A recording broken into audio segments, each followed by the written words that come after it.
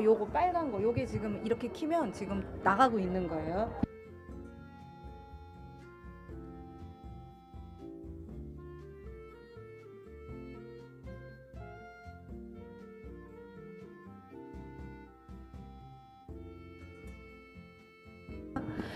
네, welcome to the third Seoul International. 네.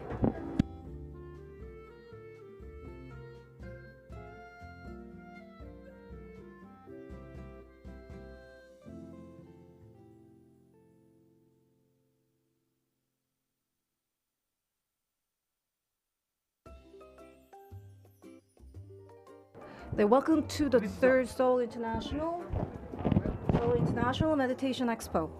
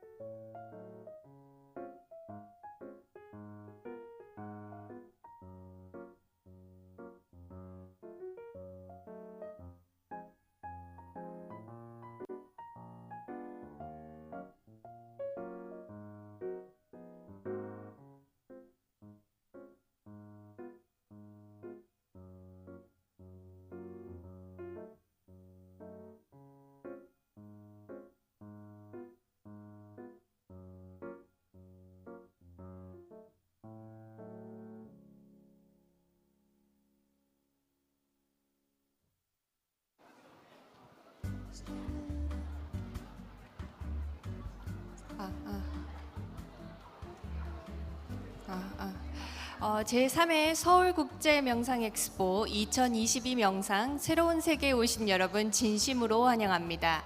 잠시 후 10시부터 엑스포 개막식이 시작됩니다. 참석해 주신 여러분들께서는 행사장 안으로 입장해 주시기 바랍니다. 입장하신 내외 귀빈 여러분들은 앞좌석부터 착석해 주시기를 부탁드립니다. 원활한 진행을 위해 소지하고 계신 휴대폰은 진동 모드로 전환해 주시면 감사하겠습니다. 아울러 코로나 예방을 위해 모든 순서가 진행되는 동안 마스크 착용을 부탁드립니다. 본 행사는 방역 지침을 준수하고 있습니다. 그리고 동시 통역 기기를 받으신 방청객분들은 1번은 한국어, 2번은 영어이니 참조 부탁드립니다.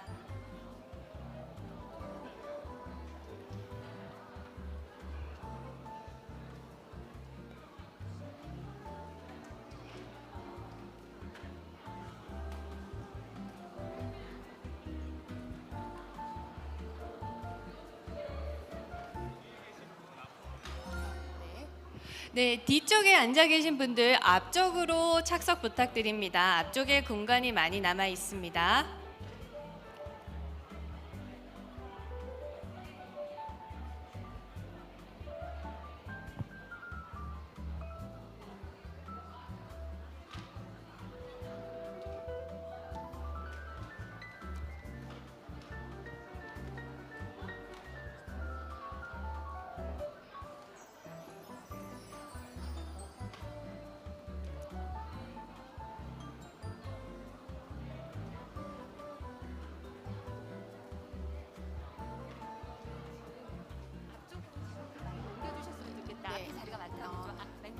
네. 지금 앞쪽에 좌석이 많이 남아 있으니 뒤쪽에 계신 분들 앞쪽으로 이동하셔서 착석해 주시면 감사드리겠습니다. 앞쪽에 자리가 많이 남아 있으니 앞쪽으로 이동 일부 부탁드리겠습니다.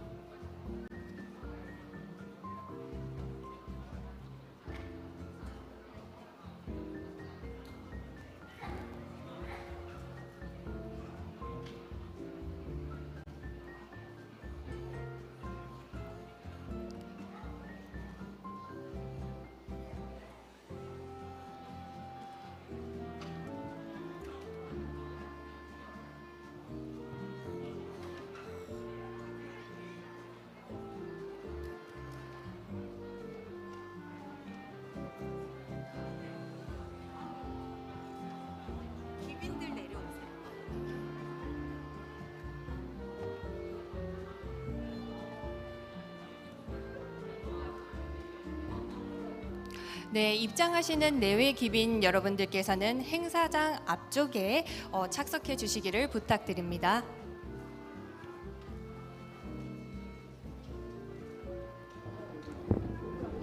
We are about to start the opening ceremony of the third international Seoul International Meditation Expo. Please enter the hall and make sure that front row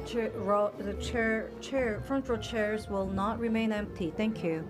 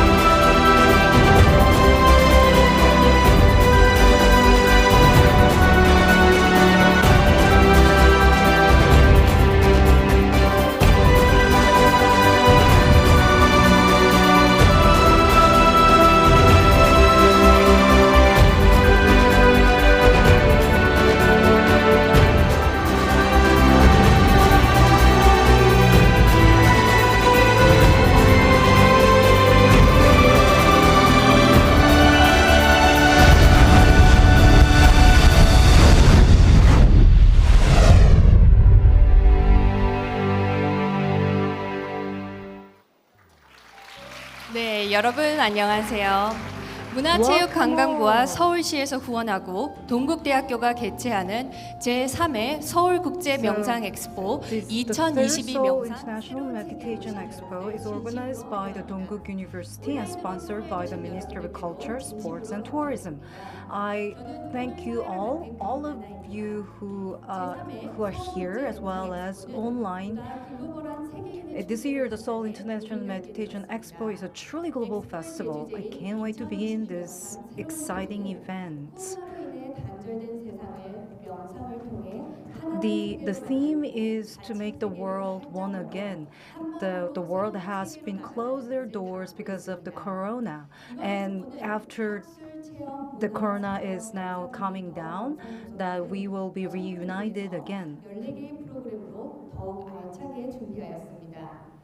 특히 이번 행사 내내 라이브로 진행되는 학술 So 토론회는 this year's theme is 2002, a new world, and express our wish to reconnect and reunite the world. We have 14 programs ready in 6 areas of academic, conference, culture, practice, industry, and playground, and a library. This year's academic process in particular is prepared by Dongguk University together with the Harvard Medical School and its Institute for Meditation and Psychotherapy. 이와 함께 개인의 힐링과 행복 추구를 넘어 이제는 Now, 현대인의 신개념으로 구상하는 명상 산업의 가치를 조망하는 in this 명상 expo, we will put a light on the meditation industry. Meditation is no longer just the individual affair; it is now done at the industrial level. 도와주실 겁니다. 또한 VR 기기를 활용하여 And we will also have a virtual reality meditation experience where you go into the metaverse and experience meditation training and practice. And we have 서울국제 명상 엑스포 메타버스 a we have a meditation playground, meditation archive library, Metaverse Expo, all available on Seoul Meditation Expo homepage and YouTube channels. I thank you all for joining us one more time, and I hereby declare that 2002, the third Seoul International Meditation Expo, this new global platform for meditation, this festival.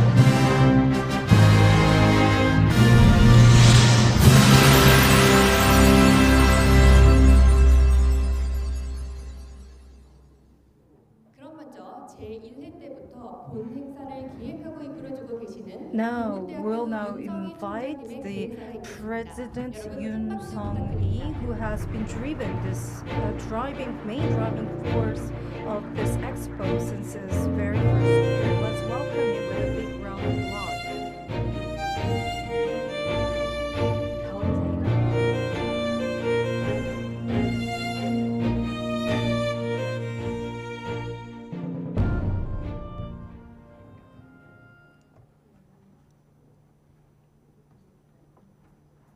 여러분 반갑습니다. Welcome all. 동국대학교 총장 I'm the president of 윤승희입니다. Dongguk University, Yoon Sung-lee. 동국대학교가 주최하고 So this meditation expo organized by Dongguk University and sponsored by the Ministry of Culture, Sports and Tourism and Seoul City. 여러분들을 진심으로 I 환영합니다. thank you all for joining us today. 우리나라를 비롯한 세계 각국이 Not only Korea but all the countries in the world has suffered greatly under the pandemic. 달들을 보냈습니다. 아픔의 터널 끝이 But it seems that we are almost at the end of the tunnel. 오래 남을 수 But the sufferings we experience 바로 이런 may 때 linger, 불교의 will not leave us entirely. This is exactly the time the traditional spiritual practice, meditation, is just the thing we need to heal the mind and body. 명상은 The meditation 함께 나눠야 할 is a treasure that must be shared with the whole world. It is a heritage for the entire humanity. 수행법입니다.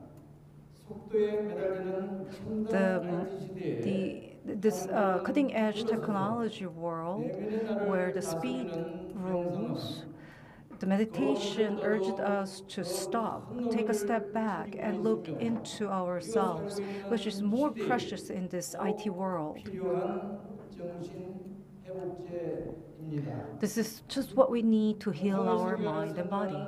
동국대학교는 The Dongguk University, by organizing this meditation expo, will try to share the values of the meditation and bring the worldwide attention to the significance of this practice.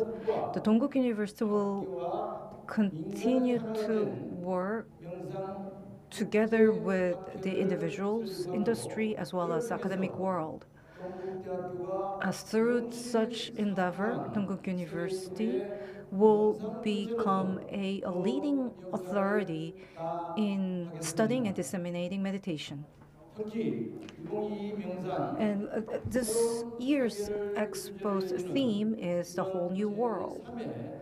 The third Seoul International Meditation Expo is being participated by the world prominent experts and professors, and we also offer a cutting-edge medium, which is metaverse using the virtual reality headsets.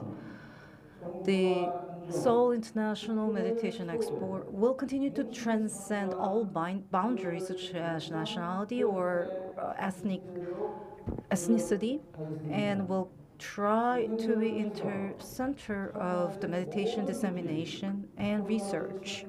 I hope that everyone here, both on and offline, will have a chance to heal a tired mind and body that went through a pandemic. Thank you.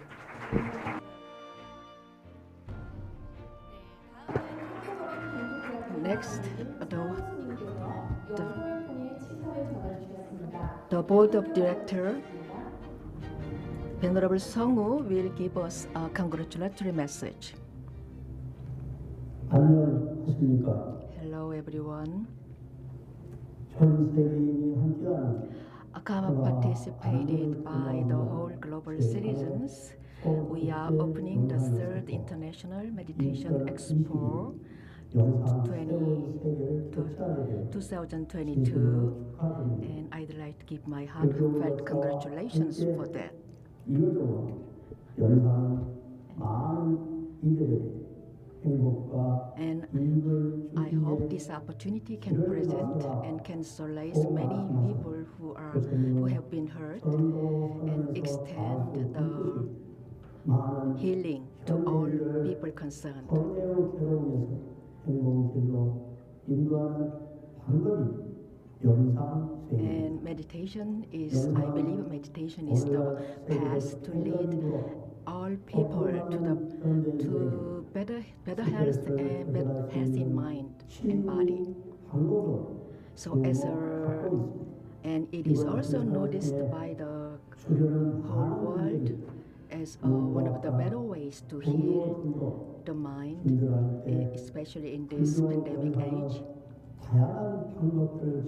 And I hope this conference can give diverse ways to present the peace and happiness of the mind to as many people as possible. And on this opportunity, I give my heartfelt gratitude to all people concerned who worked hard to put together this conference. And also, and I'd also extend my gratitude to all Korean citizens, and not only Koreans but global citizens can have a better future based on meditation practice. We can have a more brighter future and energetic, cheerful future if we put together our hearts and mind. with the blessing of the Buddha and his wisdom, I hope we can have successful success in our mission. Thank you. Now we have a congratulatory message from the Minister Park Bo-gyun, a Minister of the Culture, Sports and Tourism. The Mr. Kim Dae-hyun, the Chief of the Planning of the Ministry, will read the message on behalf of the Minister. Let's welcome him with a big round of applause. 안녕하십니까. 문화체육관광부 장관 박보균입니다. Good morning, I'm Park Bo-gyun, the Minister of Culture, Sports and Tourism. I congratulate the event, the Seoul International Meditation Expo, that this is the very first in-person expo, and that's why it is so meaningful. I would like to extend my thanks to everyone involved in preparing this grand event. Today, this year's expo's theme is the meditation, a whole new world. While we are undergoing the pandemic, we realize how important to stay healthy both in mind and body. Now, it's time for us to open a whole new world with the sound body as well as sound body. The Buddhism has used meditation for 2,000 years to soothe our mind and ease our burden of suffering. I hope that this treasure will be found by the wide general public so that they will also benefit from this wonderful vehicle. Again, I'd like to congratulate on this event of the Meditation Expo, and I hope that this expo will become a world-leading festival that will lead the culture of meditation in the world. And this is Kim Dae-hyun reading on behalf of the Park Bo-gyun, Minister of the Culture, Sports and Tourism. Thank you. Next, we will hear the congratulatory. We hear congratulatory message from the Seoul City Mayor Oh Se-hoon from video message. I will read it on behalf of him.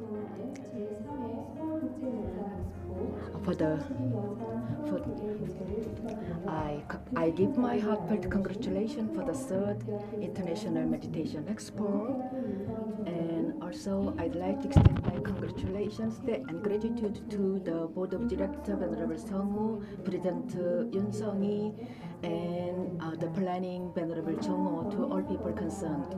Meditation is a way to cultivate, soothe our mind away from the emotional afflictions and restore our inner calm. And it has been welcomed by the whole world, including the East and West. And in the pandemic situation, which we have suffered for the past 2 years, we have this welcome event of Meditation Expo, and I think it is really significant for our healing. In this event, I heard we have 3 themes: meditation and healing, meditation and science, meditation and future society. So I hope everybody has enjoy a venue of peaceful harmony. And I'd like to extend everyone, including our people concerned in Dongguk University, who has contributed to the popularization of meditation. Thank you. I wish for success. Thank you for the message, Mayor. Now, we will have a video on the past, present, and the future of the meditation, which started with Buddha and now spread to the rest of the world to help bring healing to the people's hearts.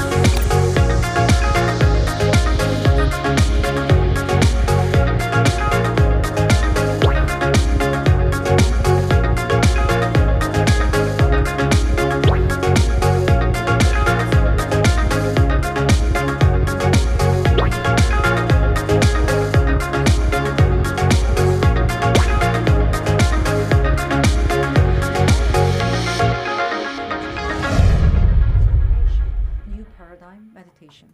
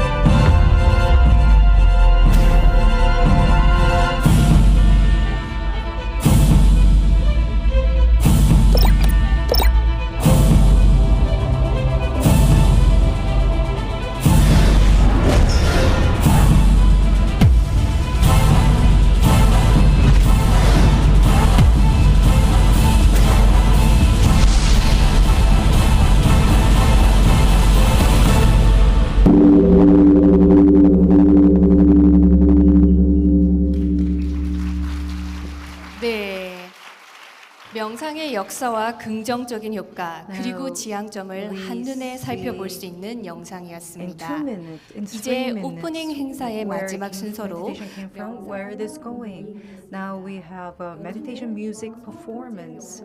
The 3 winners of the meditation music contests are now giving us a collaboration, the stage. The 3 winners of the winners are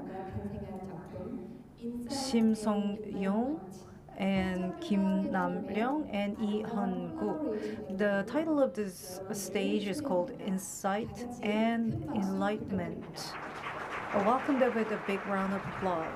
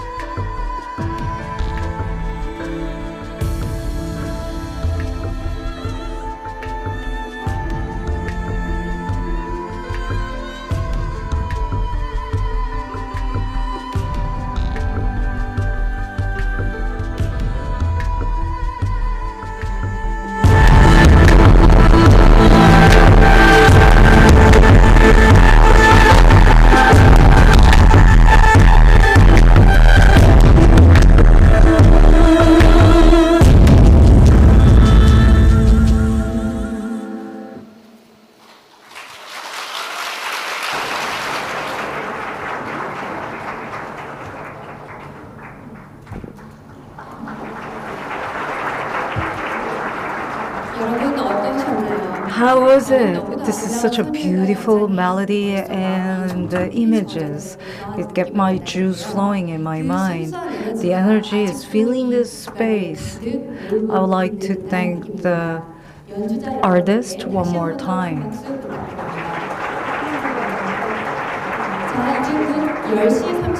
Now we're gonna start the academic conference from 10:30. This will officially open. This will officially start the Expo this year. I hope that you will have chance to heal your mind and body in this Expo, and with that energy go back to your life. Now I officially declare that the third Seoul International Expo is starting. The opening ceremony is over. Thank you.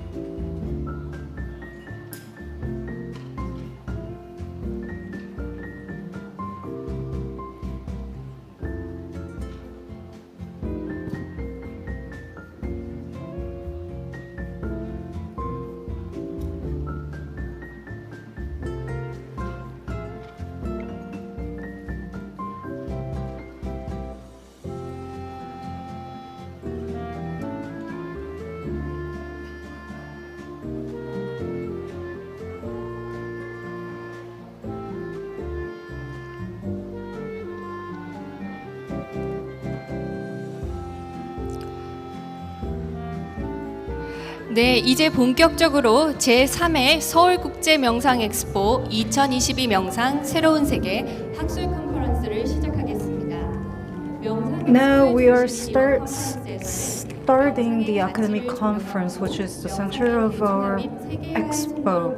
We will have 3 days of academic conference with the experts and prominent scholars on this field who are leading the way to bring meditation to wider public. This year, we have a mixed audience, both on and offline. We are providing simultaneous translation service, so if you are on Zoom, please click a global icon at the bottom to select language.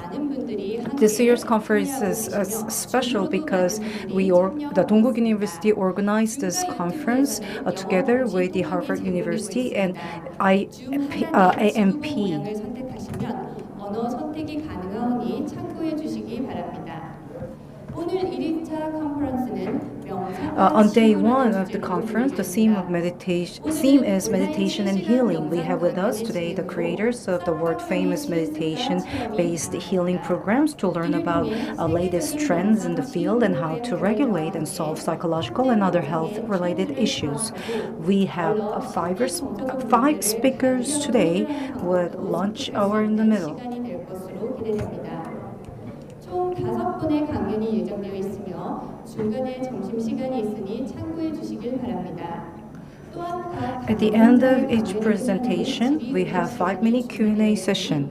We have been collecting questions since May 11, but you can put your question forward in real time after the lecture, after the presentation. The very first speaker of this conference is Professor Zev Schumann Olivier. He is the professor of the Harvard University, and he will speak about the 8-week group meditation program that will help how to manage health behavior for stress and chronic illness. The title of his presentation is Mindfulness Training for Living Well. Thank you. I hope you can hear me. Yes. Great. Well, it's a great honor to be invited to present here to this International Meditation Expo by Dongguk University. I'm coming from Cambridge, Massachusetts, here at Harvard Medical School. And I'm going to talk today about mindfulness as a transformational practice for living well.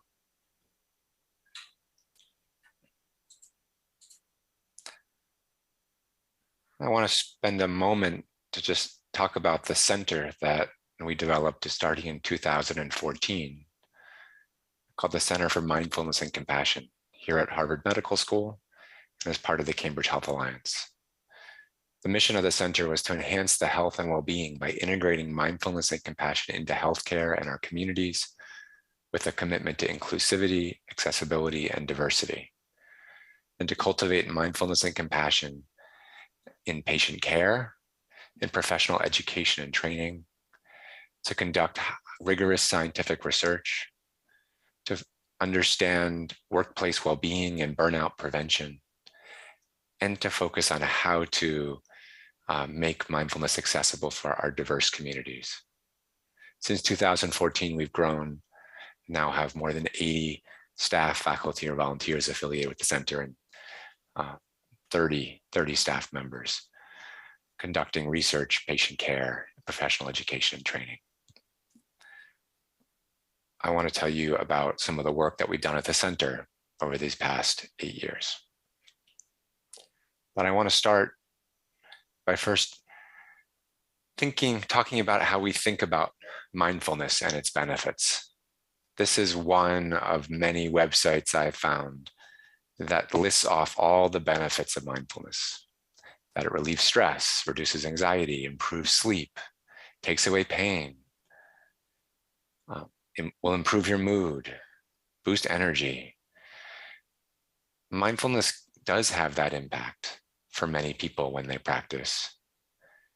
But I think more than any one of those individual impacts, I think it's most important that we focus on the ways that mindfulness practice can really transform the way we live. In the introduction, they talked about the 2,000 years of history of mindfulness and meditation and the reasons why people practice.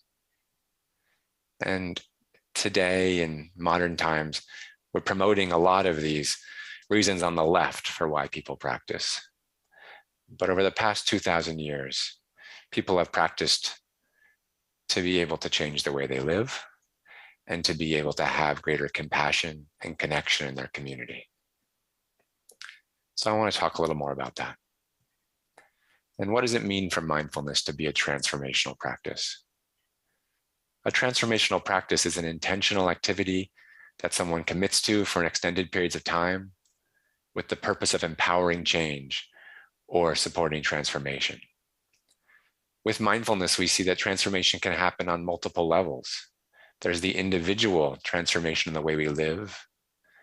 It can transform the way that we relate to others, the interpersonal level. Within organizations, we've seen now mindfulness practice and meditation practices beginning to impact organizational structures and functions. And I think as these kinds of conferences that you're holding here today and the work that everybody's doing together, we may be able to start to have more transformational impact on society, perhaps even addressing any of the structural inequities or challenges that lead to ongoing suffering for populations that are minoritized, and to look at the potential for transformation on a global scale. So I want to start by talking today about the Mindfulness Training for Living Well curriculum that we developed at the Center for Mindfulness and Compassion here 8 years ago, and talk about it because it's designed to help people learn how to warmly be with their present moment experience. And through that, building the capacity to live intentionally and to allow transformational change on the individual and the relational levels. So mindfulness training for living well focuses on health behavior change and chronic illness self-management. So why does it focus on that? Well, health behavior impacts our overall well-being. Health behavior can prevent chronic illness if you have healthier, if you reduce unhealthy behaviors and increase healthy behaviors. And once people have a chronic illness, self-management of that chronic illness through behavior change and adherence to medical regimens, whether it be diet, exercise, activity, medications, sleep, or self-care practice like meditation, can improve health, can extend life, and also reduce costs in the healthcare system. We know that ongoing unhealthy behaviors can lead to multiple chronic illnesses, and these unhealthy behaviors can also have impacts on relationships, organizations, society, and the world. So if we want to start to have a transformational impact in all those levels, it starts by focusing on helping people to reduce unhealthy behaviors. And when people are living with chronic illness, it can affect their mental state, which can then lead in a reciprocal relationship to impact their mental health. And that can impact their capacity for self-regulation, and ultimately can lead to people with chronic illness feeling disempowered and like they're not able to care for themselves. So that's why we focused on this as a core focus of a mindfulness-based intervention. Just to reiterate this, if you look at the major causes, preventable causes of death, the diseases that are related to preventable causes of death in the United States, they all are linked to many modifiable behaviors. Similarly, as you can see here on the right, the United States in particular has had a lot of difficulty with people avoiding pain or dealing with pain through opioids and other drug-related deaths, which has led to a lot of drug-related deaths. And so our work at the center has focused in on trying to address that behavior change that might be needed to turn around some of the morbidity associated with these chronic illnesses, as well as with the opioid crisis.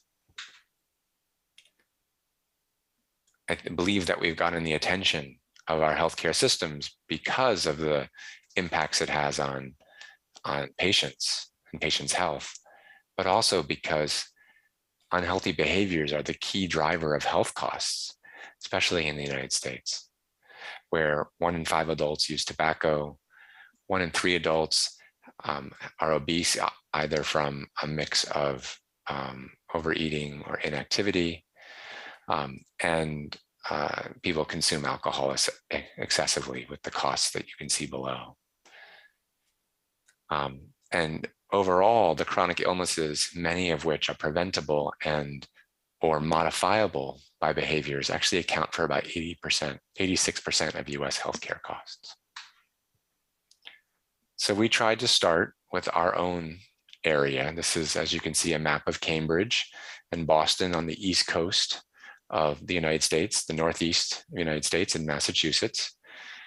This is Harvard University, you may have heard of it. And we are located here in Cambridge, next to Harvard.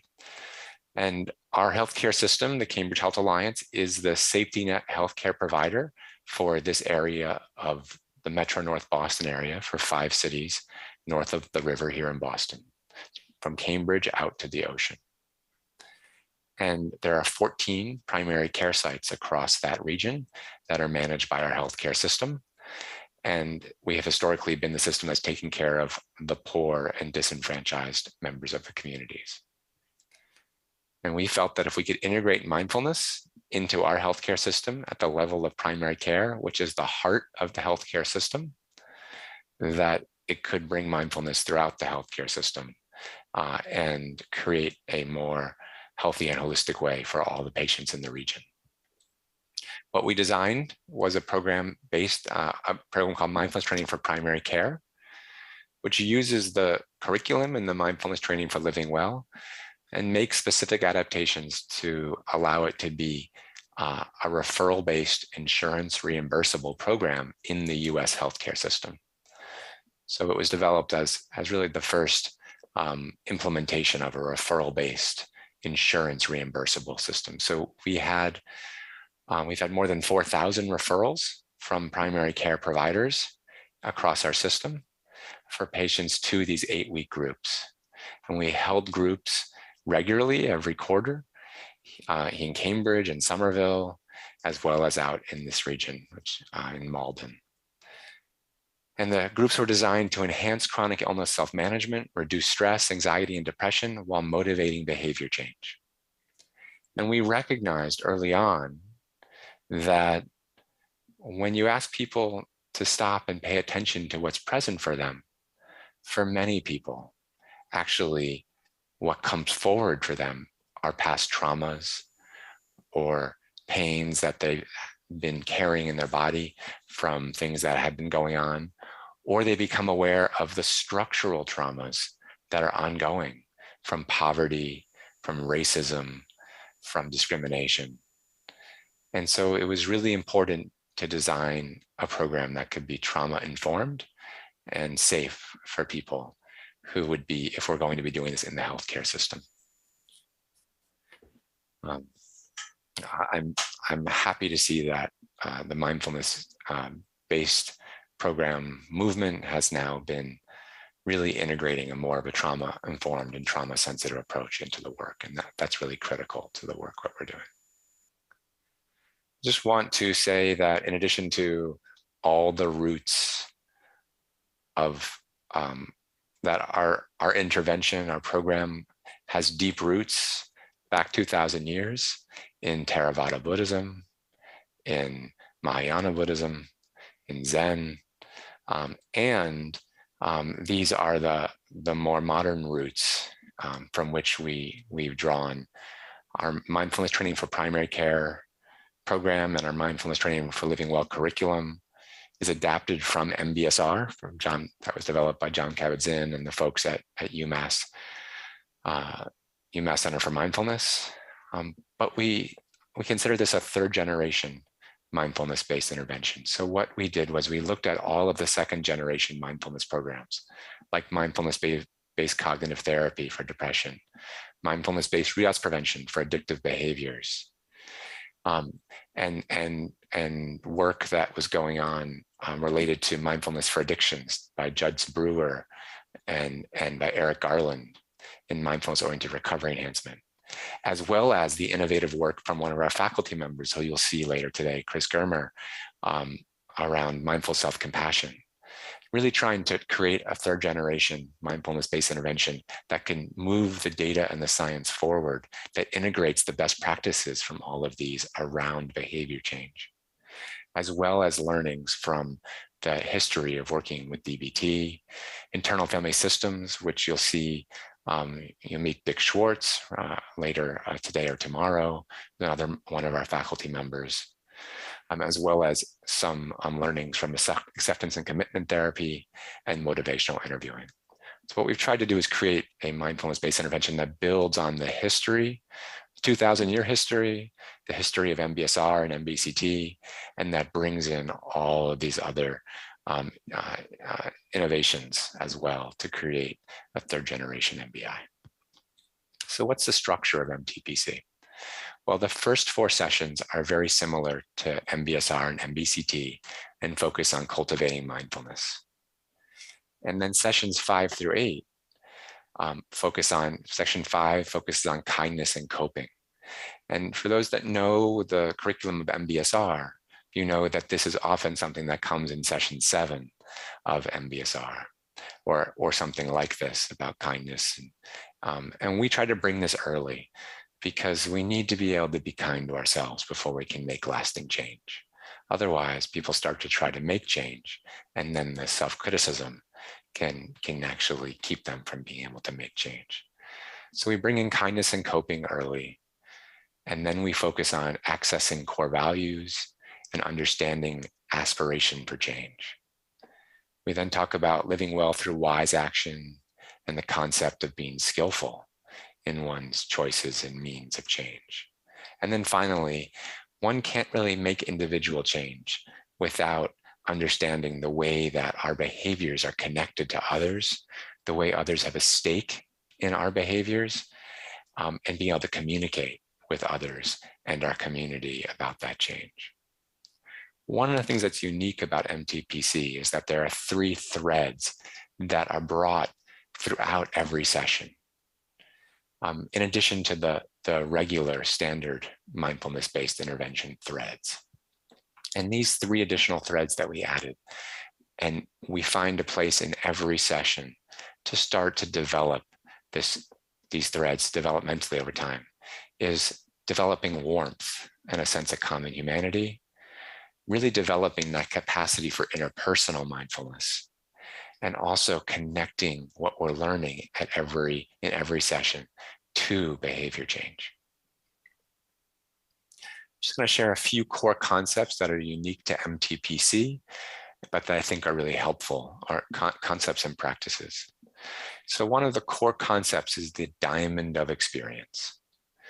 And we use this as a way of thinking about both pleasant and unpleasant events as we're teaching mindfulness, with this idea that every experience, every situation triggers or activates a cascade of thoughts, emotions, physical sensations in the body, as well as an urge or a behavior if you don't notice the urge. And at the heart of all of those is the valence or the feeling tone. And what we teach and show in our groups and help people realize is that if people can be able to notice any of these experiences, any of these parts of the diamond of experience, and just warmly be with that experience, whether it's in the body or noticing the thought as a thought, or noticing the emotion as an emotion, or even noticing that there's an urge. And especially if we can notice the feeling tone of pleasantness or unpleasantness, then that gives us the window into stopping the cascade in the mind. And that's where we're able to start to regulate and be able to have more self-agency in what's happening in the mind and in our bodies. Just like other 8-week mindfulness-based interventions, we have an informal practice. So there are formal practices, which are things like the body scan or breath meditation or a loving kindness meditation, for instance. But the informal practice here was developed and adapted from the 3-minute breathing space of MBCT and the self-compassion break in the mindful self-compassion program. And the way that this works is we teach this and build each session.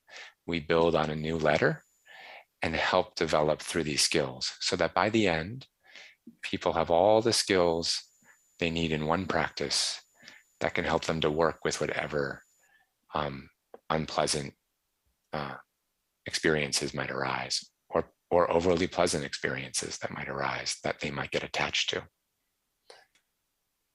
One other thing that we built into this is that the theory is that people often end up in habitual behaviors because of avoidance. There's a term called experiential avoidance. And it means that when people are uncomfortable, they tend to want to avoid their experience. They want to look at their phone. They want to work harder. They want to go drink or smoke or binge watch on Netflix. And part of being able to change that habit is to move from experiential avoidance to learning how to warmly be with present moment experience. So that's what this program, which we call Stop, Ache, and Go. Stop, allow yourself to feel the ache, and then go. So this practice is trauma informed because it allows people to recognize over time what's most skillful for them.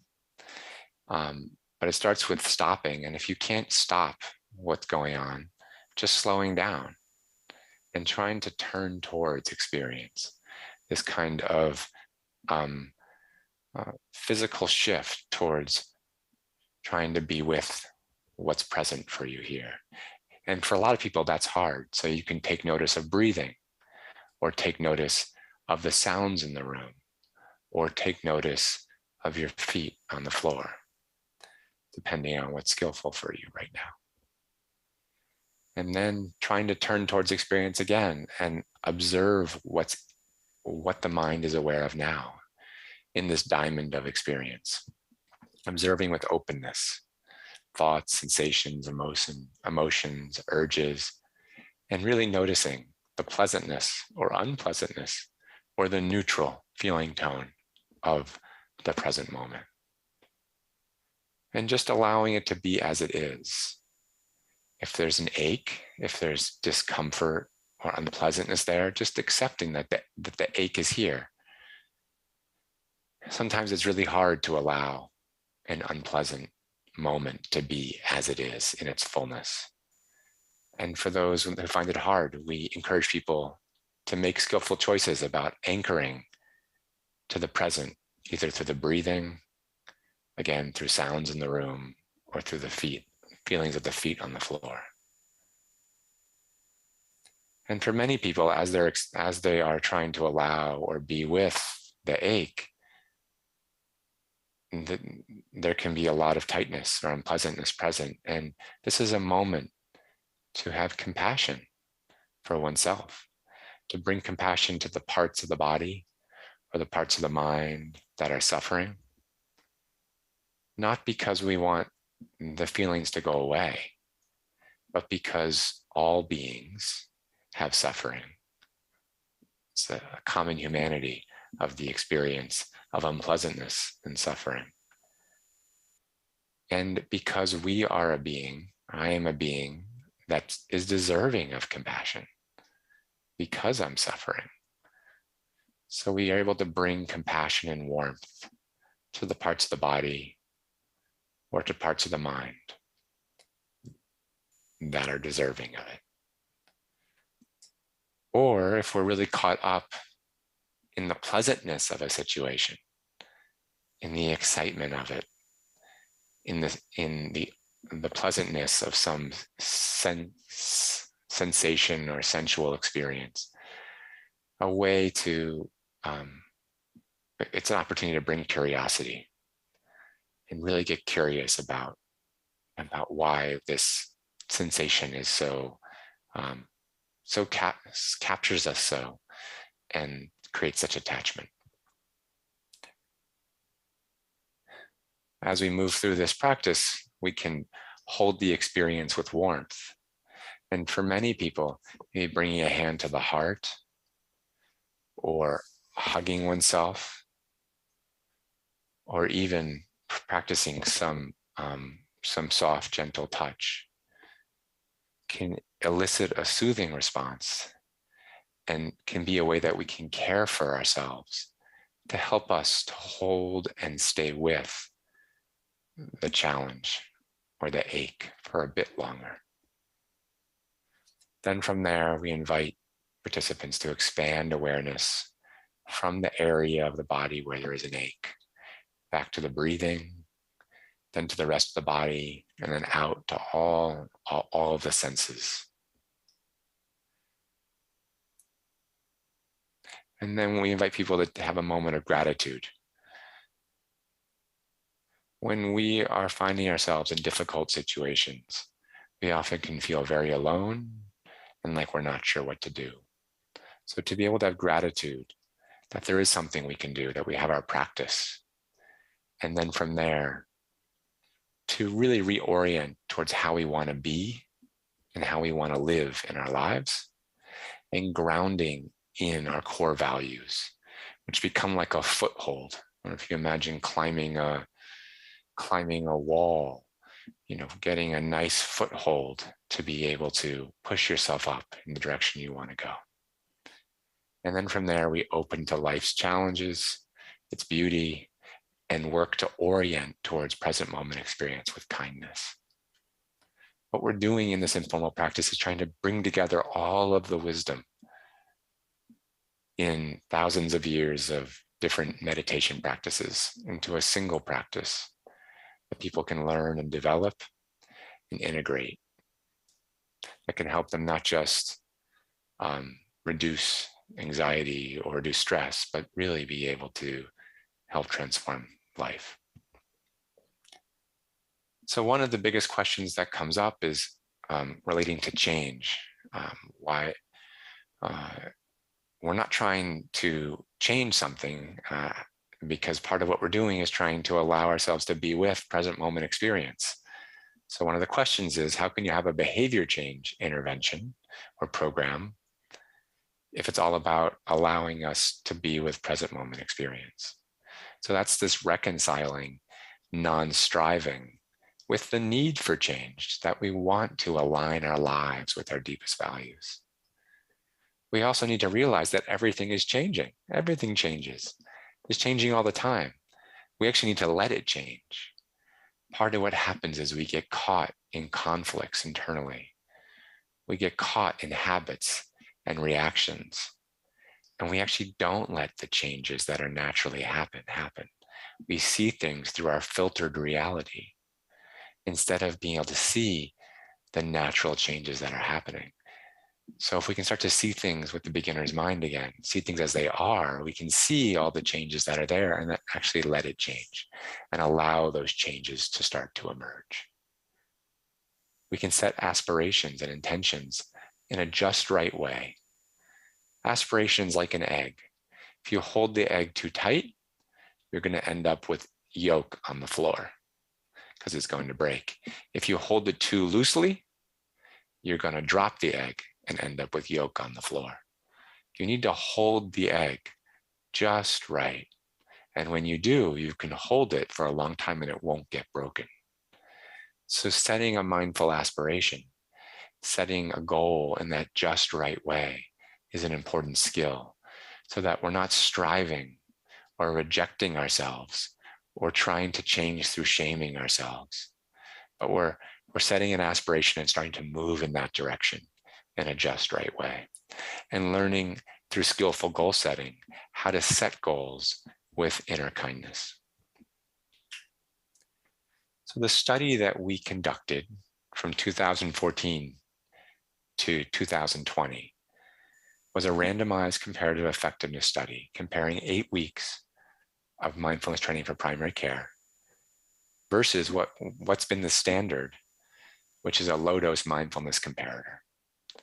MTPC was 2 hours long for 8 weeks with a 7-hour day of silent practice, delivered by mental health clinicians or primary care providers in primary care clinics, and billed as group psychotherapy or medical group visits with about 10 patients. Our low-dose comparator was a 60-minute introduction to mindfulness, and then referral to community mindfulness resources, the top mobile apps, the classes, books, websites that were available in the community. And we called everyone every 2 weeks and encouraged them to practice mindfulness so that it would be attention matched. They'd get a similar amount of attention and encouragement as those in the 8-week program.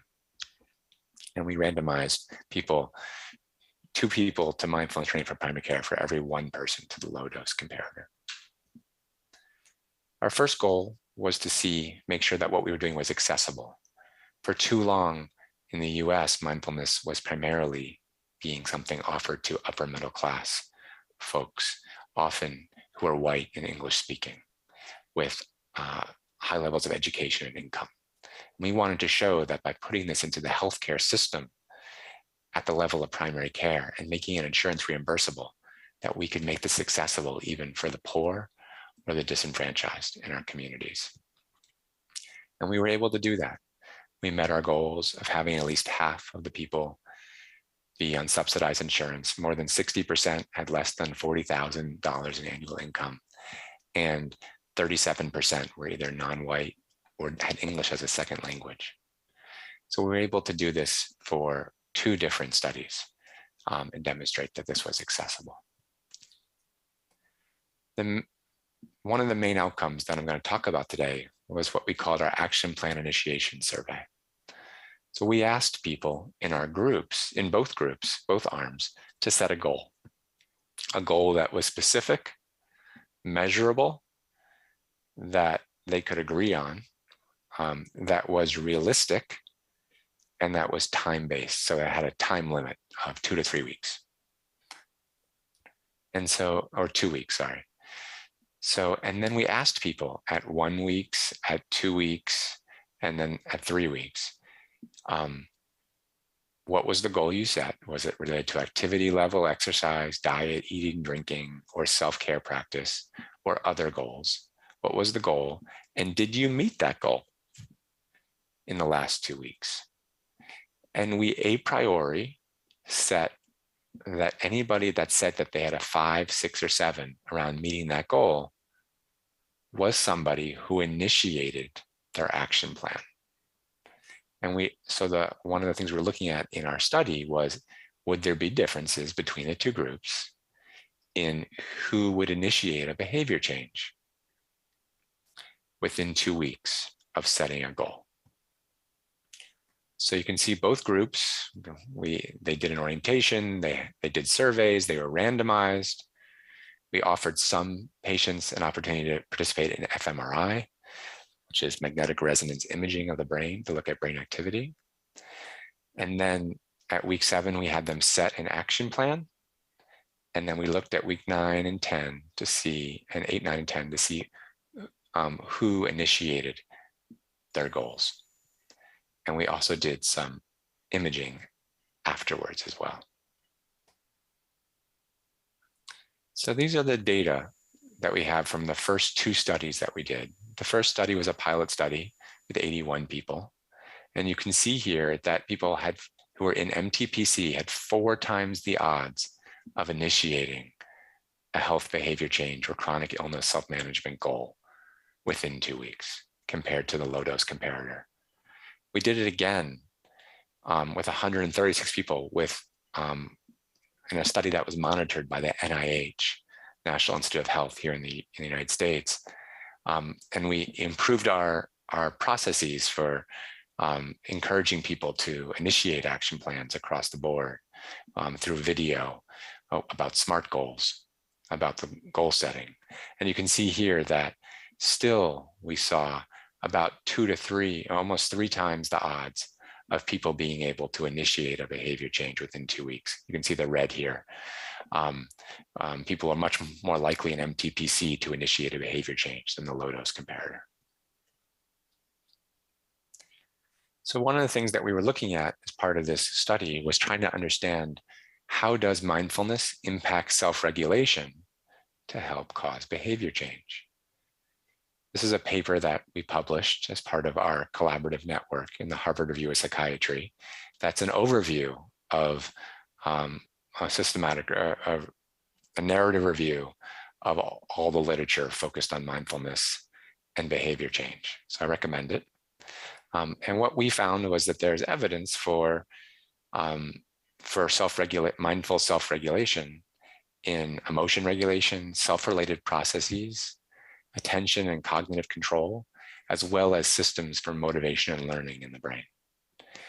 And these are all the different areas, I'm not going to go into it today, where there's some evidence that mindfulness may be impacting these systems in the brain or the body or the mind to then help people impact behavior change. We were particularly interested on how mindfulness might improve emotion regulation using the difficulty in emotion regulation scale, as well as the ways that interoceptive awareness, changing the people's relationship with their body and the way they regulate body signals might impact.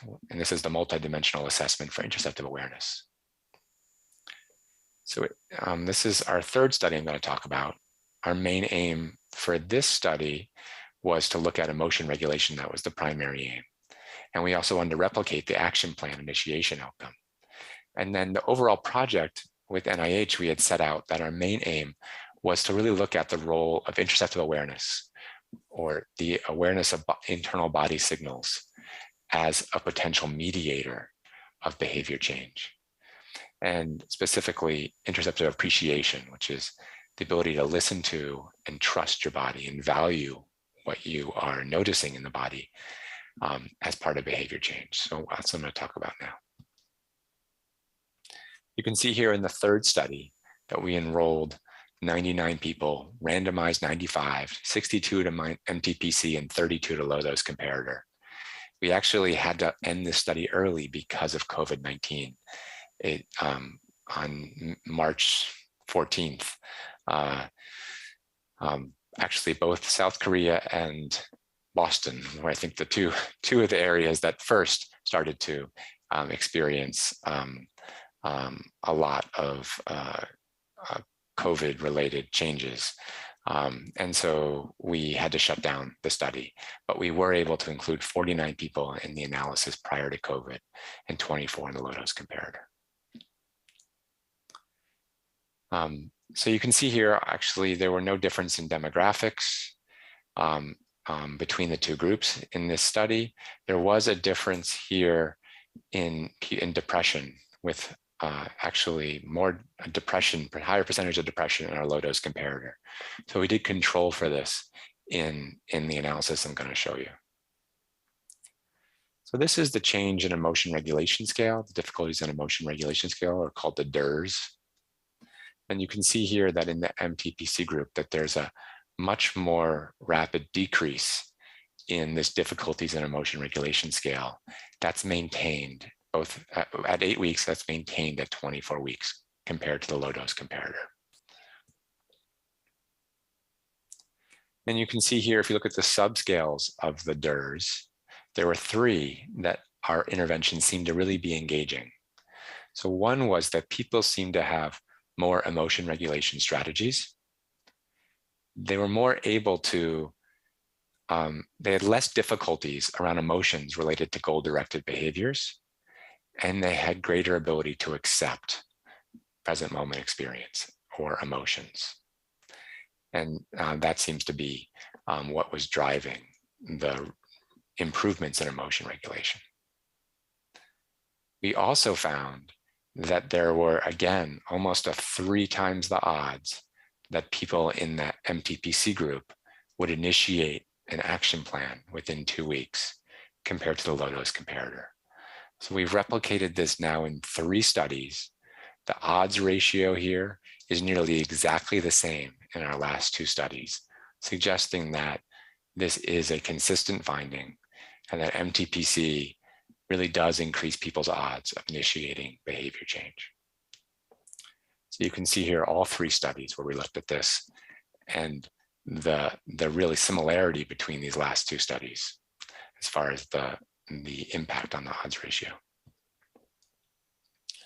We also looked at baseline in this population among 281 people, looking at how depression severity was related to interoceptive awareness, and that people, as they were more depressed, were more likely to not feel safe or trust their body sensations, and therefore were less likely to listen to their body sensations when they're depressed. And if you think about depression as a state of lacking motivation, it makes sense that as people are more depressed, they're not listening to their body.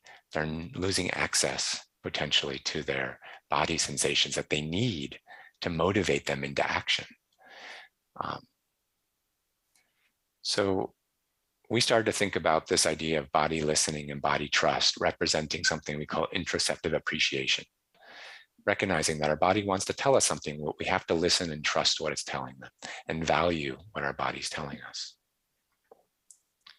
I'm going to talk for a minute about a neuroimaging study where we start to look at this. So we took 41 participants from Mindful PC, the Mindfulness Training for Primary Care study.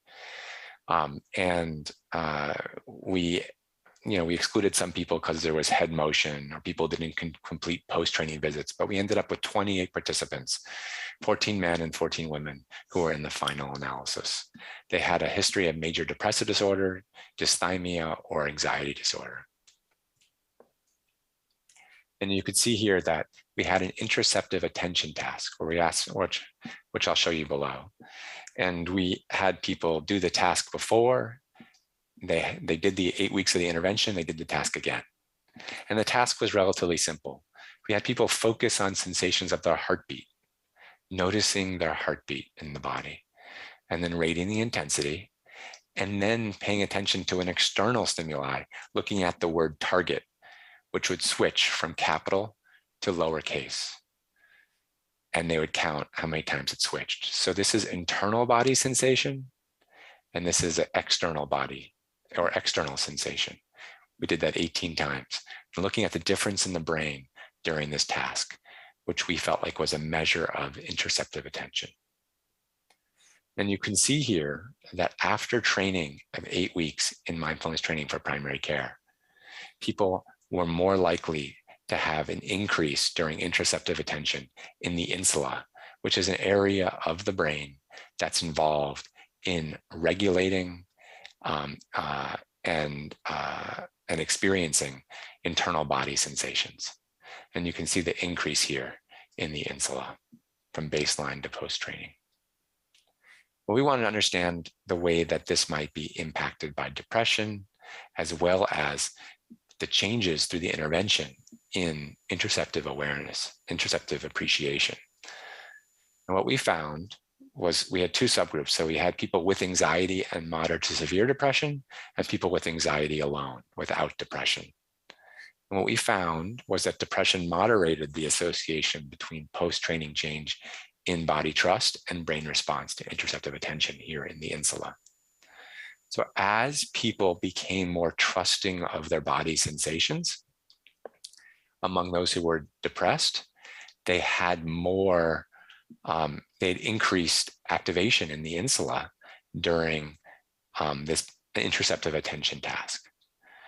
So people with depression seem to be becoming more trusting and were able to have more activation in this area of the brain.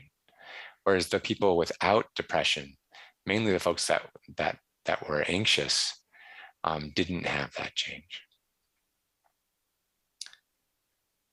So we also looked at this mediation model, thinking about how does mindfulness training for primary care impact action plan initiation or behavior change. and how much of that goes through interoceptive appreciation, the change that people have in their ability to listen to their body and to trust and feel safe with their body sensations. So what we did was we looked at all 3 studies that had people completing the interoceptive awareness measure. And out of 270 people that were randomized, 183 were randomized to MTPC and 91 to low-dose comparator.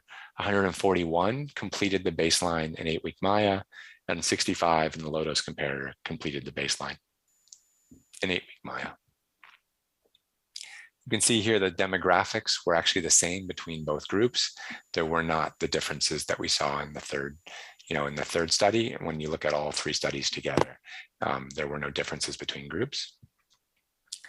And what we found in our mediation analyses was that MTPC increased change in people's ability to listen to their body for guidance, and that change in body listen predicted their ability to initiate a behavior change. So it was a partial mediator. We also found for body trust that people's increased trust in their body increased their likelihood of initiating a behavior change. This is huge because if you are practicing meditation, you know that starting to tune into your body, starting to feel body sensations helps give you wisdom about what might be right for you to do and helps you to initiate behavior change and also to stop certain behaviors that just don't feel right or that in your body feel like they're conflicting with your deepest values. So part of MTPC is also doing a core values training exercise. We'll go through many different values and see what the feeling of each value is in their body. And so the idea is to help people get used to feeling their body and using it as a source of wisdom for how they might live. And so when we look at the 2 together, if we put both into the model together, both body listen and body trust, what we saw was that actually both are engaged. Although it was more so for the whole sample through body listen than body trust. So we got very interested in how this might change with depression. And we conducted a moderated mediation in 3 different groups: those with no to slight depression, those with mild depression, and then those with moderate to severe depression. And what we found was that the strongest pathway for those that had no to slight depression was through body listen. That these changes, for those that had no to slight depression, MTPC impacted body listen, increased people's capacity to listen to the body, and that had a very strong effect on people's ability to make a behavior change. In mild depression, it was actually about half and half. It had MTPC had a similar effect on body listen and on body trust, and both had an effect on action plan initiation, which was not significant, but that was largely because this was the smallest sample. So we were underpowered to really find a difference in the mild depression part of the moderated mediation. But when you look at moderate to severe depression, you can see that MTPC did increase both body listen and body trust, but the change that we're seeing in action plan initiation in MTPC among those with more moderate to severe depression was through changes in body trust. So I'm just going to share some conclusions and try to explain some of the data that I showed. So what we've been able to show over these 8 years is that MTPC is implementable in a diverse safety net healthcare system, is accessible to socioeconomically and culturally diverse population in primary care. MTPC supported primary care patients with anxiety, depression, and stress related to living well with chronic illness and helped them initiate behavior change and chronic illness self-management behaviors. MTPC improved emotion regulation especially related to acceptance of emotions, goal-directed behaviors, and emotion regulation strategies. MTPC increased insula activation during interoceptive attention tasks among primary care patients with anxiety and depression, and the change in the insula during interoceptive attention tasks was largest among those with depression who had an increase in body trust. We also showed that this idea of interoceptive appreciation, which is the ability to trust what your body's saying, to listen to it for wisdom, and to value your body's signals, actually partially mediated the effect of mindfulness on behavior change by helping people trust the body and listen to body signals that motivate change. The combined indirect effect of interoceptive appreciation of the two together was greater than either individually. And among those with depression, body listen alone, among those without depression, body listen alone was a significant MTPC mediator, API mediator. But in those with moderate to severe depression, body trust was a significant MTPC API mediator. Therefore, in depression, feeling safe in and regaining trust with the body may be a key step on the mindful path towards change. We offer our groups the Mindfulness Training for Living Well curriculum every 3 months through CMC. And you can see here, you could register for, if you're interested, for the program on our website at chacmc.org. We also have every fall a mindfulness training for primary care group leader training. We're doing these live online in November. So you can see the dates here in case you have interest. You can go to our website and look into that. I have a lot of gratitude to express. This program was initially supported by the Cambridge Health Alliance, the Arthur Vining Davis Foundation for a Healthcare System Transformation Grant, the Gold Foundation for Humanism in Healthcare, and then was supported by the NIH Science of Behavior Change Initiative and the National Center for Complementary Integrative Health. We've had an incredible team. And as you can see, over 8 years, we've had many people, many great scientists and team members and group leaders working with us. I want to point out Todd Griswold and Richard Gawande, who have been with this project from the very early days, as well as co-investigators who helped with analyses, Tim Creedon and Ben Cook. Our neuroimaging team has been excellent with Dr. Napido, Desbordes, Datko, and Jacqueline Lutz. We've had so many wonderful and committed research coordinators and research assistants. And as you can see here, this study took really the commitment of more than 16 MTPC group leaders who were trained to be able to implement this across the healthcare system.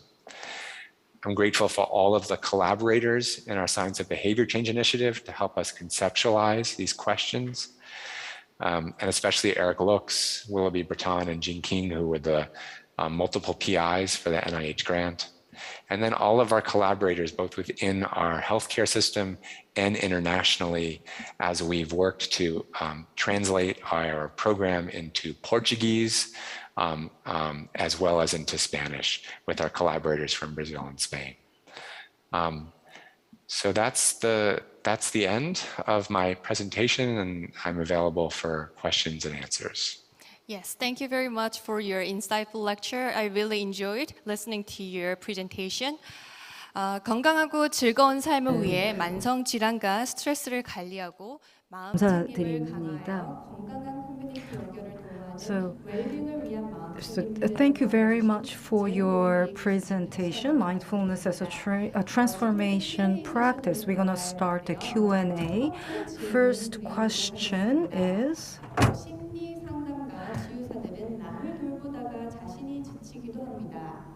the therapists and the counselors take care of others, which make them exhausted. How can we find balance between caring for others and our own well-being and my own healing?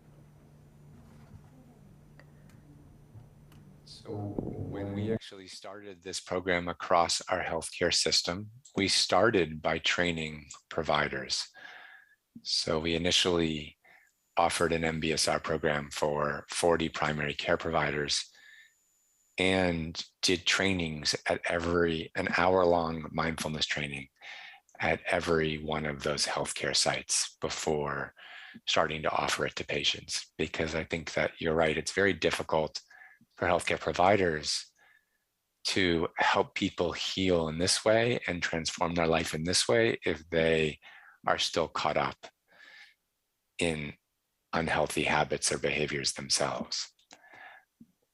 Healthcare providers can help heal many acute illnesses very well. And we have some medical treatments and other types of treatments for chronic illness. But honestly, modern medicine has not been great at helping people manage chronic illness. And I do think that as healthcare providers, as therapists, as clinicians, it's important for us to be able to develop this kind of wisdom with mindfulness, this kind of practice, so that we can help our patients understand how to make the changes that they know they need to make. In fact, in our first study, we partly why we had slightly lower rates of initiation was we asked people to not just set a goal, but to talk to their primary care provider about that goal and make sure their primary care provider agreed to that goal. And it turned out that 49 out of 50 people who set a goal, they knew what they needed to do before they talked to their primary care provider. Only one person, changed their goal because of the discussion with their primary care provider. People knew what they needed to do. They didn't know how to do it. And they felt too stressed to do it. And so what MTPC did was create the space for them to be able to do it. But what a healthcare provider can do is learn how to warmly be with their patients and what's coming up for their patients from moment to moment. And in doing that, I think it can make space for their patients to share what's really happening, or what really is holding up the behavior change. I remember when I was a medical student, I went to a new primary care provider and I walked in, and when he was taking his history, he said, "You don't use drugs or have unprotected sex with people, do you?" But the way he said that was so invalidating and shaming that if I did, I never would have told him. And I think as providers, when we can become comfortable with ourselves, when we can use mindfulness to accept ourselves or allow what's here for us to be here, we can actually make more space to be able to really be with all the different parts of our patients, so that we can realize there are no bad parts of them. Shame is a major reason for avoidance behaviors, and one of the reasons people end up in repetitive cycles of harmful behaviors. So we need to try to find a way to take the shame out of behavior change, and that's a big part of why we looked to the Mindful Self-Compassion program to bring more self-compassion and self-kindness into our program, because it helped people to be able to, if you can be kind to yourself, then you can survive looking at the shame and then looking past the shame at what's under there that's waiting for healing. Yes, thank you for your answer. 이렇게 해서 첫 번째 강연은 여기서 마치도록 Thank you 하겠고요. very 이제 much 두 for 번째 your 강연으로 presentation. Now we are moving on to the second. 강연은 하버드 의과대학 리처드 슈얼트 교수님께서 정신 건강에 나타나는 증상을 Thank you very much. 병리적 측면보다는 부분들의 다양한 표현으로 보는 IFS란 내면 가족 체계 트라우마 치료를 중심으로라는 제목으로 강의를 준비해 주시겠습니다. 함께 들어보시죠.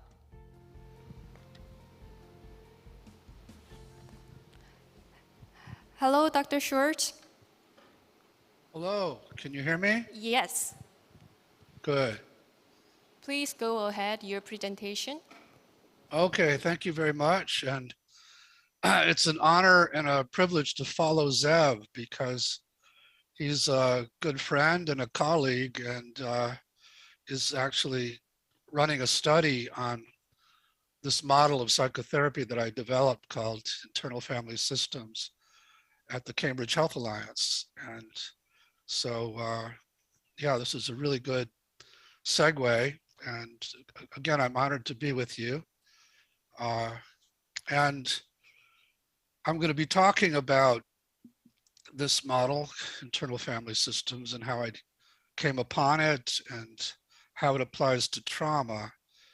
And then I'm also going to show some video. I hope to show about 20 minutes of a session with an actual client that illustrates the model because it's hard to grasp often until you actually see it.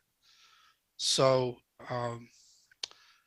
so I'll just jump in with some of the history.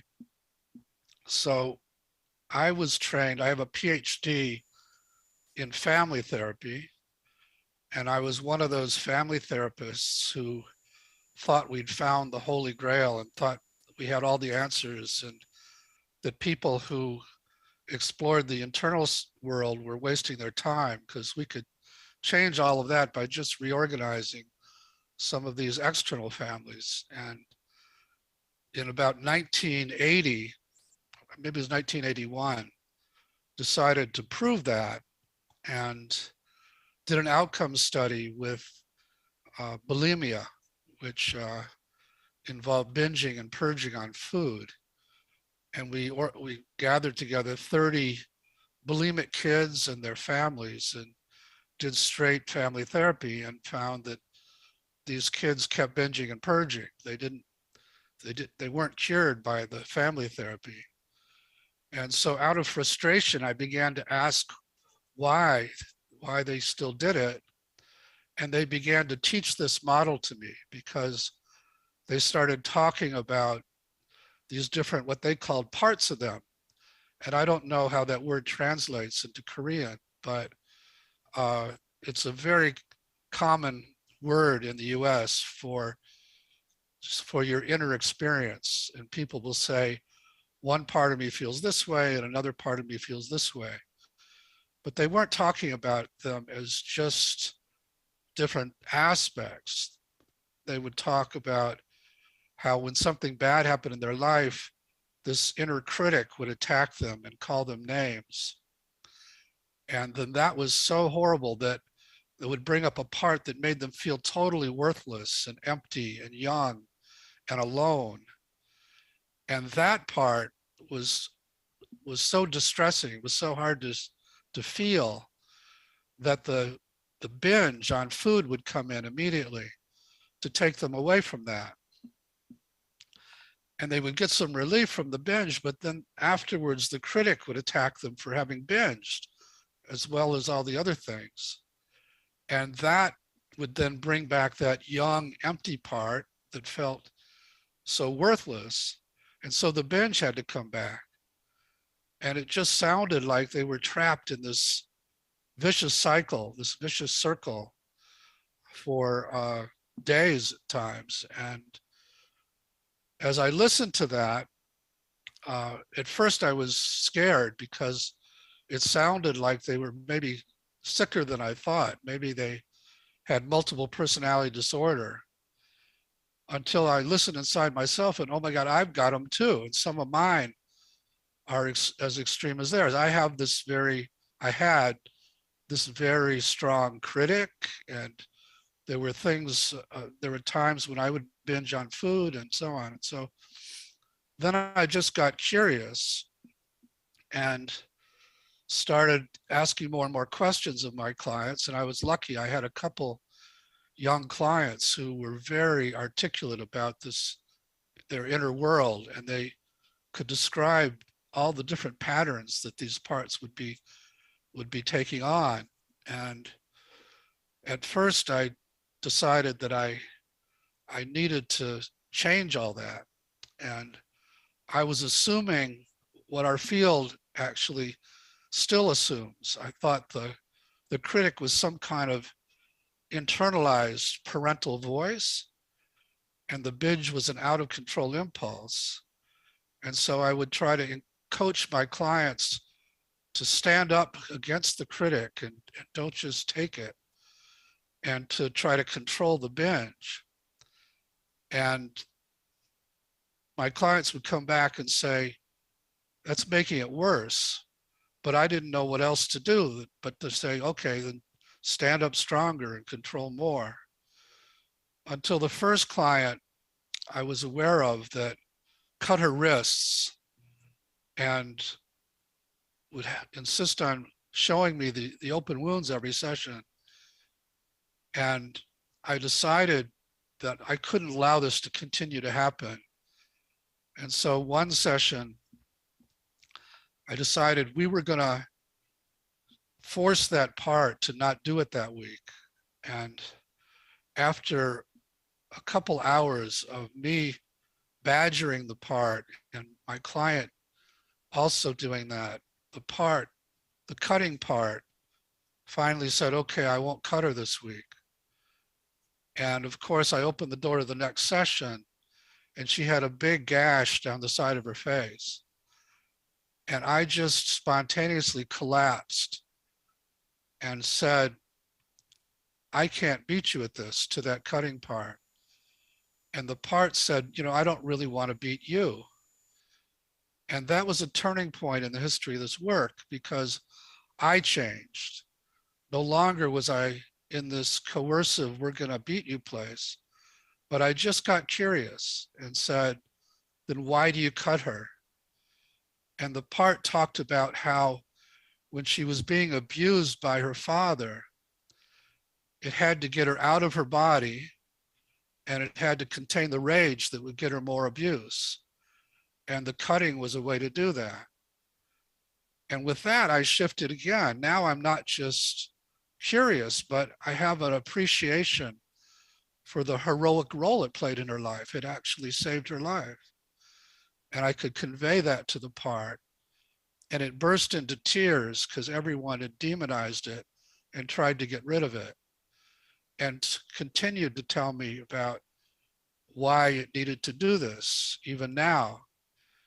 But as it talked, it sounded like it wasn't living in the present, like it was still living back when she was 5 years old and being abused by her father, like it was frozen in time in the past. And like it also carried what we're going to call burdens, which the definition of which is an extreme belief or emotion that came into your system from some kind of trauma or abuse and attached to these parts, almost like a virus, like the coronavirus, and then drive the way they operate. So as I continued to interview these parts, they told me all of this. And my whole view of them started to shift.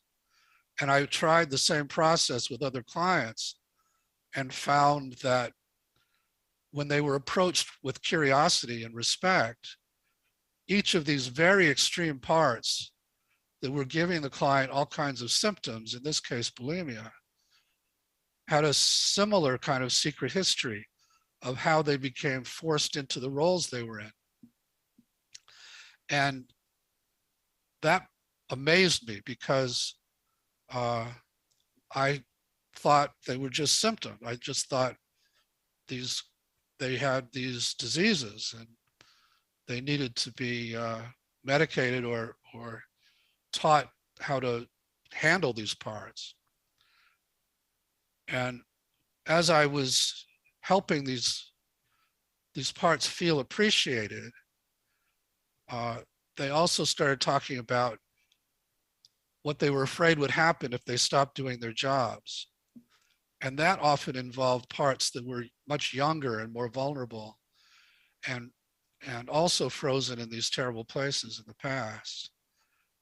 And so what I started to conclude, and now 40 years later, with thousands of patients later and thousands of therapists using this all over the world, including in Korea, I can safely say what Zev said at the end of his talk, that there are no bad parts. That's the title of a recent book I wrote. And that even parts that have done really terrible things aren't what they seem. They're good parts that were forced out of their naturally valuable states by traumas or by attachment injuries into roles that might have been necessary when you were very young to keep you alive, but aren't who they are, and they get stuck in these roles thereafter, and they carry these extreme beliefs and emotions from the traumas, and that's what drives the way they are now. And they also protect other more vulnerable parts. And until we can heal those vulnerable parts, many of them won't give up their roles. So this is a very different paradigm. It's a very different perspective on this phenomena.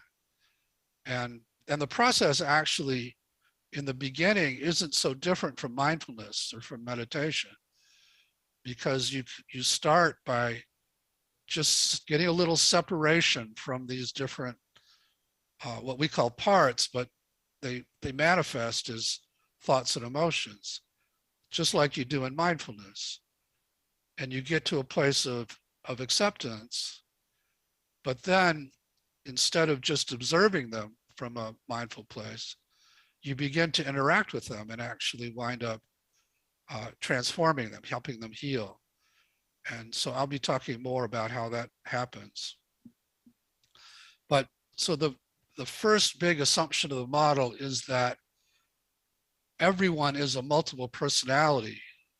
Not everybody has multiple personality disorder, but we're all born with what I call parts, other people call subpersonalities or ego states, and that it's the nature of the mind to have them. And they're all valuable. They contain valuable resources and qualities that can help us in our lives. But again, trauma has the effect of forcing them out of their naturally valuable states into roles that can be extreme and damaging. And so a lot of the work is designed to help them shift back into who they're naturally designed to be. And to do that, often we have to learn about where they're stuck in the past and get them out of that place and help them unburden, help them release these extreme beliefs and emotions. So that's the first big assumption, that everyone is multiple, and it's a good thing to be multiple, that people with that diagnosis of multiple personality disorder, which is now DID, aren't any different from anybody in this conference, except that their parts got blown apart more. They're more separated, and there are these barriers that keep them separated. But what are called alters in multiple personality disorder are the same thing that I'm calling parts that we all have. It's just that they're not in these very extreme states. So that's the first assumption. Now, as a family therapist, I wasn't just trying to get to know one part. I was trying to understand the whole system, the way a whole group of parts interacts with each other. And so I became very interested in creating a kind of map to this internal territory. And so I'm going to talk about that for a few minutes.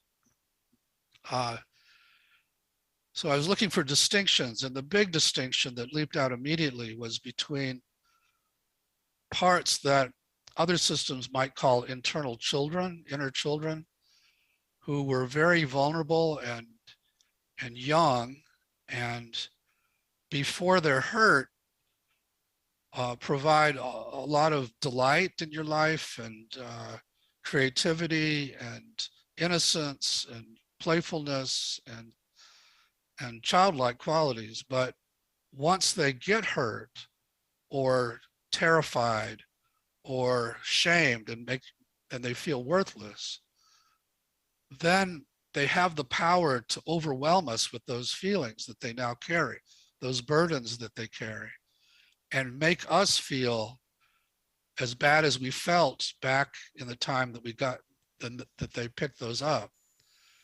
And so we don't want to feel that anymore.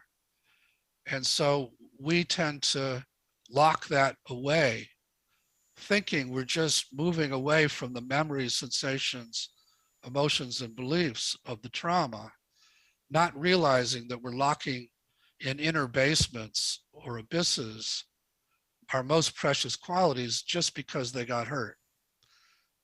So we call those exiles because they get locked away inside of us. And once you get a lot of exiles, you feel a lot more delicate and the world seems a lot more dangerous because so many different things could trigger those exiles. And when an exile gets triggered, it's like this explosion of flames of raw emotion that burst out and overwhelm you and pull you back into those scenes and make you feel all that again.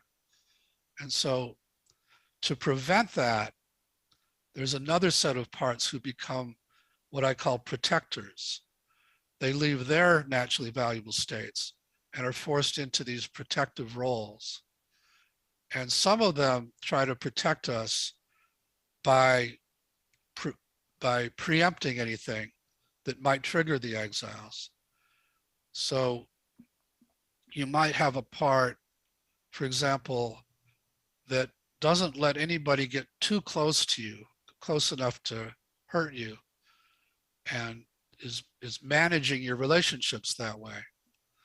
Or another part that's constantly managing your appearance so that you look good all the time and no one rejects you. Or another part that's managing your performance and trying to get you to perform at a high level so you get a lot of accolades to counter the worthlessness. So these we call manager parts. That's one class of protector. And we all have them, and they all help us in our lives and got us to where we are in our lives. But to try to manage us, some of them become these inner critics, and they start yelling at us to try and do better or look better or try harder. Or sometimes they yell at us to try and get us to not take any risks so we don't get hurt.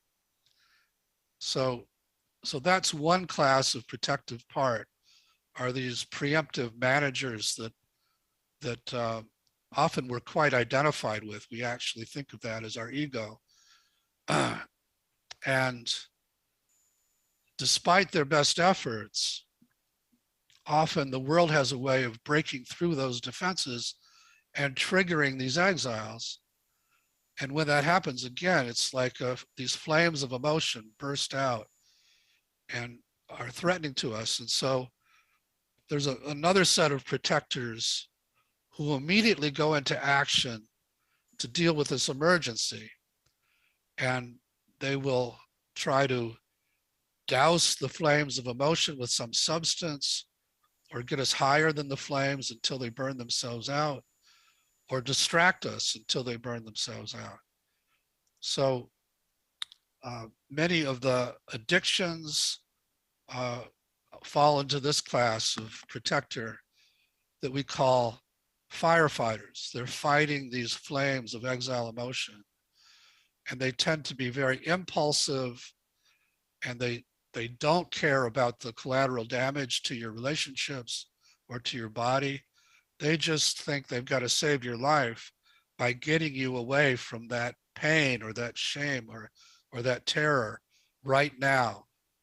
And so they do their job, often in some kind of extreme way, but because they're taking you out of control, the managers get upset at them and start to attack them.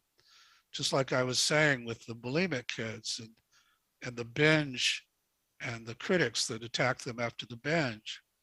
And so you have a big polarization between these two groups of parts that are really both just trying to keep you safe, but in opposite ways. and they're both trying to contain these exiled parts and keep them from being triggered by the outside world. So it's a very simple map, actually, that's held up very well over these 40 years. Just to review, we all have a bunch of what I call exiles, which are these parts of us that are very sensitive, inner children that often get hurt the most by what happens to us in our lives, and then get locked away because they get hurt. And then we also have these protectors whose job it is to keep the exiles contained and keep them from being triggered. And then there are just two categories of protectors: managers, who are trying to preempt anything that might trigger the exiles, and firefighters, who are these impulsive parts that try to get you away from the exiles after they've been triggered. So managers are preemptive, firefighters are reactive. So that's the map. And most clients and most symptoms and all the diagnoses are just variations on which protectors are dominating which clients.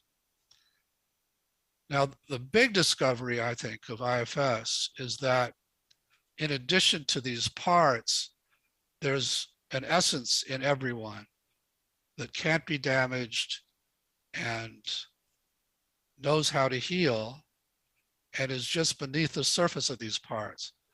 And I discovered that because, again, as a family therapist, I was trying to have clients get to know these parts in a different way. Once I learned that they weren't what they seemed and they deserved to be listened to because they all had these secret histories, I was trying to get my clients to actually dialogue with them rather than fight them.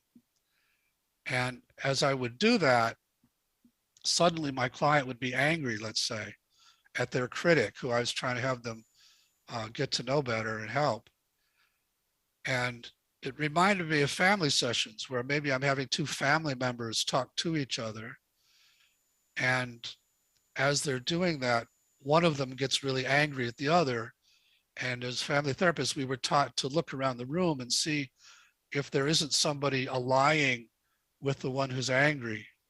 And we were taught to get that person to move back in the room so they didn't interfere anymore. So it was just a dialogue between the original two.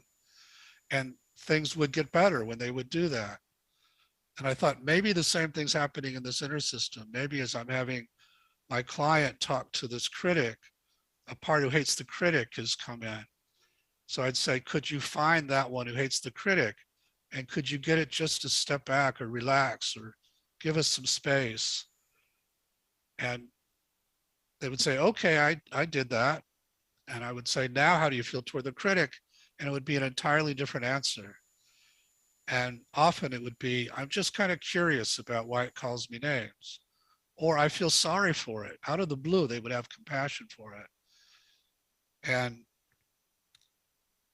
that was amazing to me because I was working with clients who'd had horrible childhoods.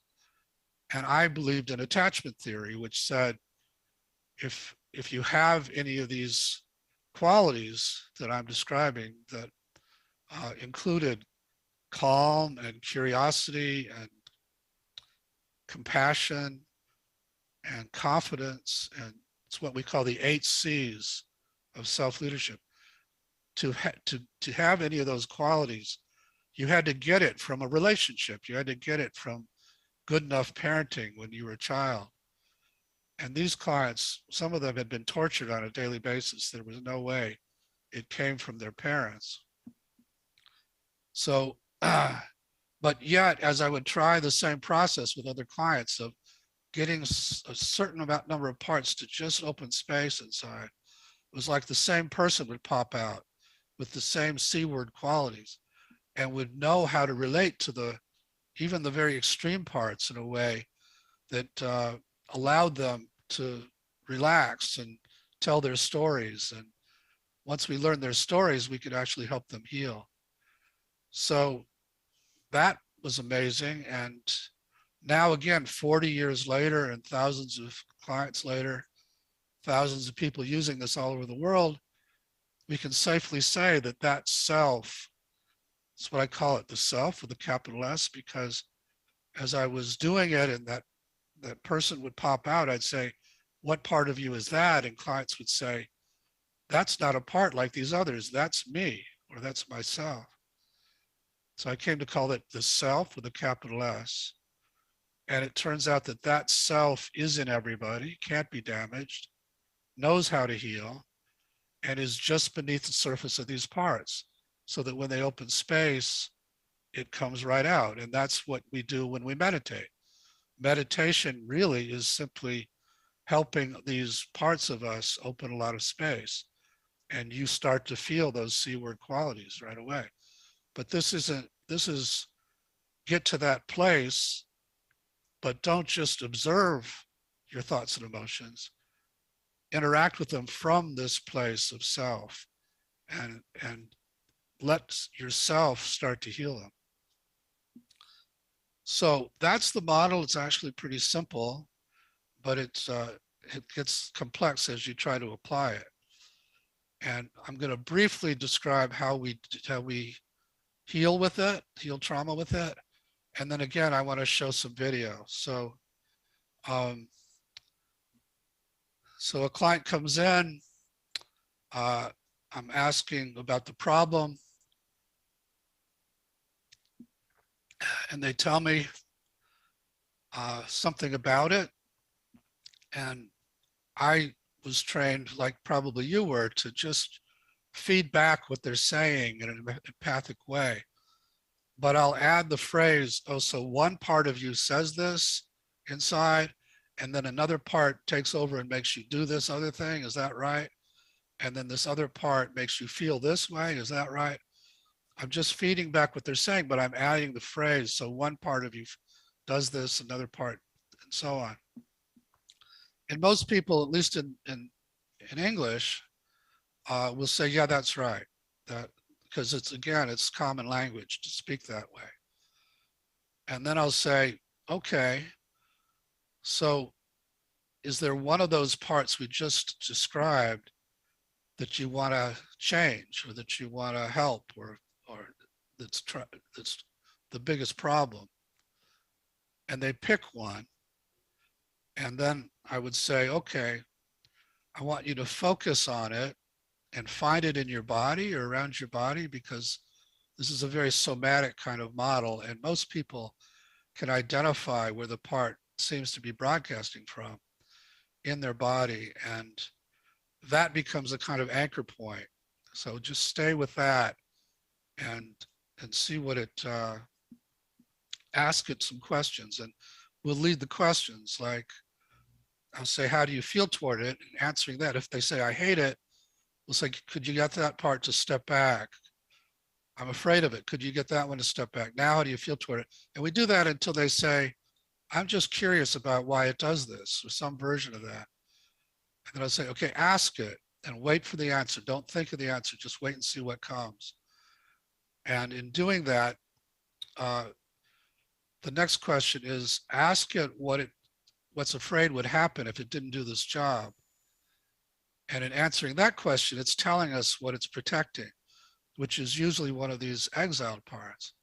And then we begin negotiating permission to go to the exile and actually heal it. So, and healing the exile involves first witnessing what happened to it in the past and where it's stuck in the past, until the client really gets how bad it was, that what happened to it, and then actually asking the client to go into that scene and be with that boy or girl in the way they needed somebody back then as self, and then bring the part into the present, at which point we can unload the feelings and beliefs it's been carrying. So with that, I'm going to start the video and I'll give you a little background once I get it going here.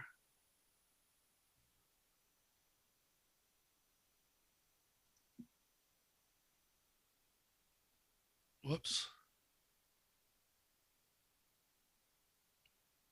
me try it again.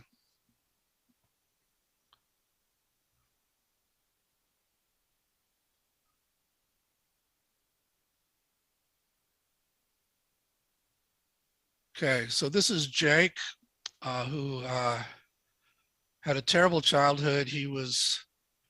When he was 2 years old, he was found in a closet, bruised and starving, and was taken away from his family and put in a series of foster homes, and was kicked out of each foster home because he was so aggressive that the people couldn't handle him. And then he wound up being adopted by a military family, and they wound up putting him in an institution. And so he spent, I think it was 16 years locked away in an institution, and then got out at 18 and started his own business and had amazingly a fairly successful life. But he was being sued by a guy, and in the middle of the night found himself driving in his car, intending to go and break the legs of this guy who's suing him, and then kind of snapped out of it and drove off the road and came back home. And so that had happened just a few days before this session. I'm doing a demonstration in front of a group with him. This is my first meeting with him. So first I'm going to show what I was saying earlier, how we get things started with someone who's new to this work. And then I'll show a little later, if we have time, some of the work with his exiles. It was 4:30 in the morning. I couldn't sleep, and I was thinking about this whole lawsuit issue. And I jumped out of bed, and I was enraged in my underwear, and jumped in my car and started to drive to New York to go shatter this guy's legs. And I realized that it just didn't make sense to do that, so I took an exit. Kind of went back home and couldn't sleep all night. And saw Liz the next day, Elizabeth. So it felt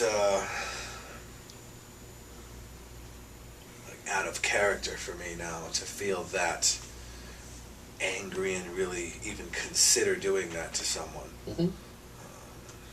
I didn't like the way I felt, and I felt like I was out of control, and I felt like once I didn't feel like I went to that point, but I felt like once I passed a certain point that I didn't feel like I was going to be able to pull myself back, and I felt like I needed help for that reason. Mm-hmm. So that's why I came and saw Liz about almost like on an emergency basis. Yeah. And how was it to see her and to spend an hour with her? It was actually interesting because I was thinking about it afterwards, and I was thinking about how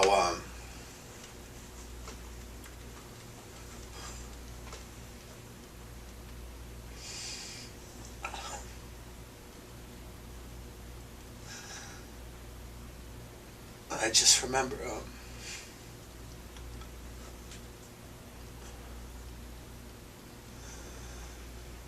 I think I was like 15 and 16 years old.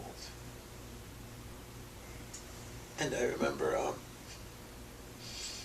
like being unable to talk, I guess, about the way I felt when I was at Bradley Hospital. And I guess it just made me think, you know, like it helped me realize that it wasn't worth it, that he wasn't worth it. Mm-hmm. Yeah. That whatever, I gotta cut him a check for, you know, I gotta cut a check for like 22, 23, maybe 25,000, whatever, just to get rid of him, you know? Right. And it just wasn't worth it. It was just easier to just to move on, only because it made me realize that I literally couldn't talk about the way I felt. And we just would, Liz and I would just play basketball for an hour because of my inability to express the way I felt. And maybe that's normal for a 15-year-old kid, I don't know. But then the conversation that we had this week, I kind of thought about it, and I'm like, it was just such a different conversation, you know, the way the conversation went, therapy session went. Compared to when you were 15, you mean? Yes, yeah. And then I kind of thought about how our, you know, client therapist relationship kind of developed over the years, and how it kind of changed, you know, in a big way, I guess, from when we first met, and then after I left Bradley Hospital and I found her and wanted to have therapy after all that, and then just the whole progression of it and how different it is now. I just thought about the conversation we had, and I realized that, because I was seriously considering doing something to this guy, and whether it was having somebody else do it or me doing it, and I was able to just realize it just wasn't worth it. It's not worth my time, you know. So I guess in that respect, it helped me decide ultimately that I definitely wasn't going to do anything physical to it. That's right, yeah. Well, he sounds like the kind of guy that, you know, I can understand. Right. Doing something to. Right. But the part of you that really wanted to, that did take over and was driving, how's it going with that part now? You know what I'm asking? You mean the way I felt and... Yeah, the part of you that really wants to hurt him. Now that you've decided not to do that, do you still have that sense of that part of you in there, or is it kind of... It's still there, it's just, it's a different tactic. Like I'm going to use, you know, I mean, I could probably find 25 people that he sued over the last 3 years or threatened to sue. So we're gonna, you know, I'm gonna get everybody together and see if I can do a class action lawsuit against him, or go to the New York Attorney General's office, Better Business Bureau, FTC. Completely different tactic to revenge, if you would. And I don't even know if it's revenge. I just feel like somebody needs to stop him from doing what he's doing. Yeah. And I feel like everybody else is completely intimidated by him, and I'm not. So I'm just gonna use a different tactic. Okay, sounds good. So the aggression, the physical aggression part, and the wanting to harm him physically isn't there, but I still feel like somebody needs to stop him. Yeah. And I feel like everybody else is scared to do it, so Okay. I'm gonna do it. So, do you know anything about the kind of work I do? I don't at all. Okay. So I help people with parts that have trouble controlling, and so if you're interested, we could try to get to know that one that did take over and was going to hurt him, and see what we can do to help it, because it sounds like what you've done so far is kind of talk it out of that. Right. And get it to relax and trust you more. Right. Does that sound right? Sure. But it still would have probably that hair trigger reaction in a similar situation. Right. Does that sound right? Sure. So if you're interested, that's one of the things that we could do. That Okay. would be helpful to you. Sure. I'm not sure exactly what it is, or why I, had such an extreme emotion that way. I don't. Yeah, but that's what we find out. This is a Right. kind of internal process that Okay. you don't have to think about it. We just go in and we ask some questions, Okay. and then the information starts to come out. Okay. But it does involve a kind of inner focus for a period of time. Sure. How does that sit with you, that idea? I'm comfortable with it. Sure. You game for that? Okay. All right. So I'll lead the whole thing. I mean, there's not a lot you have to figure out. Okay. All you got to do is what you're doing, which is to get comfortable. Okay. And so see if you can remember that impulse. If you can remember the desire to really hurt him. Okay. And as you do, see where you find that feeling, that part of you in your body, around your body. Okay. Do you have a sense of it? I do. Where do you find it? Right in my heart. Right in your heart, yeah. As you notice it there in your heart, Jake, how do you feel toward that part of you that wanted to hurt him? Do you like it, or are you afraid of it, or do you respect it, or do you want to get rid of it? How do you, what's your Like I need to relationship? protect it.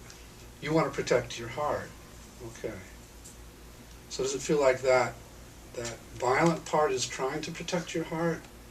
Does that Yes. sound right? Right. Okay. So your heart is pretty vulnerable, Right. and this violent part is really trying to protect it. Does that sound right? Yes. Okay. So as you know that about this violent part, how do you feel toward it, knowing it's really trying to protect your heart?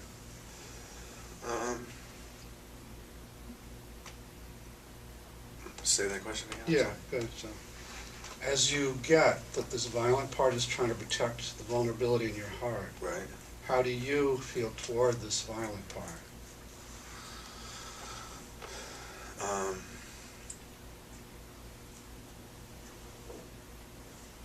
Like it's a protector. Yeah. And knowing that, how do you value it and like it, or? Absolutely. Okay. So this might seem a little odd to you at this point, but I'd like you to focus on it and just let it know you value it and you appreciate its attempts to protect you.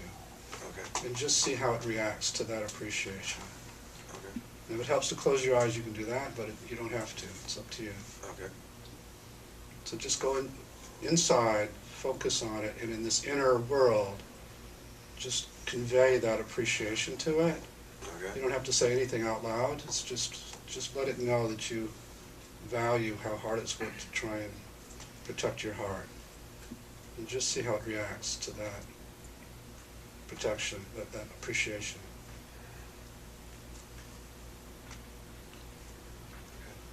Do you get a sense of a reaction? Comfort. It feels comforted Right. to be valued by you. Right. Okay, good. That's really good. And as you're doing that, see if there's anything more it wants you to know about itself. And don't think of an answer. Don't try and figure out the answer. Just wait for something to come back to you. Just ask it if there's anything else it wants you to know about its attempts to protect or its violence. Just see if anything comes.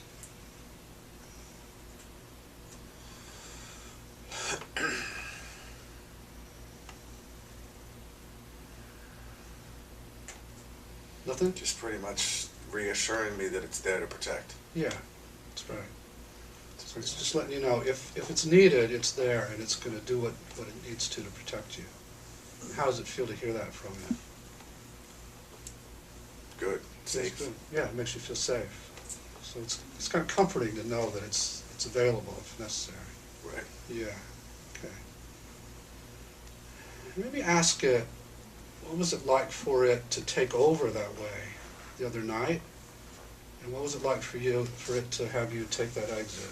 Just ask what that was like for it. For it to take over, meaning. Well, it got you in the car and you were. Oh, right. Yeah. Yeah. You know what I mean? Okay. Right. And then I kind of took the reins away from him. and Yeah, kinda so that's took what I'm me- at. Because you can see he didn't know anything about this work. And just by using the language of, okay, there's this violent part and it's protecting your heart, which is very vulnerable, the vulnerable parts of your heart, he's starting to go with it. And I get him to the point where he becomes curious about it, starts to ask it questions, and it really just talks about how much it's trying to protect him. And he's able to show it a lot of appreciation for having tried to protect him all his life, because he's always had that violence. That's what got him kicked out of all of these places in an institution. So it's caused him a lot of trouble, but it's really just trying to protect these vulnerable parts. I'm going to run it up now. We ask permission from the violent part to work with some other parts, work with these vulnerable parts that it protects. So I'm going to run it up to where we start that process. And and then I'll take some questions and answers and do some Q&A. I don't know how many years it was, 17, 18 years. Okay, thank you for sharing your experience with us. 네, 슈왈츠 교수님께서는 불안, 우울, PTSD, 약물 남용과 관련된 트라우마를 대상으로 하는 이 IFS에 대해 Dr. Schwartz gave us presentation about internal family system. We have about 15 minutes and we have 4 questions. Now we go to the first question. When we want to connect with the self, sometimes we are not sure if it's a voice of a part or the self. So what can we do if we want not to be mistaken? That was the first question.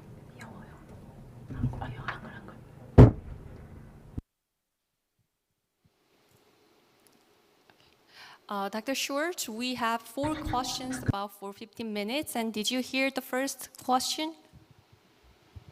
I see a question in the chat. Is that the one? It's related to self and part and how to distinguish each other. Yeah, okay. So the way we find out how much self is present is when, as I did with him, we have the person focus on whatever part we're trying to get to know. And then this first question we ask is, how do you feel toward that part of you? And in answering that question, he's telling me how much his self is there versus other parts. So if he says, I'm afraid of it, that's not one of those C words. That wouldn't be self. So I'm going to ask the fear to just give us a little space.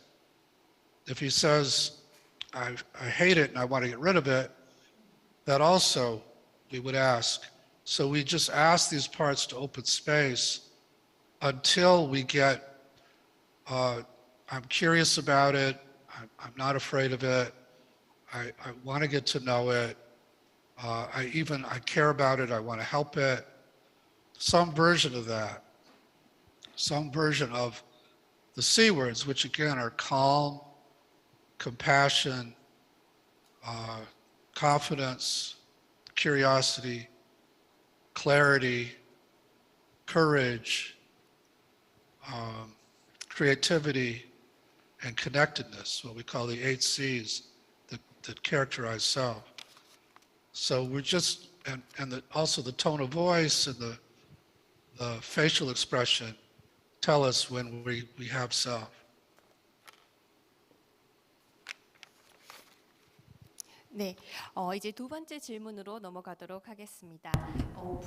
Let's get on to the second question about the concept of non-self, a Buddhist concept. How can you explain based on the IFS concept?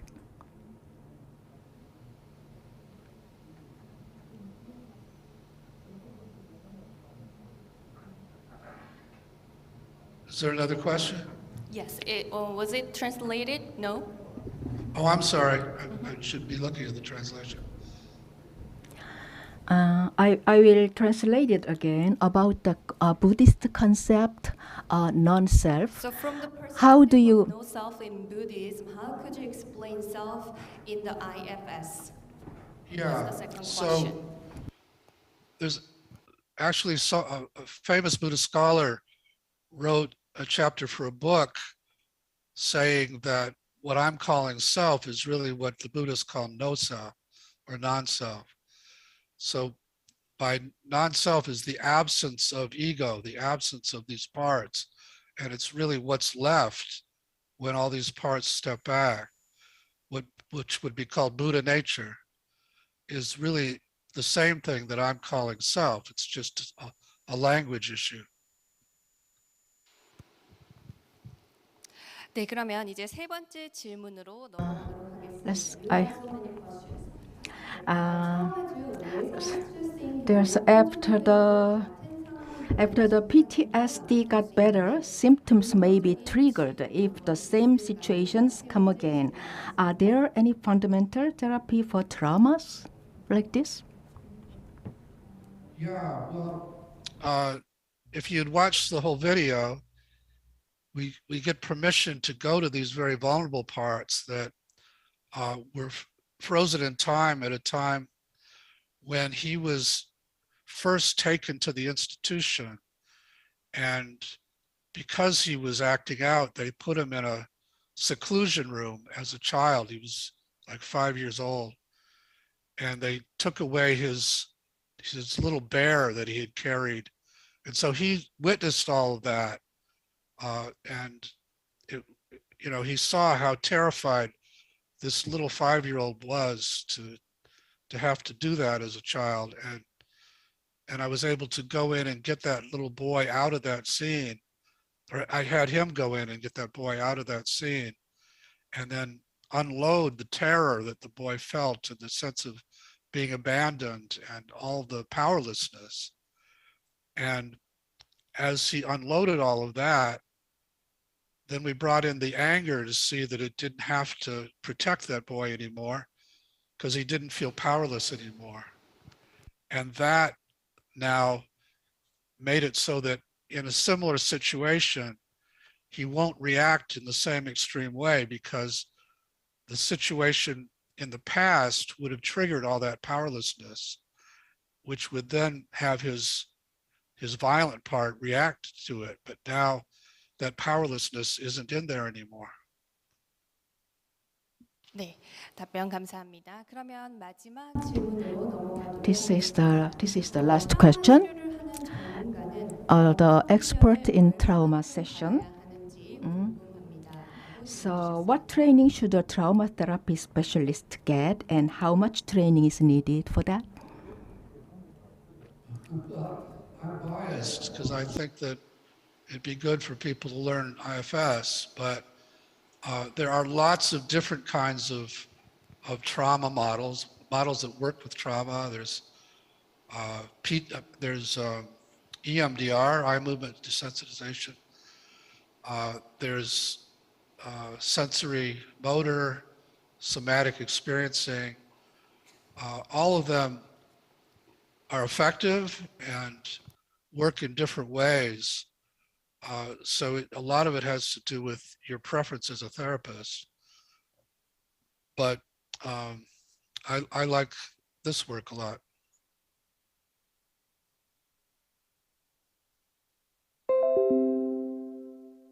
Okay, while you're answering the question, we got one more question for you. 저희가 질문 하나를 더 받았는데요. We have one more question. MTPC를 대표할 수 있는 도서 중에 추천할 만한 책이 있을까요? 아니면 개인적으로 Are there any books you would like to recommend? Yeah. The most recent book I wrote is called No Bad Parts. And I'm not sure if it's been translated into Korean, but it's available on Amazon. And then the sort of manual for therapists is called Internal Family Systems Therapy, second edition. And that's also available online. And then there's a book we give to clients called An Introduction to Internal Family Systems, which all of these you can find on our website, which is ifs-institute.com. 네. 그러면 마지막으로 혹시 이 간증들을 위해서 해주시고 싶은 말씀. Lastly, do you have any messages to give to our audience? I guess just that everybody works with trauma clients, whether they know it or not, and that there are meditative practices that can be effective in making people feel pretty good, but they also tend to pull us away from our exiles, and people wind up doing what's called a spiritual bypass. And that it's important to combine meditation with practices that actually go to these very hurt parts of us and heal them so that we aren't just using the meditation to stay away from all that. Thank you. I understand it's very late at night in Boston, and thank you for your presentation and Q&A session one more time. 자, 이렇게 해서 오늘 두 번째 강연도 마무리하도록 하겠는데요. Now the 지금부터 second 90분간은 presentation 점심시간입니다. is concluded. We will have a lunch for 90 minutes at this time. Today we will have the presentation after 90 minutes lunch. Thank you for listening, and well, hope we will have you back.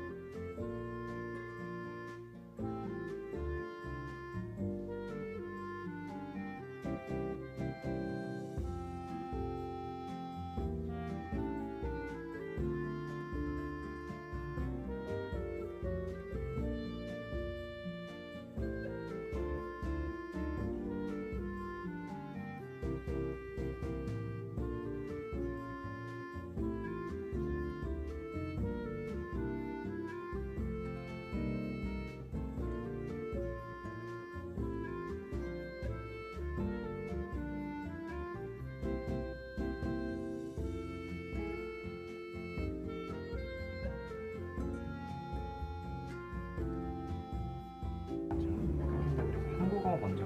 네.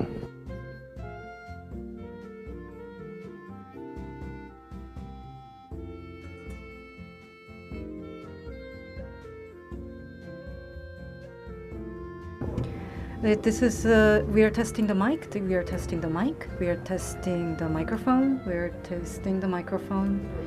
We are testing the microphone. We are testing the reception of the microphone. Microphone. Microphone. 어떻습니까? 괜찮아요? 잘 들리나요?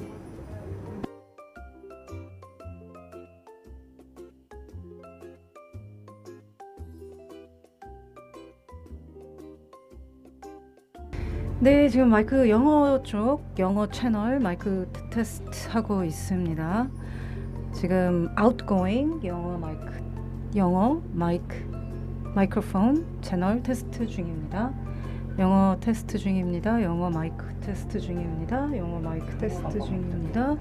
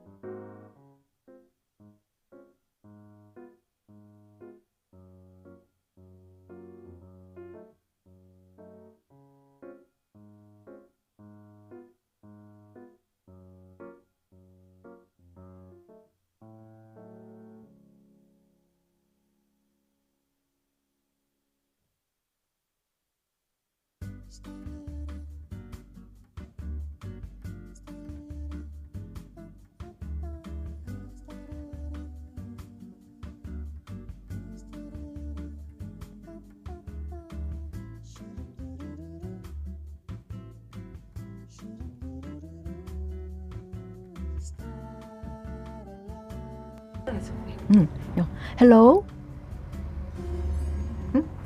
요거. Hello, is this Dr. Harrison? Can you hear me? Can you hear me? Hello?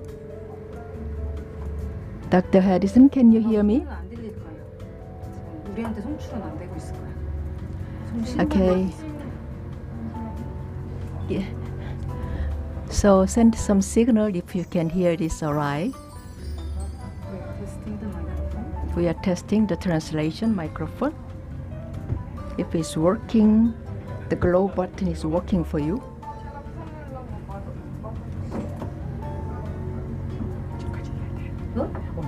올라가 계속 뭐 소리 내고 있습니다. Hello, this is 2022 Meditation New World. This is in progress in Dongguk University. 말이 그렇게 안 나와. The Third Seoul International Meditation. Seoul International Meditation Exposition. The Seoul. 나타났다. Hello, Dr. Harrison. Can you hear us alright? Can you? Oh, Great, okay. great. Okay. Now, at the Q&A session, you're gonna use this glow button to listen to our translation of the question. Okay? Because of one of the previous speakers forget about that and was cut off for a while. So I'm just reminding you to hear the translation. During the Q&A, you have to use the translation channel function in Zoom. 알 수가 있나?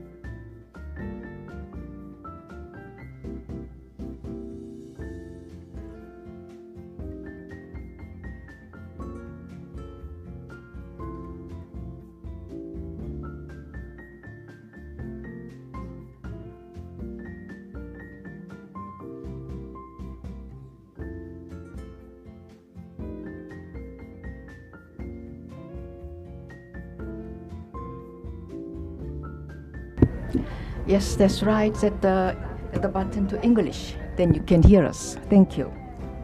안녕하세요. 네, 안녕하세요. 안녕하세요. 누구시구나. 예, 여기 드시는 네, 잘 듣고 있습니다. 네네, 오늘 비슷하긴 한데 이거 아닌가 나는 제가 제보 아닐 거야 생각했었는데 듣다가 누구지 좀 비슷하긴 한데 목소리가 근데 오늘 여기에 참가하는지도 몰랐어. 진 선생님은 확실히 알고 올해 제가 됐습니다. 그러니까 드디어 시간을 맞췄습니다. 드디어 시간이 맞췄네. 중앙정서 원장 멤버. 네, 간호선. 아 그렇구나. 많이 바쁘시죠? 예. 오신다는 이야기 들었고요. 예. 수고하십시오. 예. 네. 뭐 불편하신 거 없으신가요? 예, 없어요. 너무 잘 놀아주고 계세요. 네. 안 더우신가요? 아, 좀 더운데 참습니다. 네.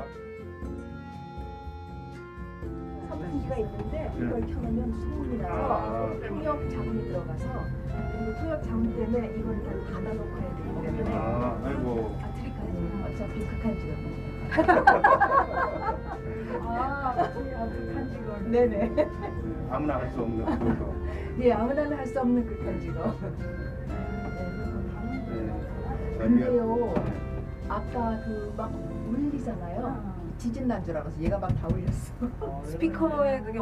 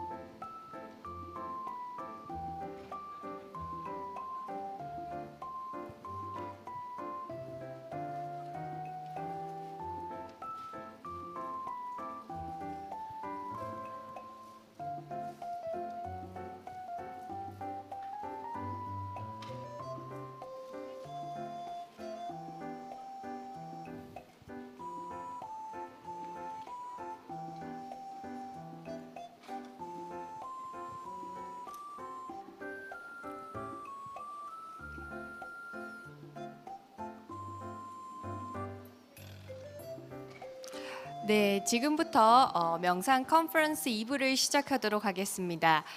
다들 점심 식사는 맛있게 하셨나요? 오후 첫 순서이자 오늘의 세 번째 강의에서는 에모리 대학의 티모시 As 해리슨 the first 부국장님을 session of 모시고 the 로산 afternoon, 댄진 we 내기 will invite 박사님께서 Dr. Timothy 개발하신 Harrison 명상 프로그램인 and 인지에 a 기반한 meditation 연민 program 훈련 called CBCT라고 Cognitively 해서 Based Compassion Training, acronym CBCT.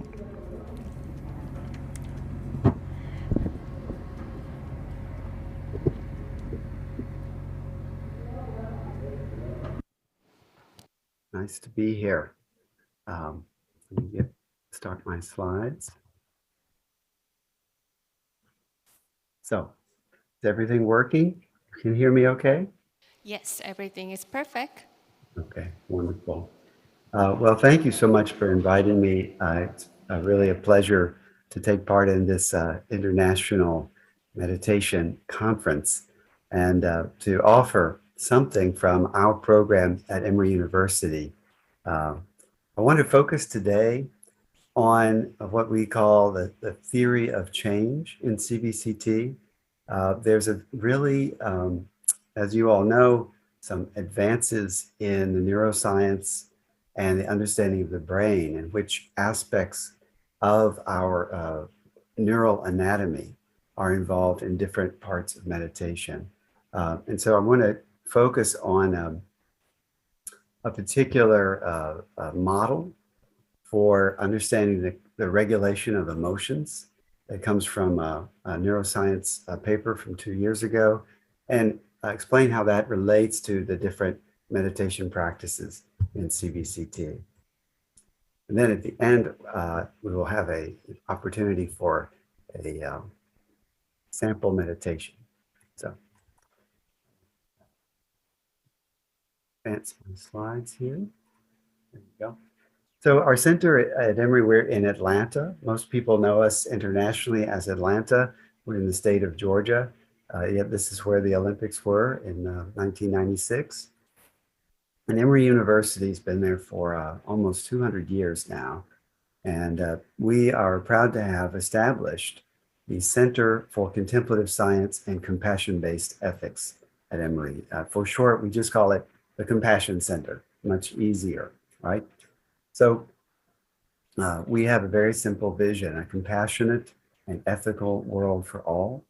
And our mission, being at a university, is to promote human well-being or flourishing by developing education programs, facilitating dialogue, and engaging in research.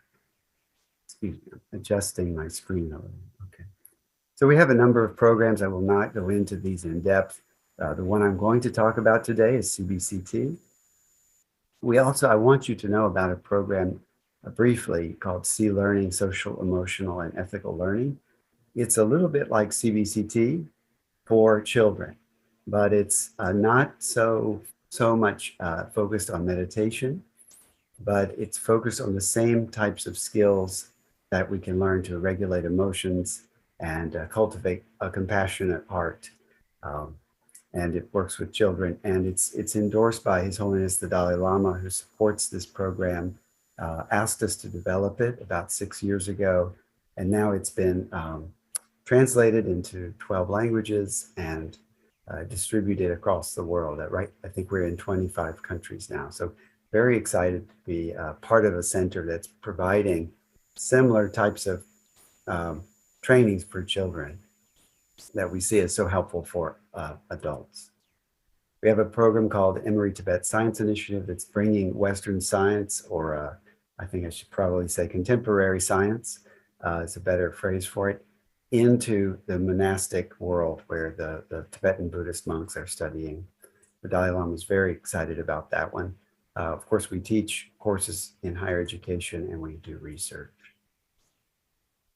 So enough of all of that. Let's talk about the centerpiece of this program, Compassion Training Program, which is compassion itself.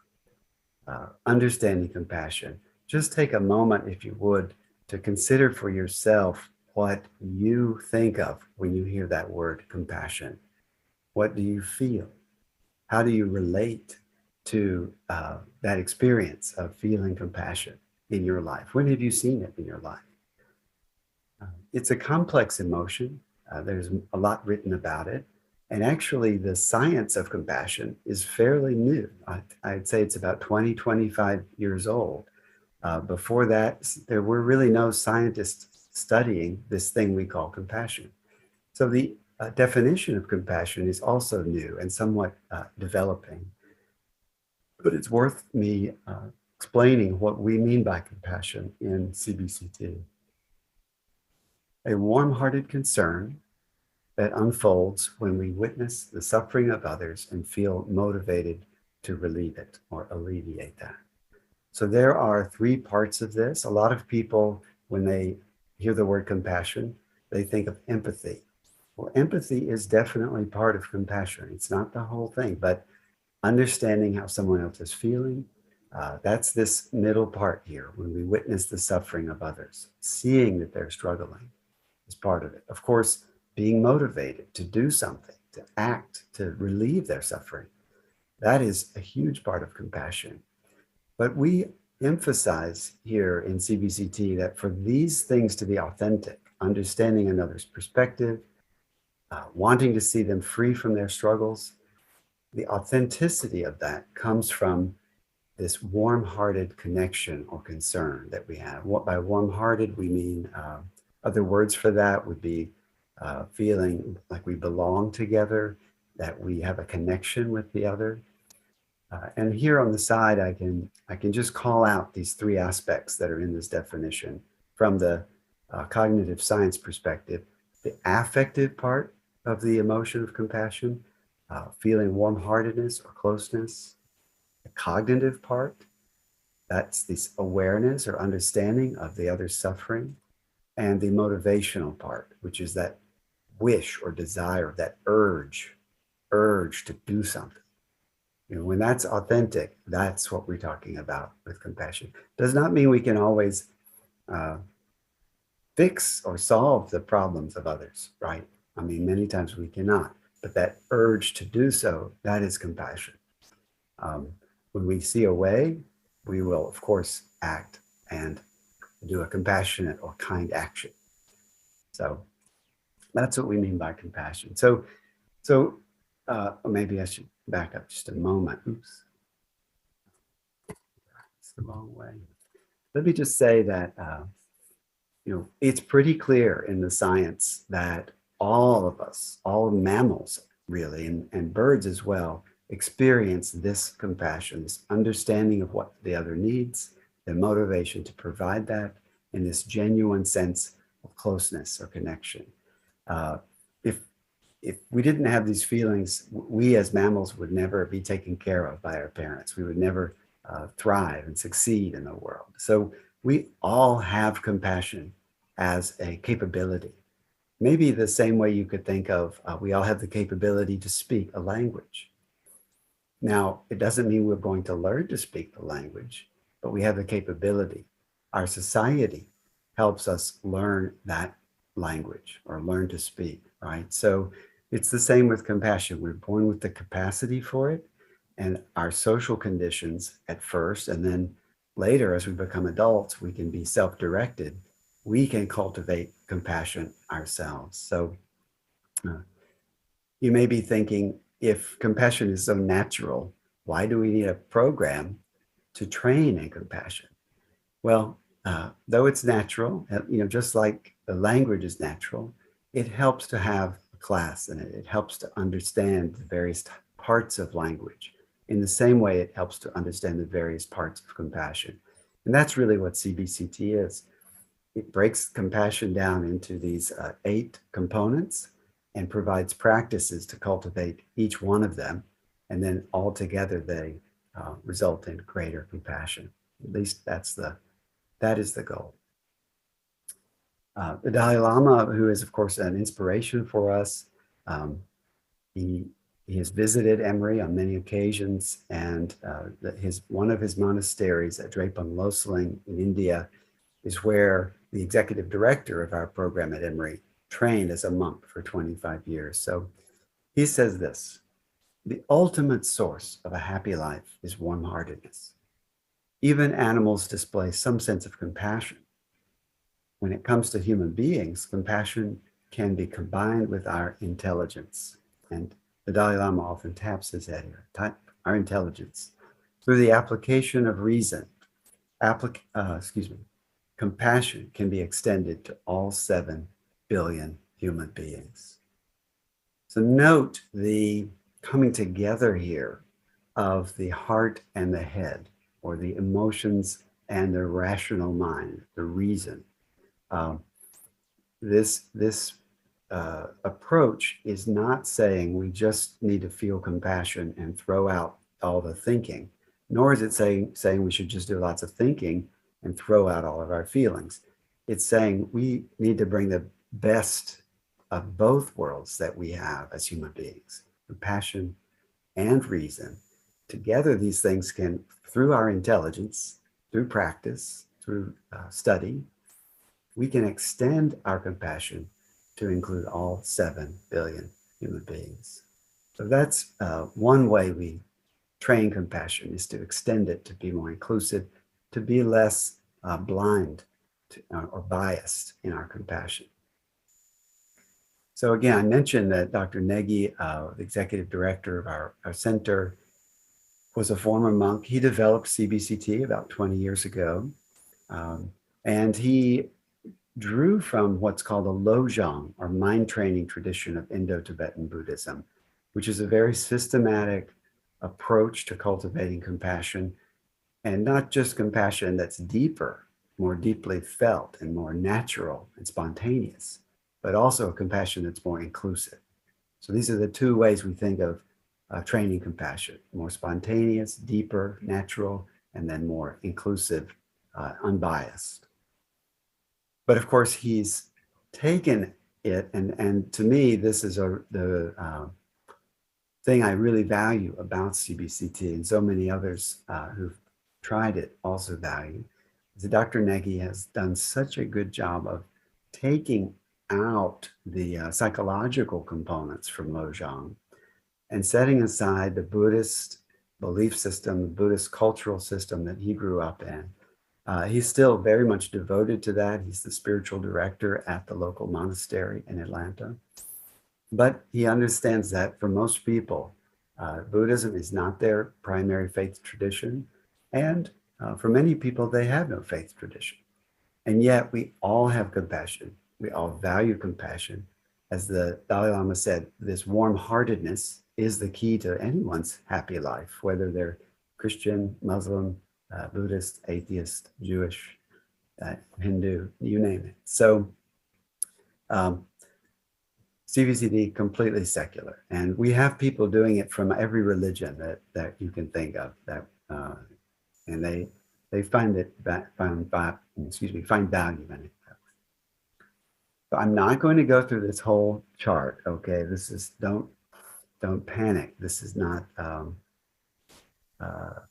this is shown to just give you a sense of the 8 modules of CBCT. And mainly, I'd like to focus here on the right, this well-being. Here, you see that you would think compassion would be the primary outcome of CBCT, and in many ways it is, but really it's well-being, it's human flourishing. And that's because there's this insight that compassion is part of our well-being.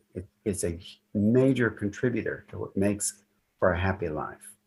But along with that is up here, you see this other outcome of CBCT practices and input for well-being, which is resilience, emotional resilience, our capacity to bounce back, to regulate our emotions and not be overwhelmed by them, but rather direct them for a meaningful, purposeful life.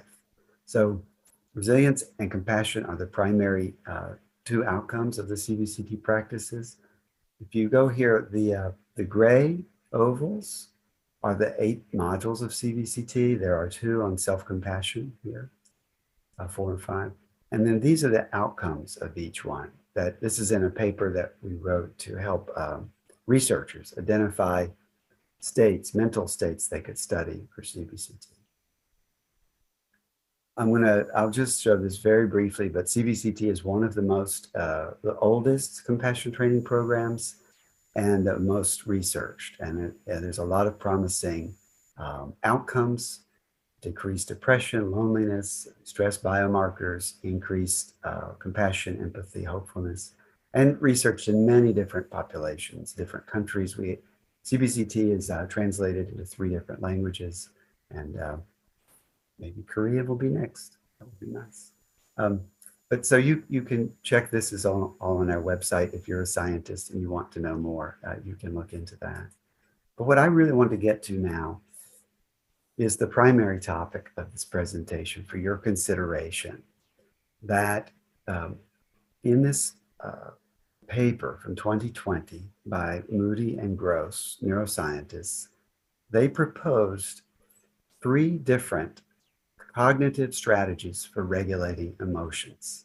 And they did this from years of study, and they've discovered 3 different parts of the brain, or sets of circuits within the brain, that are brought online to regulate emotions in 3 different ways. And they feel that they've identified what these ways are. And they call them attention deployment, self-distancing, and reappraisal.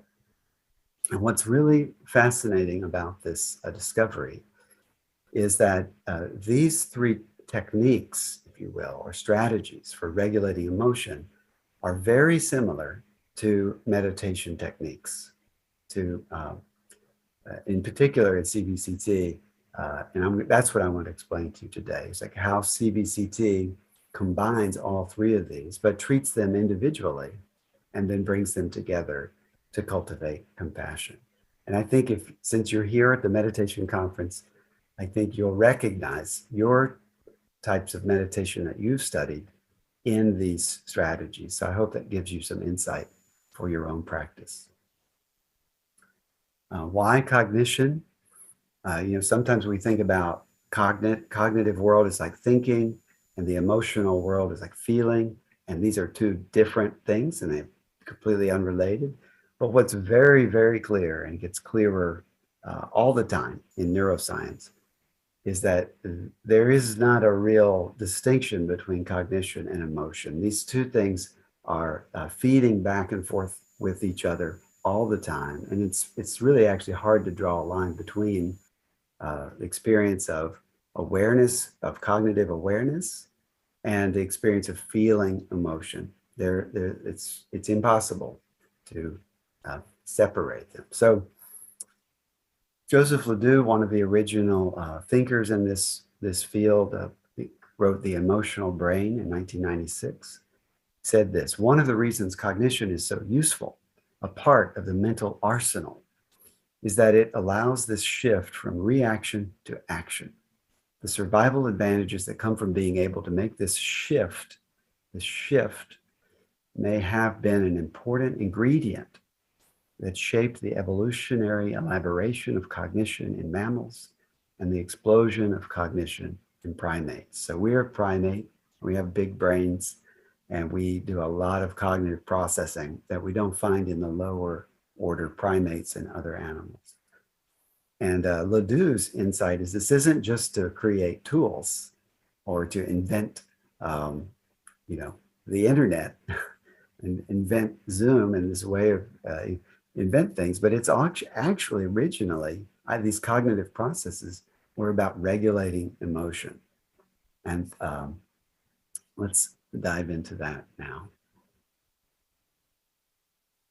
So the first type of emotion regulation, hopefully this will start to make sense. The first strategy for emotion regulation, attention deployment. And this is a quote here from the Craig Moody, James Gross article.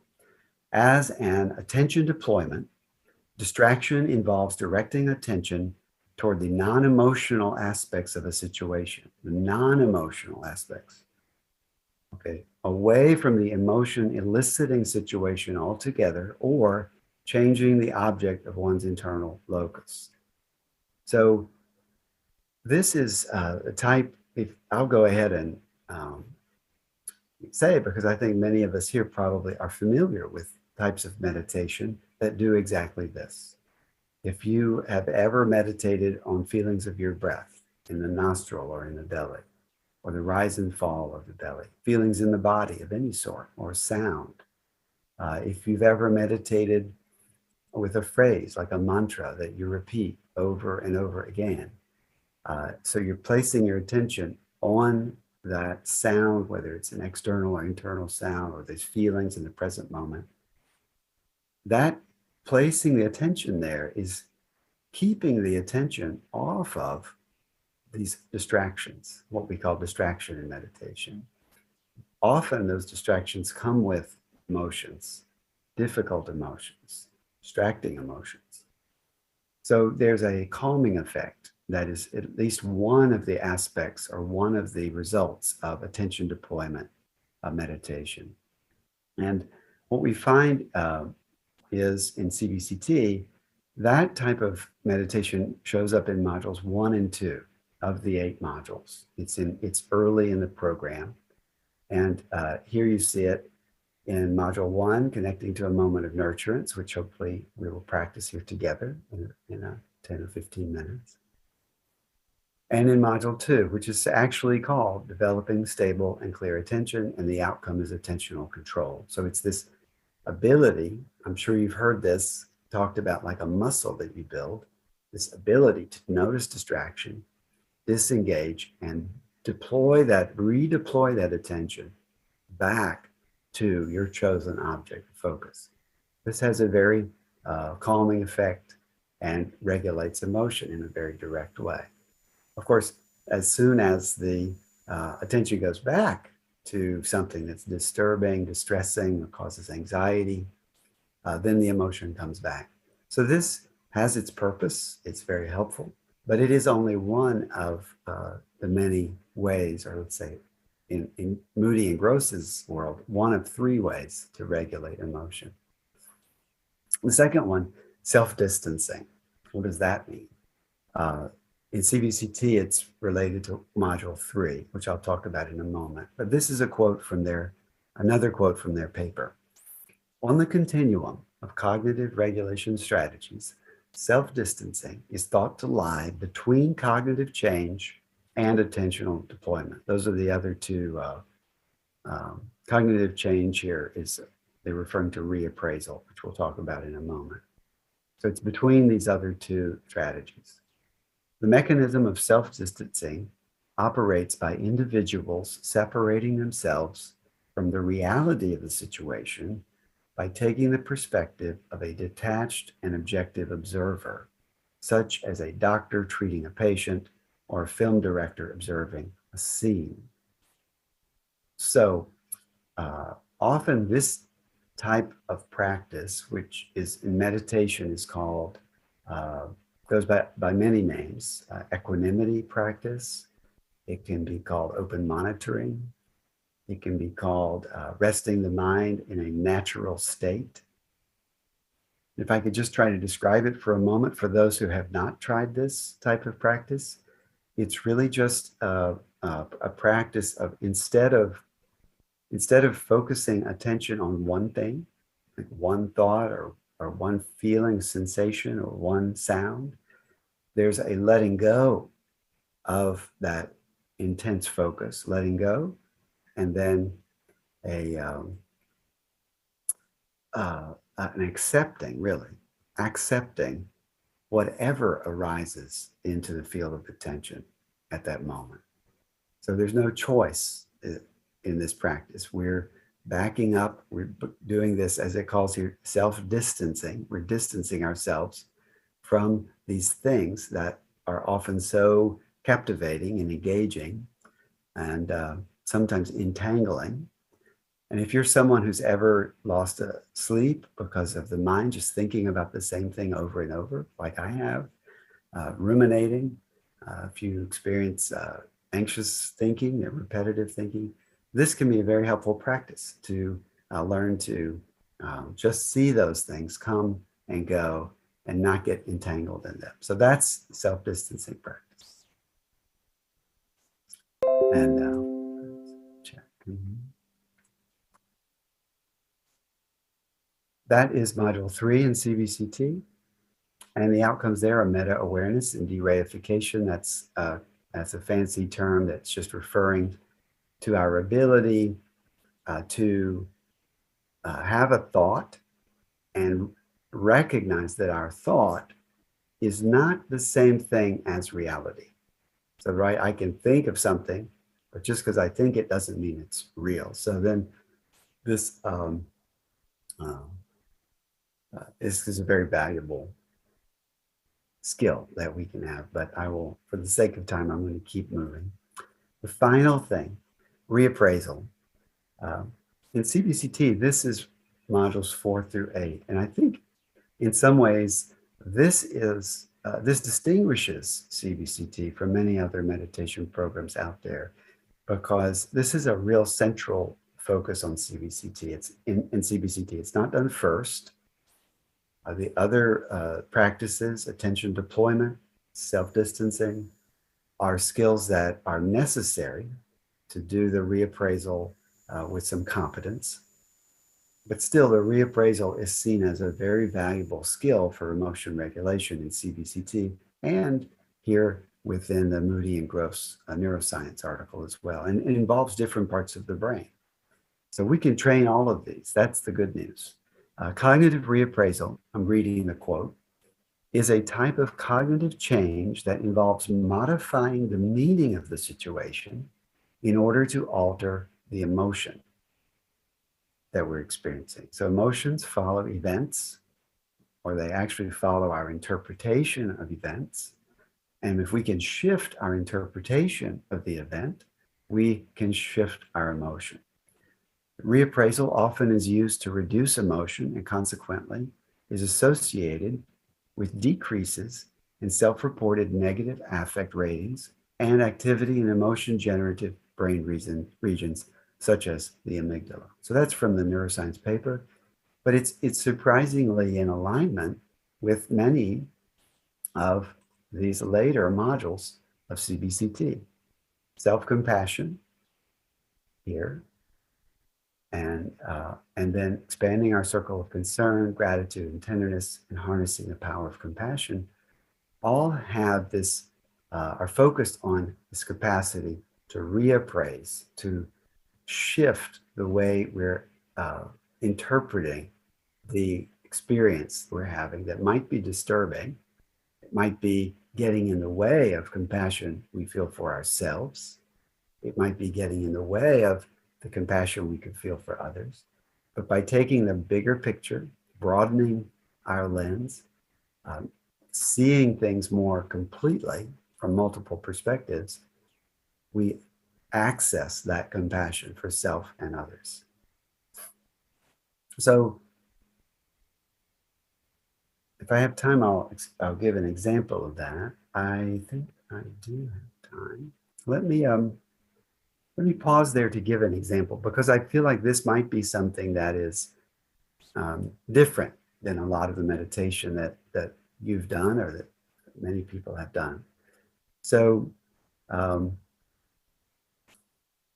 example of reappraisal would be, that's helpful, would be like if you didn't get something you wanted, say you were trying to get a new job, and then you were competing against 10 other people, and you thought you might get it, you think you'd be a good person for it, but then at the end you get the email that says, we're sorry, we're not taking you for this job.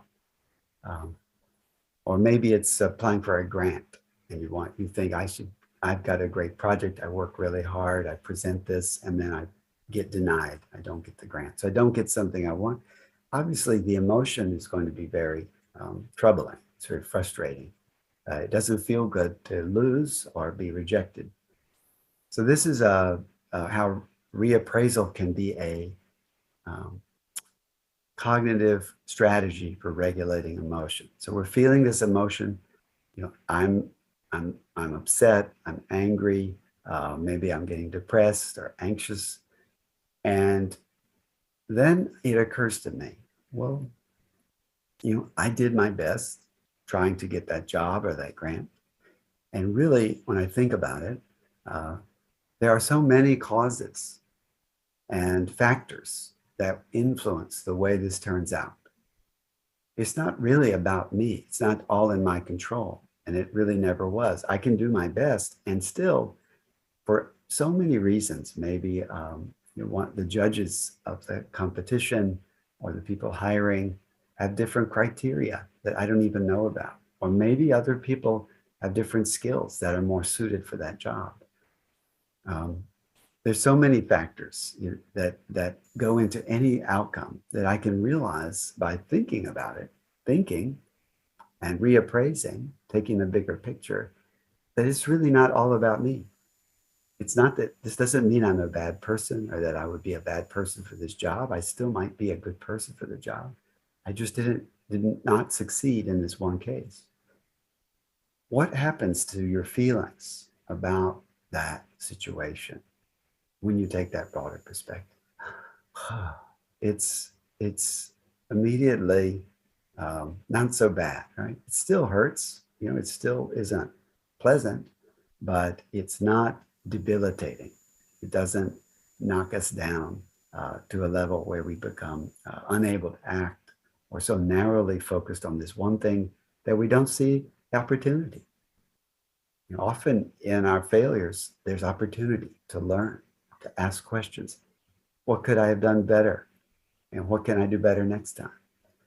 So that's just one example of how a reappraisal of the initial event, this initial appraisal that causes that harsh, difficult emotion, can be shifted. And right now I'm giving an example of what you might do to cultivate more self-compassion, just as one example, right?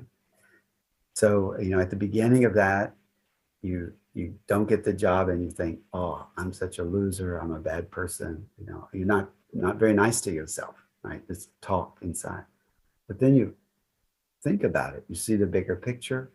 All of a sudden, well, I did my best and I'm not 100% in control. So maybe there's an opportunity here for growth. So that's the kind of reappraisal you can practice and get better at, and make that more part of your disposition. And this is really the power of the CBCT approach, is that with the clear and stable attention up here and the early modules and the enhanced self-awareness, we begin to shift our automatic appraisals or thinking about things so that when those events happen later, it's much easier to take that bigger picture and bounce back, to have this resilience that we're talking about, and also compassion. I'll say briefly that there's a lovely kind of poem by Vasubandhu, an Indian Buddhist philosopher from the 5th century. So this is 1,500 years ago. And it said this: when one has not cleared away the dispositions for afflictive emotions, and the triggers for these emotions are in proximity, if one engages these triggers with false projections, the mind projects onto them things that aren't there, then the causes of the afflictive emotions are complete. This is a core text for the Lojong trainings that led to CBCT.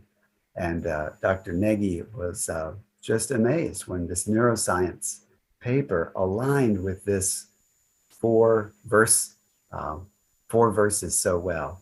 This one, triggers are in proximity, is about attention deployment. If the trigger is there, if I can get away from it, then the emotion won't be there. That's this distraction and redeployment of attention. Self-distancing. If one engages these triggers with false projections, the mind is kind of stirring the pot and ruminating and putting all this stuff onto things. If we can back up and get a little clearer picture, then we can do the reappraisal part, which helps us, again, clear away our dispositions.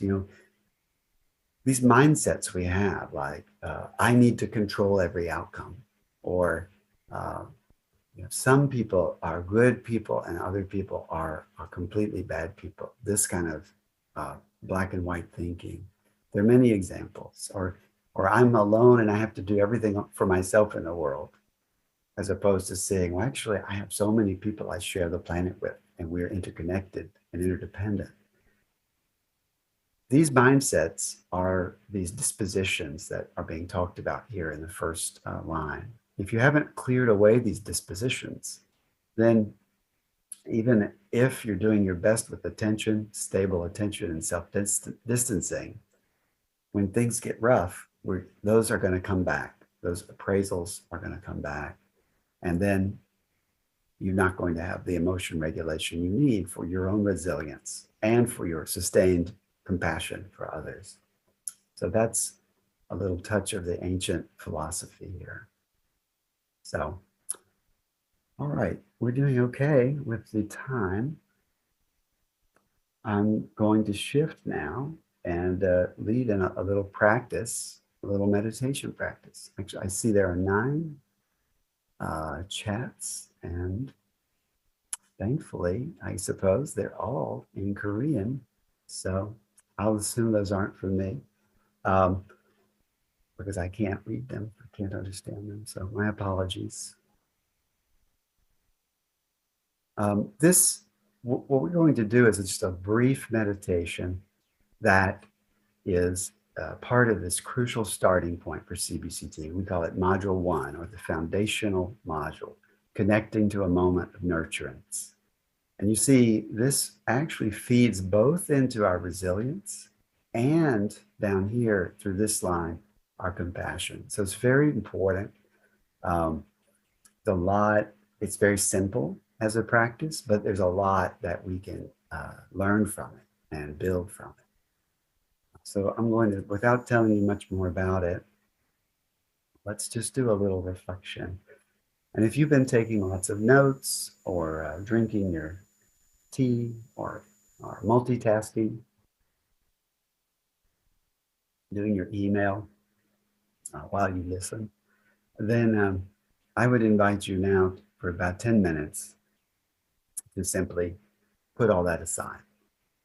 And if you're comfortable closing your eyes, you can do that, or just casting your eyes down in front of you. Or if actually the first part, if you're writing, you may want to have a pen and paper, because I'm going to give you something to write about at first. And if you don't have that, that's fine. You can just think about it. That's fine too. And then we'll have time for some questions and answers at the end. Okay. So the first step is to list a few moments when you have felt especially safe, seen, or valued. When you think about a life you've lived, it could be from this week, getting ready for this conference. It could be from long ago, when you were a child. It could be from school days, when you had a teacher who took a special interest to take care of you and teach you something. A mentor, a parent, a grandparent, friend. Just see if you can think of at least 3 different moments you can remember across your life where you felt especially safe, seen, or valued.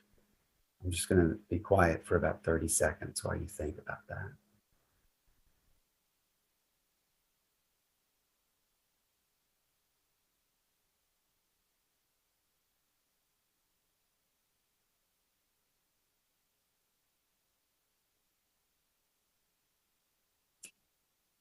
While you keep thinking about it, I want to point out this could be, it doesn't have to be with another person. It could be in nature, a beautiful place you've been in nature, or a beautiful room you've been in. If you have a strong faith tradition, this could be in a moment of prayer, that you remember a specific time that you felt a connection to a divine presence. This is your time. It's your reflection. So you make this meaningful for you. The key is that these are times you felt safe, protected, comforted, valued. And now I would like to ask you to just pick one. Just one of those. And it doesn't need to be the best one. You may not even be able to think of a good one. You might be thinking, I can't really remember anything like that in my life. I don't know. Well, let me tell you that for a lot of people at first, this can be difficult. It can be hard to remember. So you're not alone. It's our recommendation is just, don't get upset with yourself or think there's something wrong. That is not the case. Just in some ways, you may be expecting too much. Just think of a small thing. A friend dropped you off a little gift when you were feeling down. A friend called you or emailed you. Someone smiled at you. A stranger opened the door for you when you were carrying boxes and you could not get through a door. Something like that. So just pick one. Anything's fine. And write or just think about all the details of that experience. What do you remember about that experience? So build an image in your head of it. What colors do you remember? What sounds were there? Do you remember what you were wearing or what other people were wearing? Can you see their face in your mind's eye? Their hair? Are there smells? Smells or things you can hear? What's the weather like?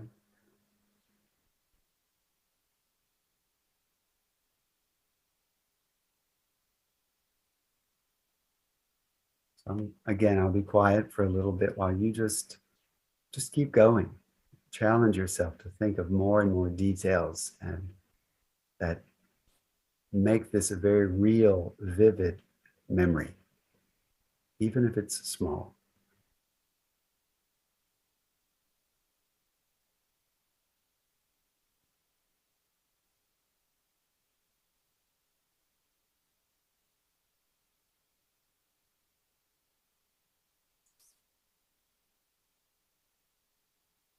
So you may notice that this begins sometimes to shift the way you feel right now.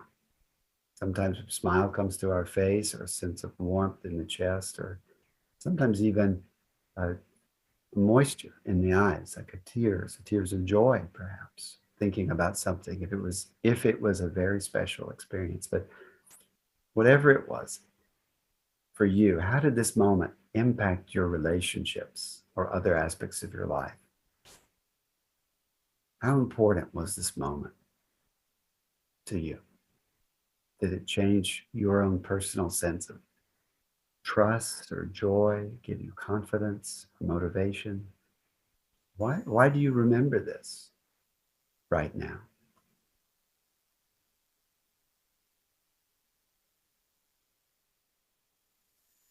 And as you're thinking about that, you can also think about, what if life never had such moments at all? How important is it for our world in general that we have access to feelings of safety and nurturance?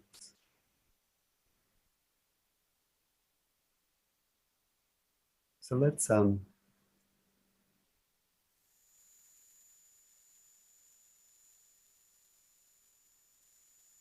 take a moment now just to put everything down as you were writing, and go ahead and cast your eyes down, get comfortable. We're going to go into this moment a little bit deeper and see what happens. Just experiment with this. Taking a few deeper breaths as we settle into this reflective practice.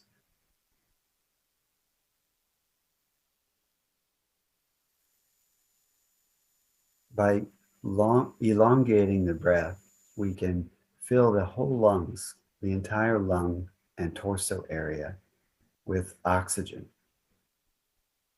allowing that sense that the oxygen is filling, expanding, and spreading throughout the entire body and mind, a sense of awakening, enlivening. as we breathe in. And as we breathe out, we can release that stale air, letting it go, letting it just dissolve away. Staleness just melts away.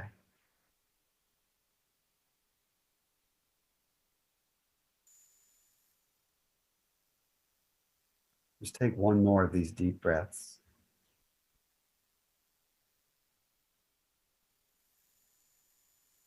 Using this opportunity to tune into the body. Can we make shifts or adjustments that allow us to become more comfortable? Release tensions in the neck and shoulders, perhaps. Release tension around the jaw, the eyes, the forehead.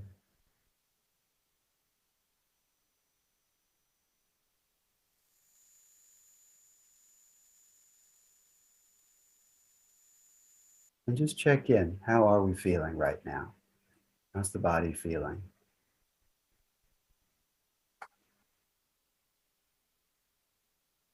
And with this awareness, let the breath return to its own rhythm and bring to mind that moment of nurturance you identified earlier. A moment where you felt especially safe or valued, comforted. And just put yourself in your mind's eye, put yourself there as fully as you can, recalling the details, the colors, the persons who were there, if there were people.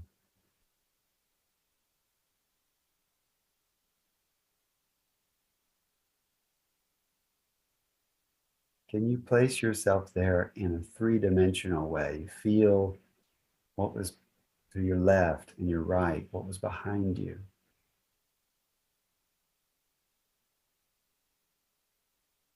What was touching your skin? What did the clothing feel like? Was there a person there to hug or hold your hand? Was there a person who had a smiling face or smiling eyes?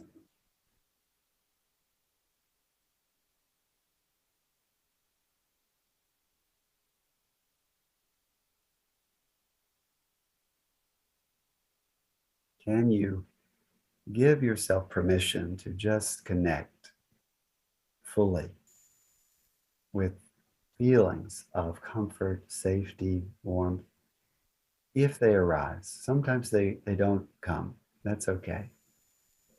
But if you notice them, you can just notice where they live in the body. The chest, the throat, belly, the head, arms, legs. Where do you feel these feelings of nurturance, safety, comfort?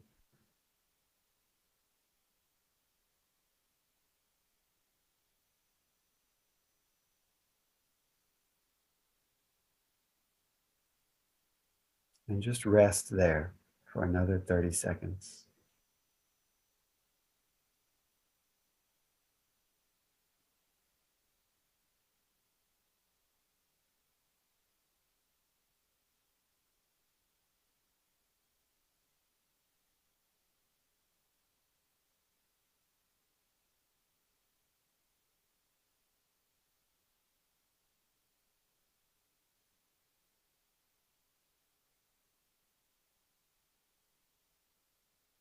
Check back in with the body now.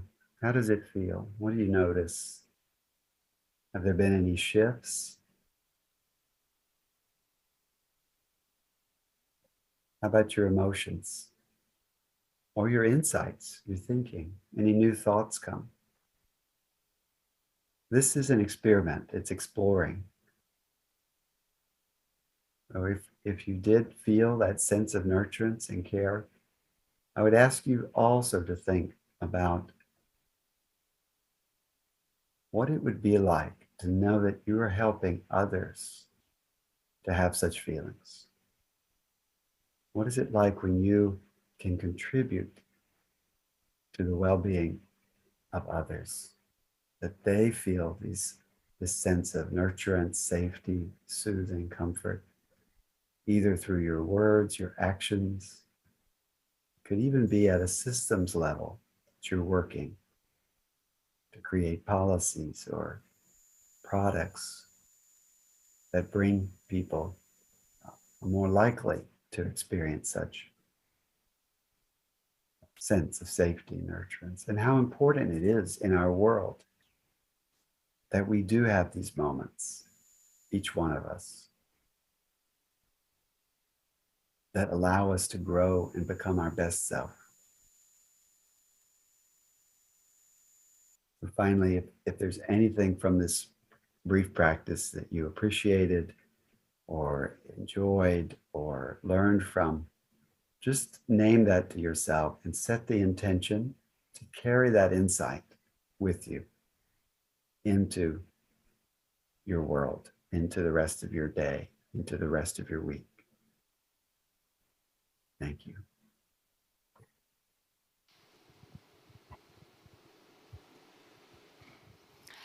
Thank you very much for your informative presentation.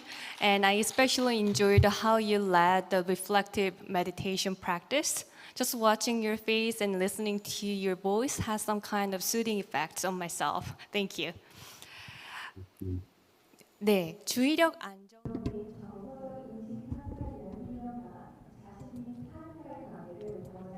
So, Dr. Harris, so he dealt with the skills to enhance calm attention and affective perception and analytical reflection to better understand the relationship with self and others. Let's go to first question. CBCT program seems to follow the Dalai Lama's approach to secularize meditation practice. Can you share with us why you do so?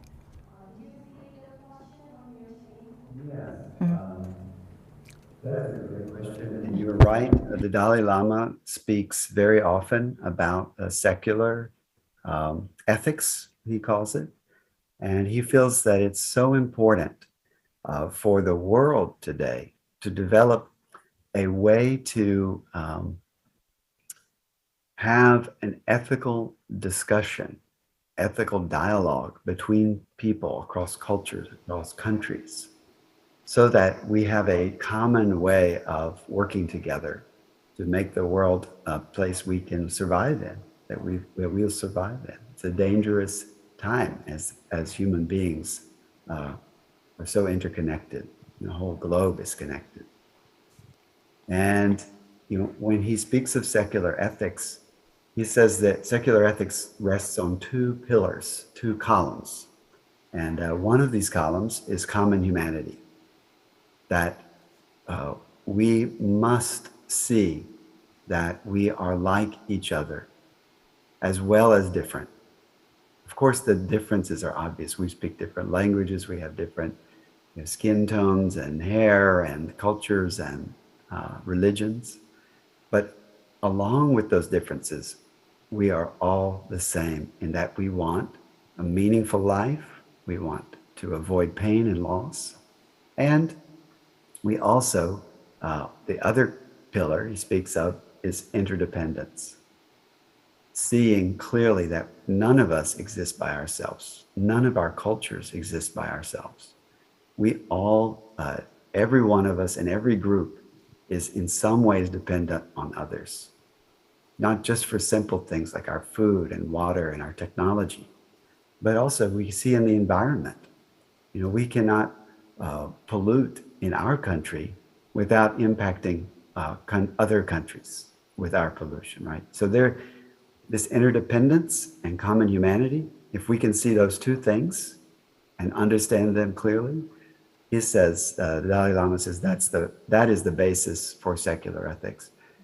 And then CBCT Module 6 is all about common humanity, seeing practicing our capacity to see the humanity of the other, to see that for all of our differences, to see that they, like us, want a meaningful life, and they, like us, are vulnerable. They have vulnerabilities. They have emotional habits and patterns, just like I do. that cause them to struggle. So in that way, we're all the same. And module 7 is about interdependence. And it's called gratitude and affection, but it's really focused on expanding our sense of gratitude. So we're not limiting our gratitude only for one or two people or for the people who are benefiting us in the most obvious ways, but we are practicing our ability to realize that there are hundreds and thousands of people who actually benefit us through their actions every day, through our food, our electricity, our internet, all the books that we read that were written years ago. So many people have contributed to our lives, and that's the simple things. What about your education? How many people contributed to that, to you having the skills that you have to enjoy life, enjoy a hobby, or have your job? So that interdependence, if we don't keep that in mind, the more we have that interdependence, the more easily our gratitude just naturally flows out. And when we feel gratitude toward others, it makes sense to just help them back. If they've helped us, we help them back. Reciprocity. So that's why that's my answer about that. I think that I'll just conclude that by emphasizing that CBCT is trying to create a program that works for people of all faiths and cultures, and even people of no faith. And it seems to be working. We have many people trying it. So. Thank you very much for your comprehensive answer. 자, 저희가 시간 관계상 질문은 Thanks to the time constraint, that is the all question we're gonna ask. Thank you so much. Thank you very much for your wonderful presentation again. Thank you. Thank you so much. So good to be here. 네, 잠시 2분 정도 휴식을 We'll have a 2-minute break and 시작하도록 then we'll 하겠습니다. start the second session at 3 p.m.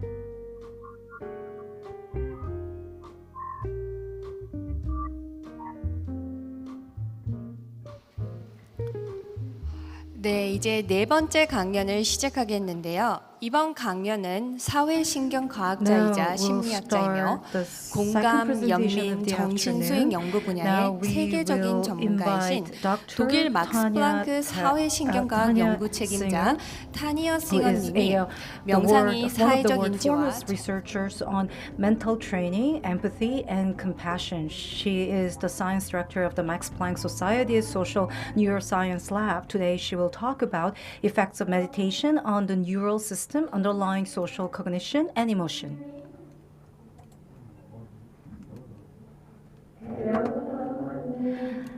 안녕하세요. 좋은 아침입니다.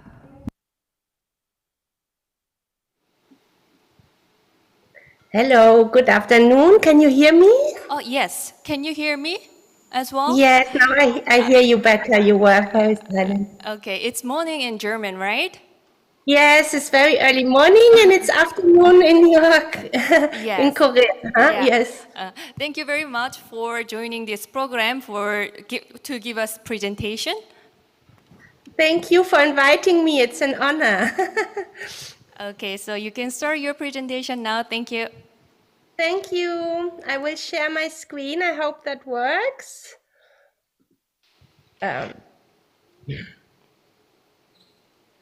So.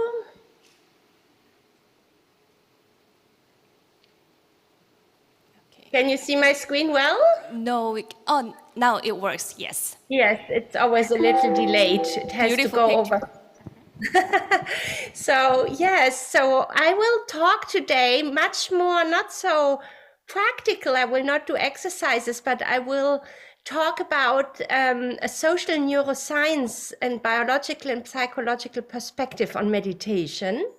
So what I have is a lot of scientific slides, a lot of data, a lot of brain slides. I hope I will not lose you. I will try to be as understandable as possible so that you really understand. So what I wanted to do first is to give you some insight, because if we want to cultivate compassion, empathy, wisdom, perspective taking, we first need to know, as a brain scientist, where do these capacities are processed in our brain. You know, how is the social brain working?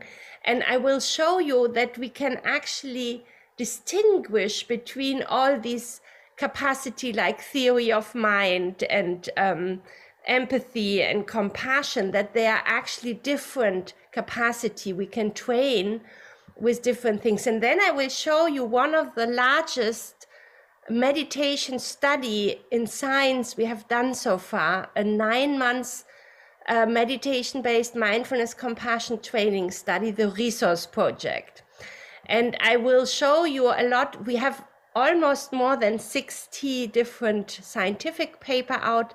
So I can, of course, not show you all the results. It's a study which started in 2018 and is still ongoing. So it's a very large study, but I will show you how meditation can change our social cognition, our brain plasticity, our stress system, body awareness, and our prosocial behavior. And then I will show you how we use the science-based programs now in a translational way to help society bring these practices, these secular science-based practices, into healthcare, into education, into different arms of society. So let me start with the first chapter, dissecting the social brain. We are social animals and we have the capacity to communicate, to understand the other, to feel the other, to know what the other is thinking. And we have a lot of new knowledge in the field which I am working in. It's called social neuroscience. And social neuroscience means we want to understand the interaction between brains, not just how my brain in isolation works, but how do I understand other people? How do I feel other people? How do I feel for other people? And you see the first social emotion, like emotion contagion, empathy, compassion. We have marked them in red, and the color coding will go through all my talk. So all the emotions and the social capacity, the heart capacities, they are coded in red because they come from the heart, right? So, and what is important now is that you have to understand the difference between empathy and compassion. And in green, this is cognitive perspective taking. The scientific term is theory of mind, but it is the same. It's like taking the perspective cognitively of another person, knowing what he thinks or she thinks. It's not a feeling, it's not a social emotion motivation. So let me talk about empathy. What we did in 2004 is a first experiment to measure empathy in the brain. And at that time, there was no possibility to measure social emotion. So not something which makes me sad or anxious, but I'm feeling with another person, I'm feeling the pain of another person, the suffering. So what we did is to put couples, like a woman in the scanner, right? She's lying in a scanner, and I can show you here. And then her husband is next to the scanner. And on the screen, when she is in the brain scanner, she sees flashes and she gets painful stimuli like a bee sting. Ouch, you know, it's a nociceptive stimulus, a pain, very short without after effects. Like here, now she's like, ouch. So the brain is recording what we call pain matrix, is the process recording my own pain. And then sometimes she sees the husband getting pain, but she doesn't feel anything, but she knows now the husband is suffering, right? And this goes on for quite a long while. And in the brain, you can see in green, the networks which are activated when I'm really suffering pain, no? And it's a very big network called the pain matrix.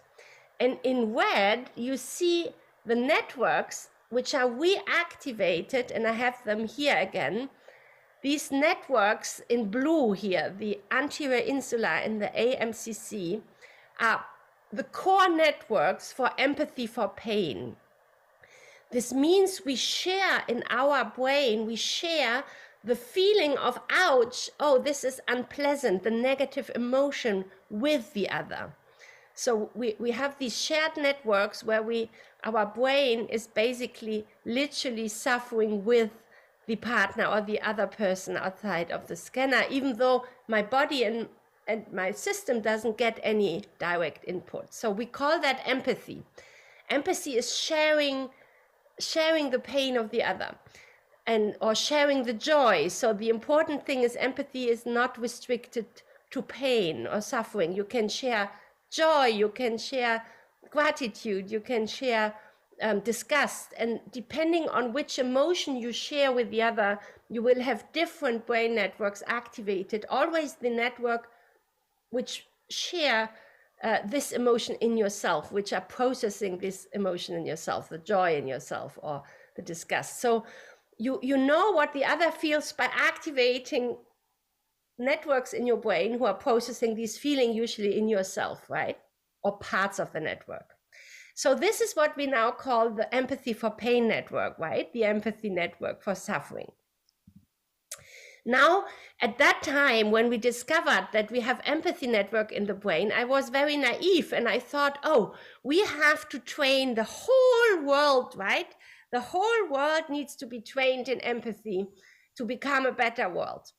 And so when you do plasticity research in neuroscience, when you want to start training and looking at training effects, you usually start with experts. You usually look for who in the world are the experts. So for example, if you want to do plasticity on motor system, no, you want to know whether the representation of your finger get better through practice, you look for expert pianists or violinists who have done thousands of hours of piano or violin studies. But I wanted to look for expert in empathy and compassion. So where did I find, I wanted to understand, is there, like a plasticity for empathy? And I told you that empathy is sharing the emotion. And what I discovered, and I will tell you how, is that actually compassion and empathy are two very different social emotions. They are both responses to the suffering of another, empathy for pain and compassion, but empathy is feeling with someone, sharing the same emotion. You suffer, I suffer. Compassion is a feeling of concern. It's a feeling, it's a motivation want to help. It's coming out of care. It's a feeling for someone, not with.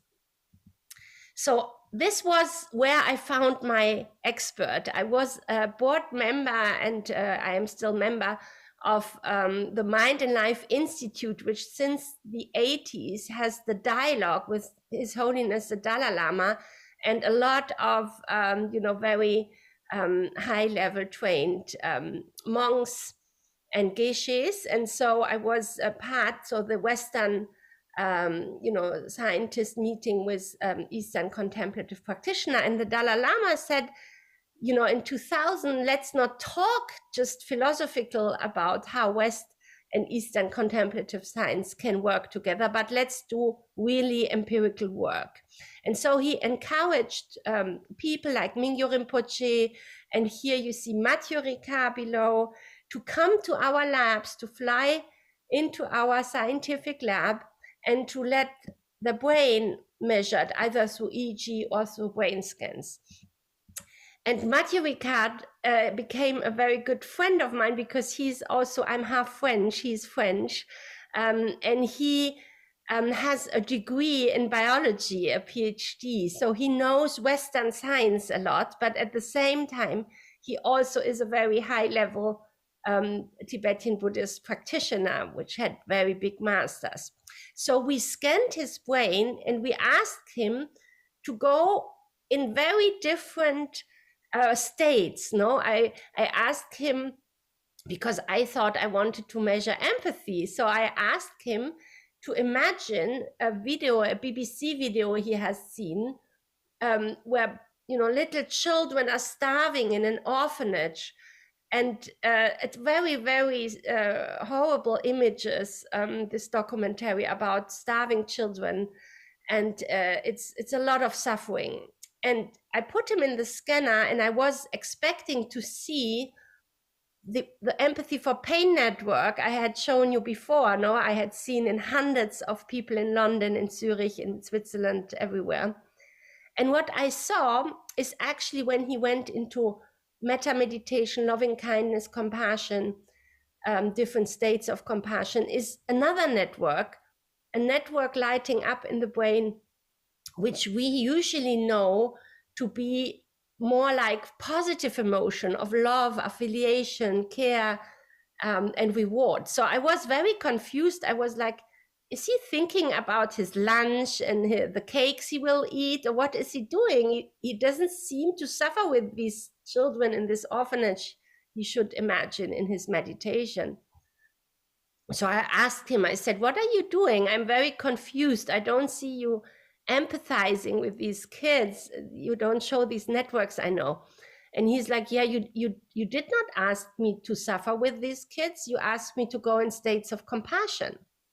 So I was like, oh, wow, really? So you don't have to suffer with when you are in compassion? No, he's like, this is a motivation to really want the welfare of the other person and feelings more of warmth and of love and of care. So I was stunned by that because it's really a different network. And so I said, could you just go in empathy and don't do what you are taught in Buddhism. Don't go in meditation of compassion and metta. Only suffer with these images of the children as if that would be your pain, right? Go in empathy, what we call empathy. And so he was like, why should I do that? And then I was like, for the sake of science, please do it so that we understand whether you also have the empathy for pain networks we know. So he went into this other state. And when he came out of the state, when I asked him, do you want to go out of the scanner? He said, oh my God, no. Please, can I do some runs, some blocks of compassion and loving kindness, I'm burning out. If I only do this empathic distress, I'm coming into empathic distress. I'm suffering so much with these children that it feels like a burnout in the scanner. Can I do for myself the sake to get myself rebalanced, compassion and metta? And this is where we really understand something important, because when he went into compassion and loving kindness again, the other network lighted up again. So we understood a model we have now developed, and we have done huge amount of studies, not in monks, but in normal people who have never meditated, who are like students or just naive.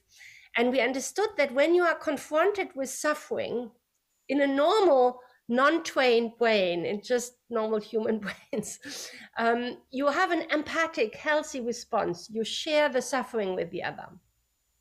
However, if the suffering becomes too big, or it is hitting an own trauma in yourself, like what we see a lot with refugee help here, then this healthy empathic resonance, the sharing of the feeling with the other, can move into what Batson had already called empathic or personal distress. So then it becomes your own stress, your own negative emotion. It's very self-absorbing, it's very strong negative affect. And if you are chronically in empathic distress, which can happen in healthcare profession like nurses or doctors, you can burn out, you can withdraw from the world, become cynical, objectify the patient, and be in distress and stress yourself.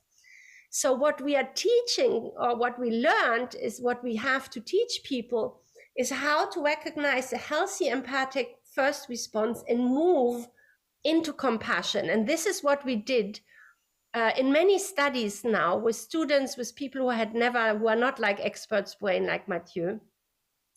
And we could see that if we teach them empathy, you see these empathy for pain networks, the blue one I showed you before, no, the anterior insula, getting more activated after training. So what we call plasticity of the empathic brain. You can teach people to become more empathic, and then these networks will become more active. But the interesting thing, they will come with more negative affect, with a sensitization to sharing the pain and more negative feeling.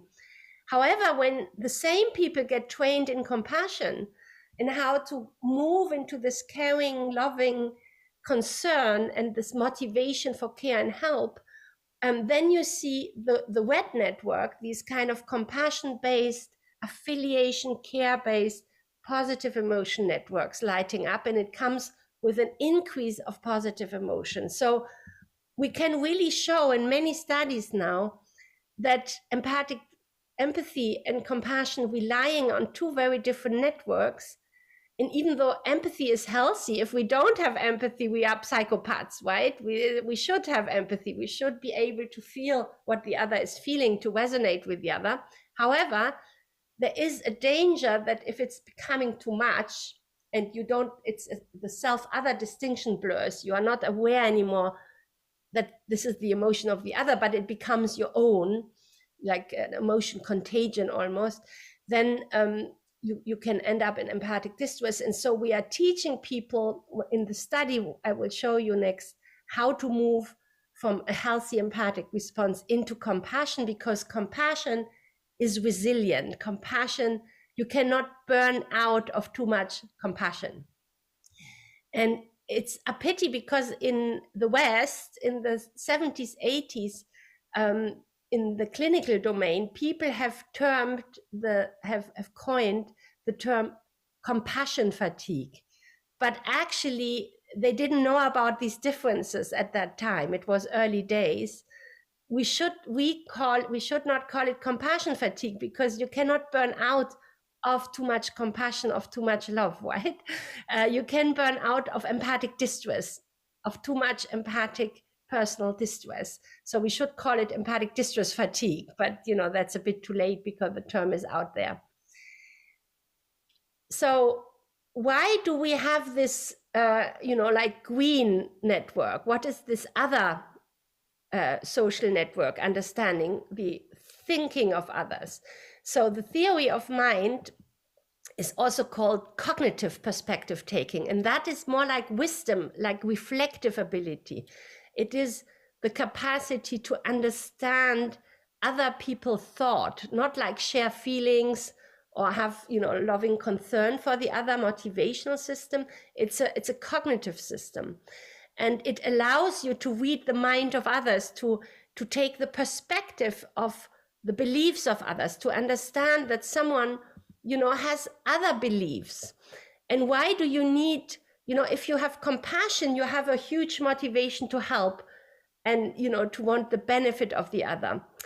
However, the problem with compassion, you know, with the biological compassion or like not trained compassion, is that it favors in-group people. It favors people of your family, your friends, your in-group identity, your national identity, religious identity. However, if someone is very different, if someone has hurt you, if someone has a different religious background, is from a totally different nation, language background, you might not really easily have compassion, you know, and feel this warmth. And then you need cognitive perspective taking. You need the ability to understand, oh, this person has a different religious background, and this is why this person acts so strangely for me, because she or he has different beliefs. There is a different belief system guiding the action. And if you can do this perspective taking, you can solve conflicts. It's very important for conflicts resolution. And we can, again, use a brain scanner to scan in the brain these different networks while people looking, you know, at videos and, you know, doing tasks. We can scan and see that the cognitive perspective taking network in green is another network than the empathy and compassion networks I showed you before in red. Yeah, so compassion, loving kindness, empathy are social emotions. So they rely on networks which are limbic, which are embodied network in the brain, the insula. But the cognitive perspective taking relies on a network which is called mentalizing or theory of mind network. And the interesting thing is that they are not correlated. So some people are, when they are, you know, confronted with the minds or the suffering or the emotions of others, they empathize very quickly and activate a lot of the wet network, the empathy network, but they don't so much, they are not so good in social cognition, like in this kind of perspective taking, the cognitive, social cognitive skills. They don't really put themselves in the shoes of others. And the other way around is true too. Some people are very good putting themselves in the shoes of others, but they don't empathize a lot. The extreme case is psychopaths. They can read the minds of other people very well. They know exactly what the others need and can manipulate other people, but they will not feel empathy and compassion. They don't care. So we have these three networks. We have these empathy network, compassion, and we have perspective taking, theory of mind networks. And so we can also train them differentially, right? It's a bit like, you know, it's not muscle because these are brain networks, but imagine in sport, you have different muscles in your body, no? Arm muscles, leg muscles. And when you go in a fitness club, you use different machines to cultivate and train these different muscles. And the same is true for our complex mind. We need to use different, you know, mental techniques, meditation-based techniques of different kinds to train these different capacities, these different human social capacities. So I will now talk about the resource project, which is a, you know, 9 months longitudinal study. And perhaps if I have time, about a 10 weeks online training study we did in COVID time, the COF social program, where we did some of these mental exercises of the resource project, but only online, only 12 minutes, very low doses. resource project is one of the largest projects, and we wanted to see if through science-based mental training of different kinds, we can actually reduce loneliness, reduce stress, heightened individualism, narcissism, depression, whether we can actually do something about poverty and climate crisis. And the aim was to see whether scientifically we can, gain evidence, whether we can enhance compassion, empathy, perspective taking, the skills I just showed you, if we can, have social connectedness improved, like getting people more connected to each other, global cooperation, shared humanity, and increase mental health by reducing stress and decreasing depression, and fostering the immune system. So this is a huge study. It's not just a little experiment. It's almost 20 years of a study of preparation, getting the money, the paradigms, 100 people involved as researcher. And we are still publishing because we gained 9 terabyte data. So it's a very, very big study. I'm just trying to summarize it shortly for you. We had 300 German speaking, because I'm in Germany, in Berlin and Leipzig, and they did a 9 months training study, and they had different cohorts. And the first 3 months module was what nowadays we would call mindfulness-based meditation module. But it's all very secular meditation. It's not trained in a Buddhist context because we could not have done science. It's a secular meditation approach. And so we trained attention-based, basic shamatha practices and, basic mindfulness practices like, getting present in the moment, body scan, breathing meditation, sound meditation, smell. So becoming present to sensory inputs, whether they are in the body or in the surrounding. The red module, you can perhaps already guess, the red module is a care and compassion based module. So here we are trying to activate this care system, the system I showed you underlying gratitude, compassion, loving kindness, the network which Mathieu Ricard had activated when he went into these wholesome states of loving kindness, metta compassion, care and compassion. And then in green, you can guess, this is all practices which are, practicing and cultivating your reflective capacities, your cognitive, your wisdom capacities. And the blue group, they're heroes, because they don't learn any training, they don't do anything, and they just get tested every 3 months. Before and after 3 months module, everyone got tested, no? T1, T2, T3, and they are our baseline retest control group. So they don't learn anything but get tested with the same 90 measures. We had retreats with 80 people of one group. At the beginning of a 3 months module, we had a 3-day intensive retreat where people would learn these practices, get taught into how to do them correctly by a team of 17 meditation teachers who were trained with me in these 9 months protocol, in these 9 months. And we had an app so that throughout the 9 months, if you were on holiday and at home, you could do 30 minutes of practice of 2 of the core exercise every day at home. So the first 3 months in the mindfulness attention-based module, they did every day 30 minutes breathing meditation and body scan. In the compassion-based affect module, they did 20 minutes of loving kindness, of metta meditation every day. And then you see this symbol with 2 people. We invented a new format of meditation, which is a partner-based 12 minutes exercise where you learn empathic listening with another partner you are coupled with. We call them Diet, and I will show you they are very, very powerful exercises because you have every week you change partner, so you have a real other person just is like a loud meditation. You are reflecting on vipassana, on difficult emotions or gratitude. So you are doing a loud meditation, and the other is just empathically listening. It's not a chit chat, not a dialogue. And then you reverse roles. So you're just meditating together, but through the witness of another person, you are actually really cultivating social skills like compassion, empathy, shared humanity.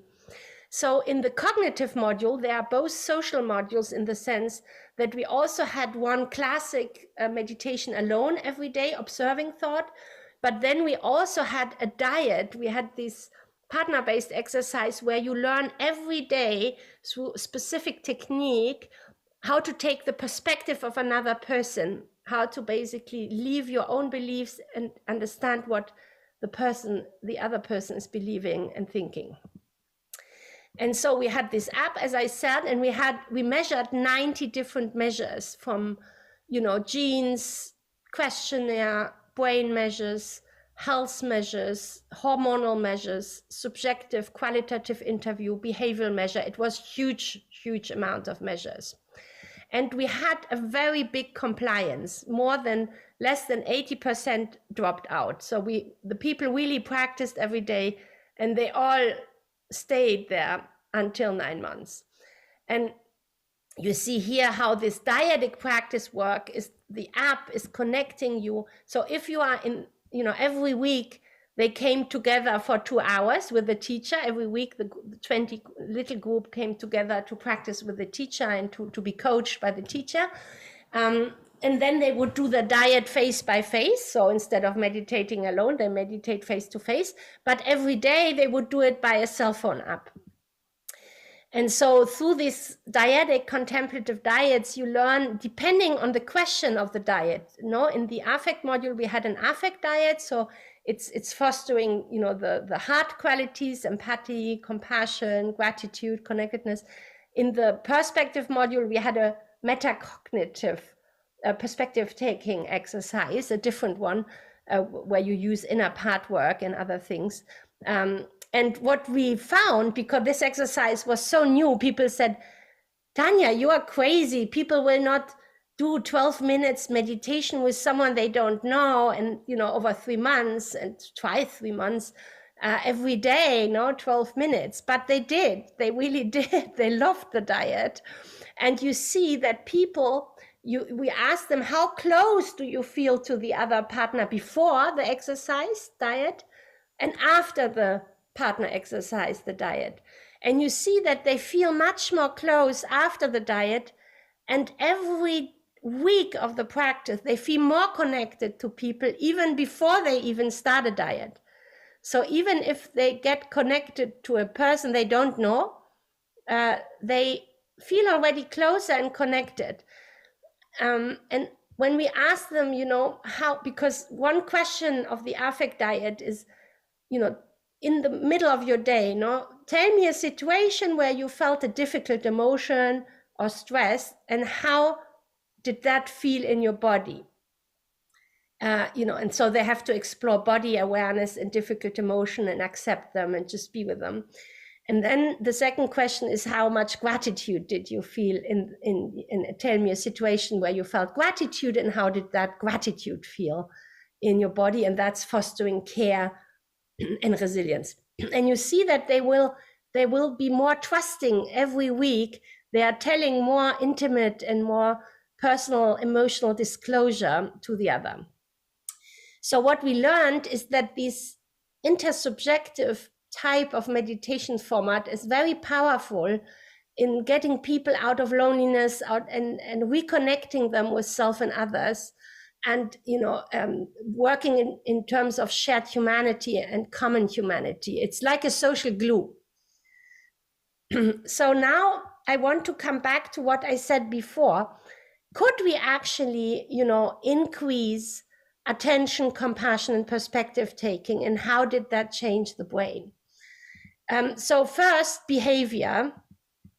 I'm just making it short for you. We could show that after 3 months of shamatha mindfulness-based practice in the presence module, in the first module, you could increase attention on a very famous attention task.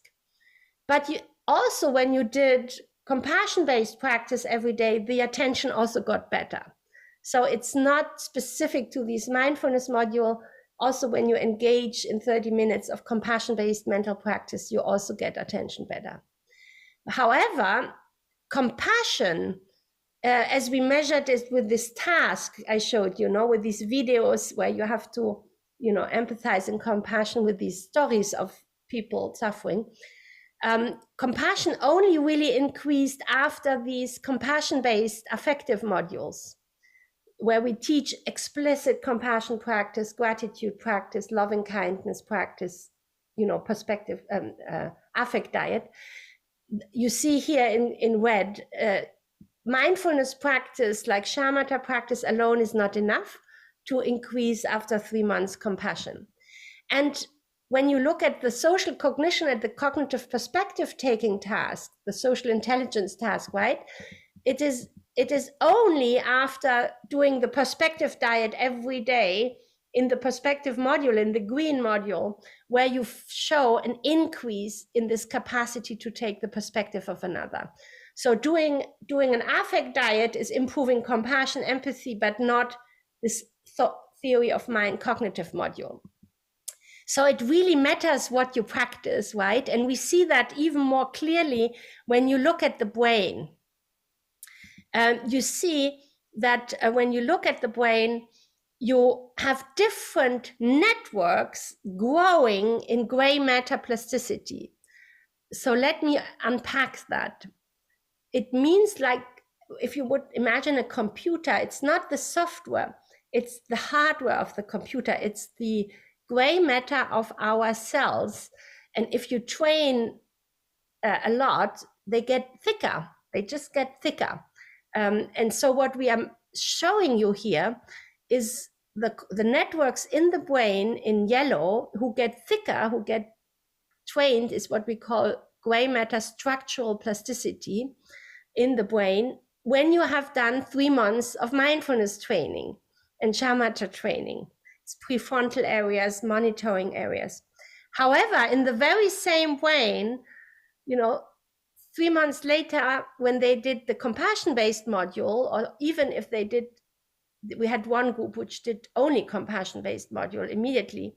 Also, they showed gray matter increase in these limbic, in these emotional, socio-emotionally relevant networks, the insula, the IFG, this whole network I showed you to be important for empathy and compassion, right? And then in green, you see here, especially, there is an increase in a region called TPJ, which is very important for this perspective taking ability, the gray matter increase in the same brains again. And the thicker this region gets through training, the better people become in social cognitive tasks, in social intelligence tasks I have shown you before. And the same is true, the thicker the insula, this interoceptive body cortex, this emotional cortex, the thicker this gets, the more compassion they develop. So there is a correlation between changes in the brain through training and changes in observable behaviors and social cognition.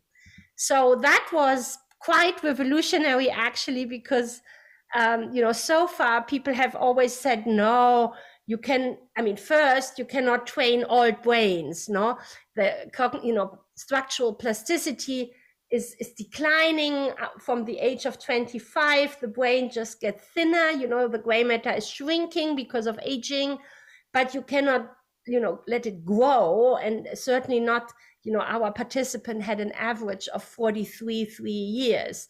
So that was like, wow, we can actually change our brains and the structure of our brains through just 30 minutes of daily training. It was an intense training because we also had weekly and retreats, but you can change that, and it will change your behavior, your subjective well-being and a lot of things.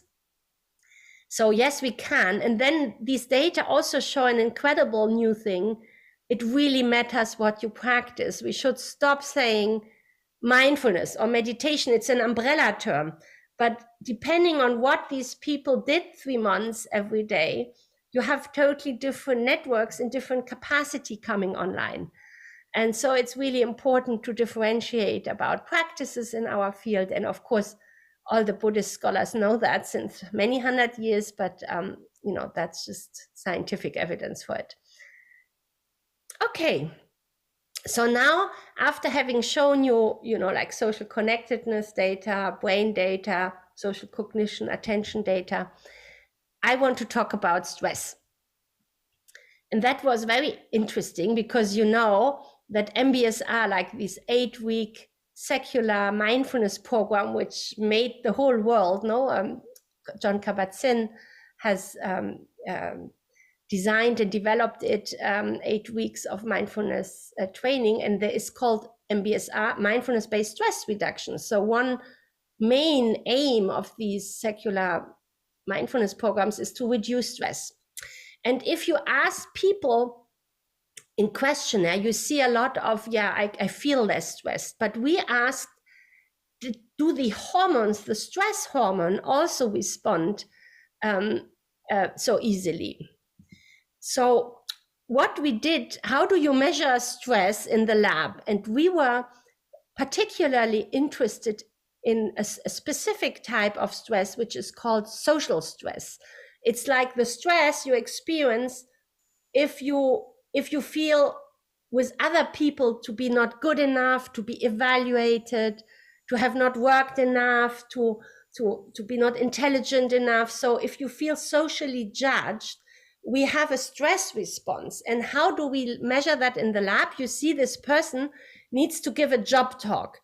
And there is this committee which is trained, instead of being nice and responsive and socially evaluative, they are sitting like that with their white shirts, and they are like really like severely looking, and she needs to say why she is great to be, taken as a pupil at Max Planck.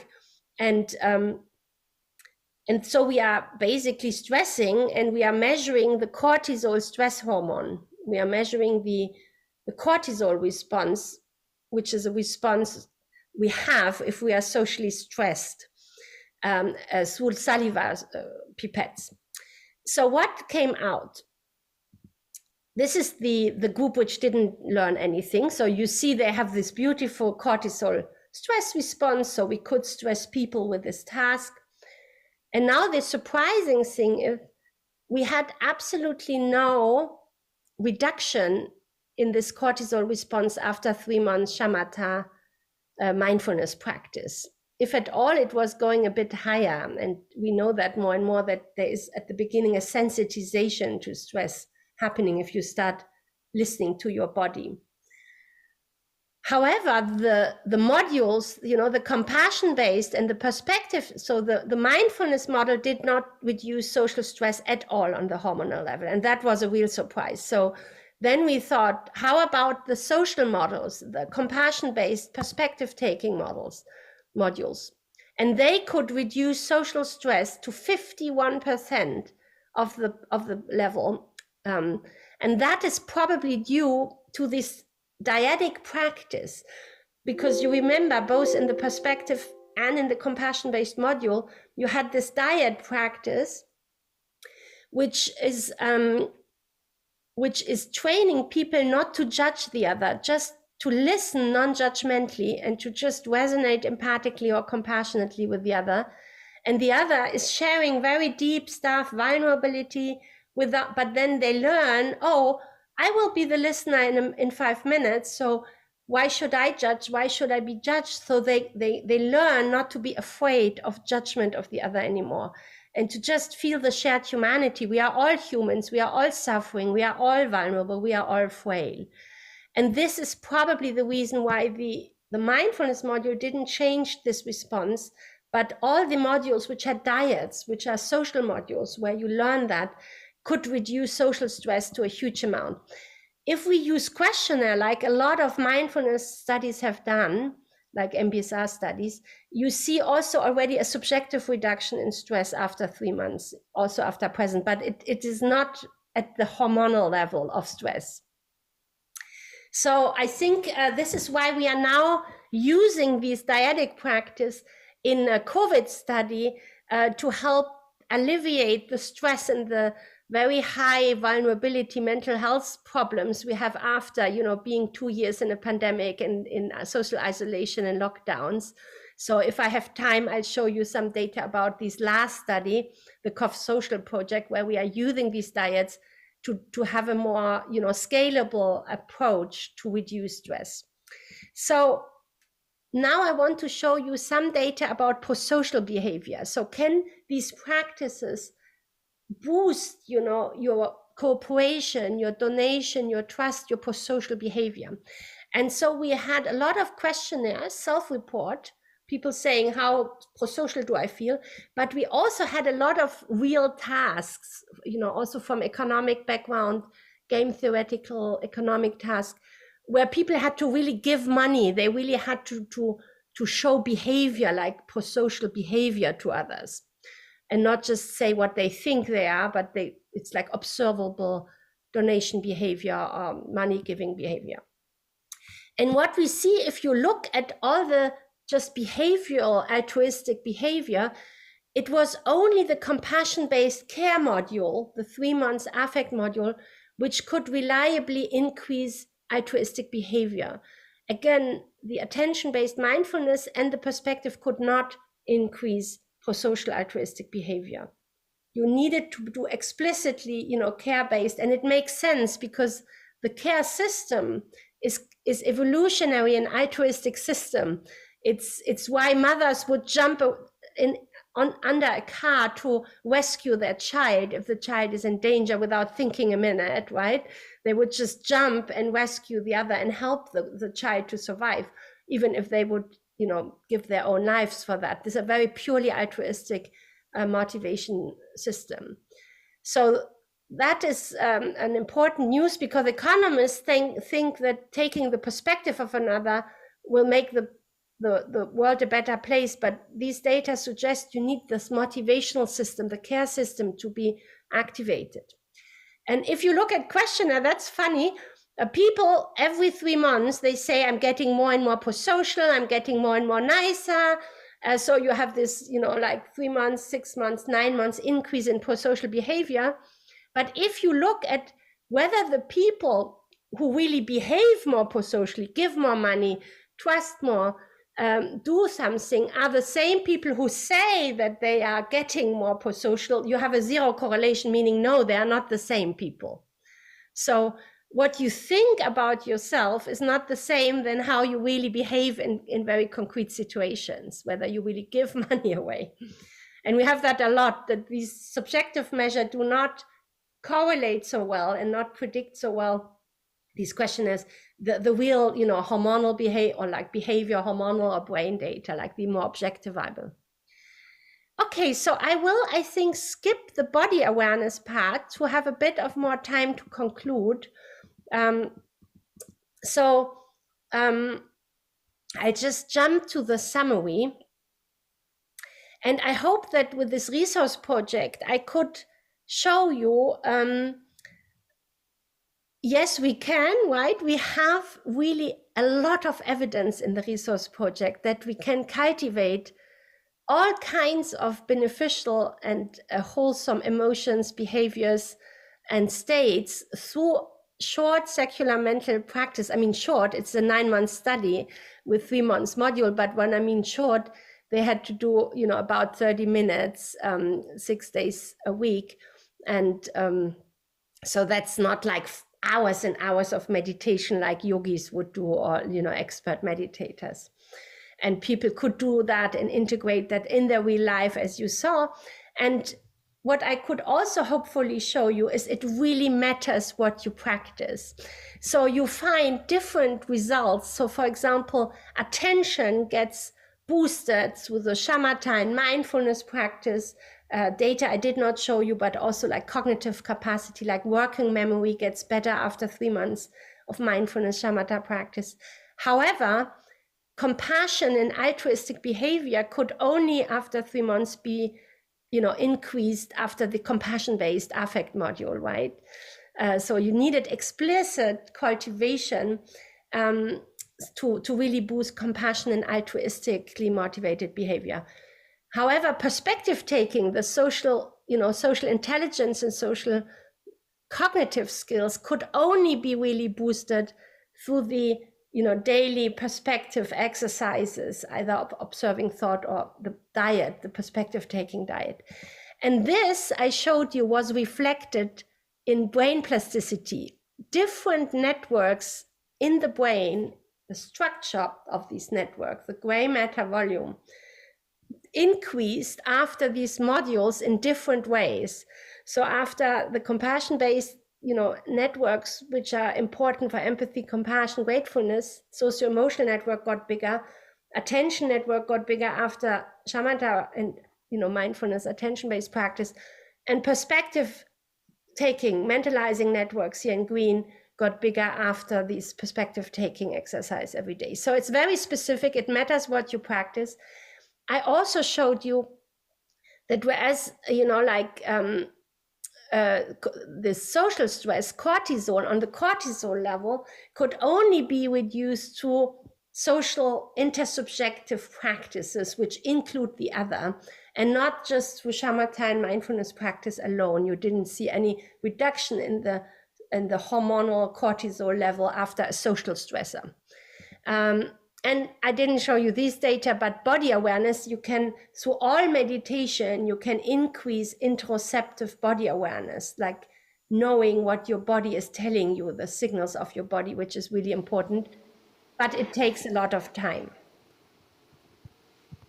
So now, before ending, I just want to show you how we use these approaches now in the COVID time, in a study where we measured, from January 2020 to 21, Berliners, and we asked them, between 18 and 65, we asked them a lot of, mental health questions, social cohesion, resilience, a lot of questionnaires.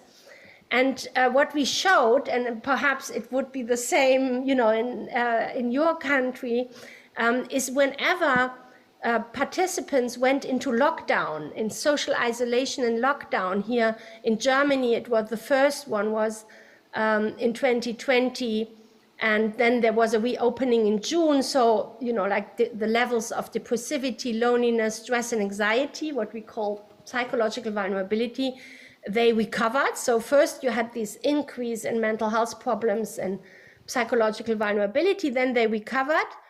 And then we went into a very long second lockdown from November to March 21 in Germany. So it was 6 months of lockdown. And you see what we call a lockdown fatigue effect. So people with every month felt more lonely, more depressed, more anxious, and so on. And a lot of COVID studies showed that the youngest among us, the youngest population suffered most, and the women. And so they had more negative states, more negative emotion, more depression, and so on.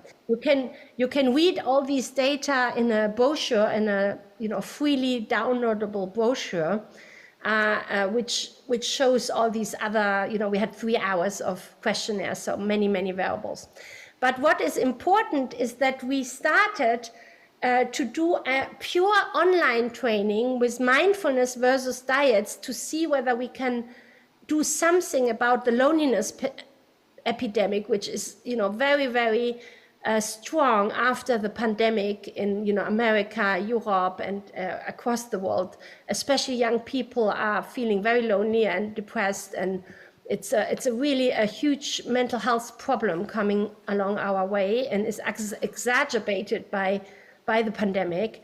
And so what we did is to implement 10 weeks of purely online training, only 12 minutes, either mindfulness exercise or these partner-based dyadic socio-emotional, the affect diet I have talked about in the resource project, and a weightless control again.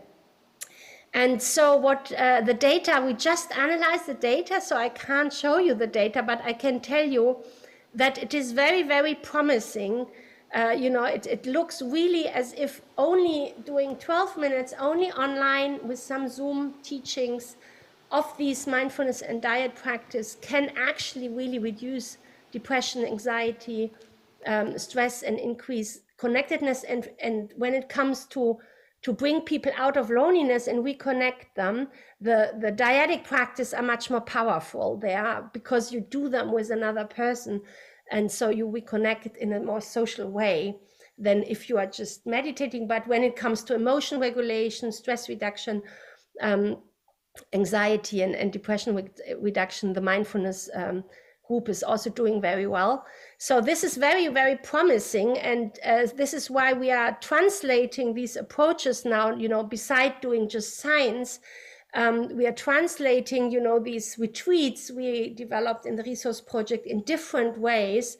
I'm teaching, for example, here you see masterclass with healthcare provider. They are all nurses and healthcare people and doctor, clinicians, therapists who have suffered a lot in the pandemic because the hospitals were totally overwhelmed, right, with the COVID and the pandemic.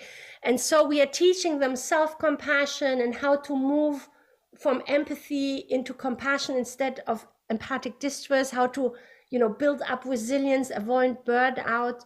And so we are teaching these meditation practices to these healthcare provider. On the right side, you see an open society masterclass.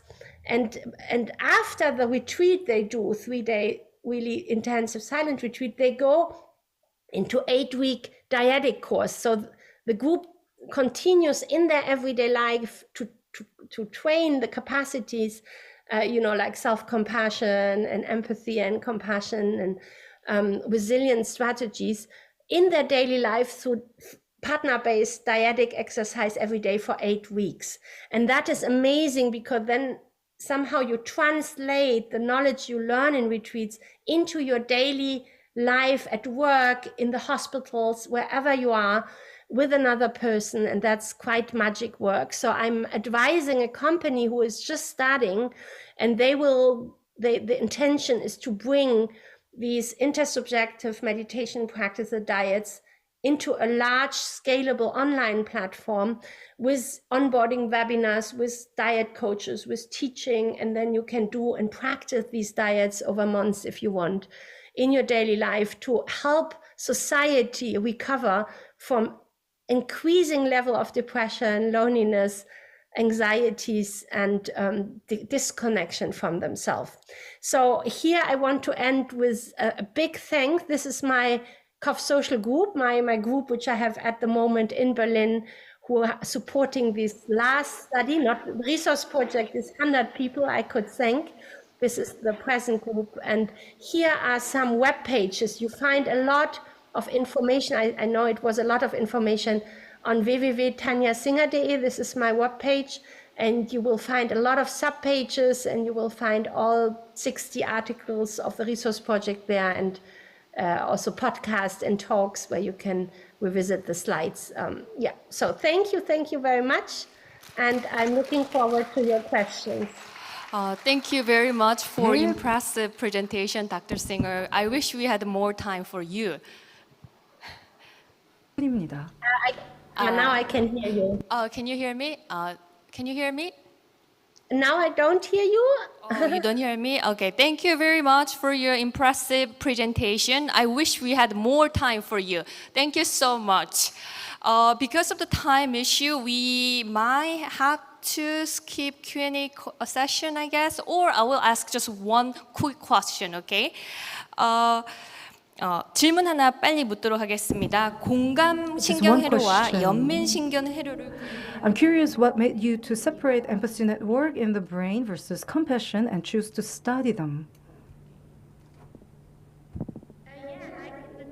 I explained in the talk that I stumbled over the difference of empathy, compassion, because I wanted to train the social emotion. And then I understood through working with Buddhist monk that actually empathy and compassion are two very different social emotion, and that actually if you want to train something in the world, it is better to train how to move from a healthy empathic response into compassion, because compassion is very resilient and it's a very wholesome post-social motivational care system-based state, which can help other people and yourself and build up resilience and avoid burnout. So this is what we understood, and this is what we are now training nurses and everyone, is how to recognize these different states in yourself and how to build resilience through moving from healthy empathy to compassion, and how to, we also training how to, if you end up in empathic distress, it happens very quickly. You know, nowadays also in hospital, it's so little time. So we also teach people how, when they are in empathic distress, can use self-compassion and other techniques to move out of the distress and then into compassion for others. Okay, thank you very much once again. Okay, 이제 다음 세션으로 가도록 하겠습니다. 이제 오늘의 마지막 강연인데요. This is the last session of today. It is Mindful Self-Compassion. Dr. Christopher Gomer, co-founder of MSc program, is going to give today's presentation with the theme Mindful Self-Compassion is Psychotherapy, a 8-week program to overcome self-criticism and alienation and cultivate kindness and self-compassion. Now, can we welcome Dr. Christopher Gomer?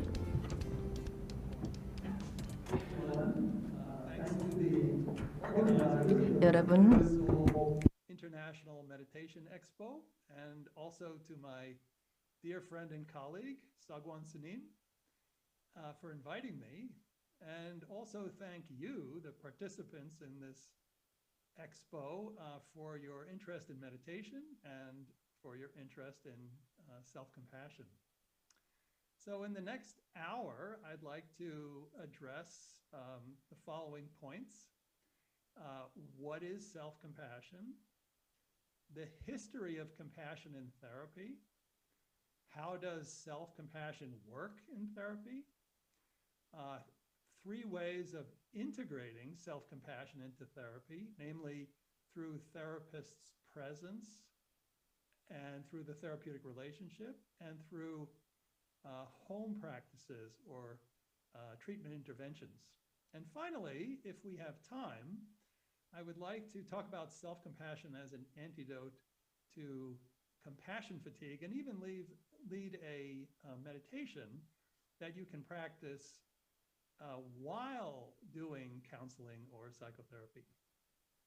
So in this talk, I will also focus on the science of self-compassion and psychotherapy, and also how self-compassion can help our clients as well as therapists themselves.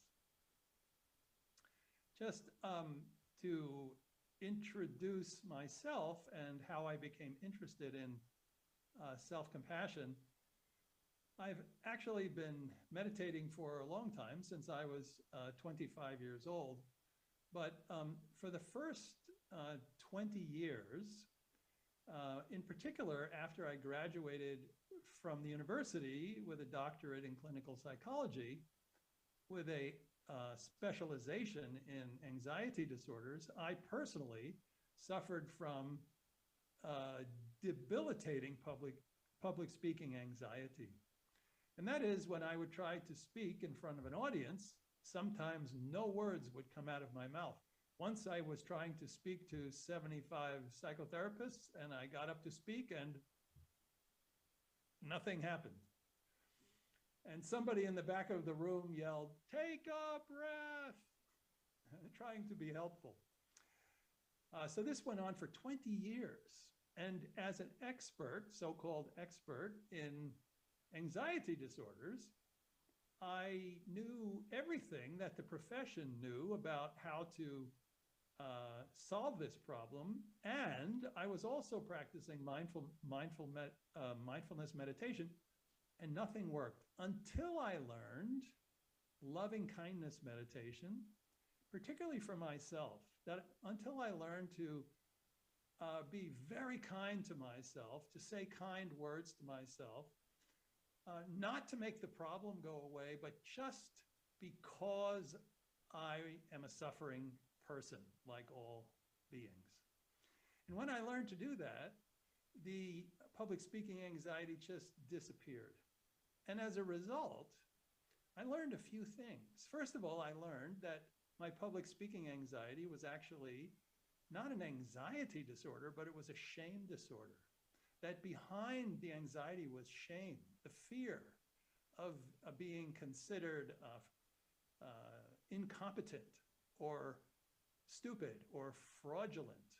You know, here I was trying to talk about mindfulness, and I was so nervous that I could hardly speak. So needless to say, I thought maybe people would consider me fraudulent. I didn't know what I was talking about. So that is shame, the fear of being judged by others in a negative way.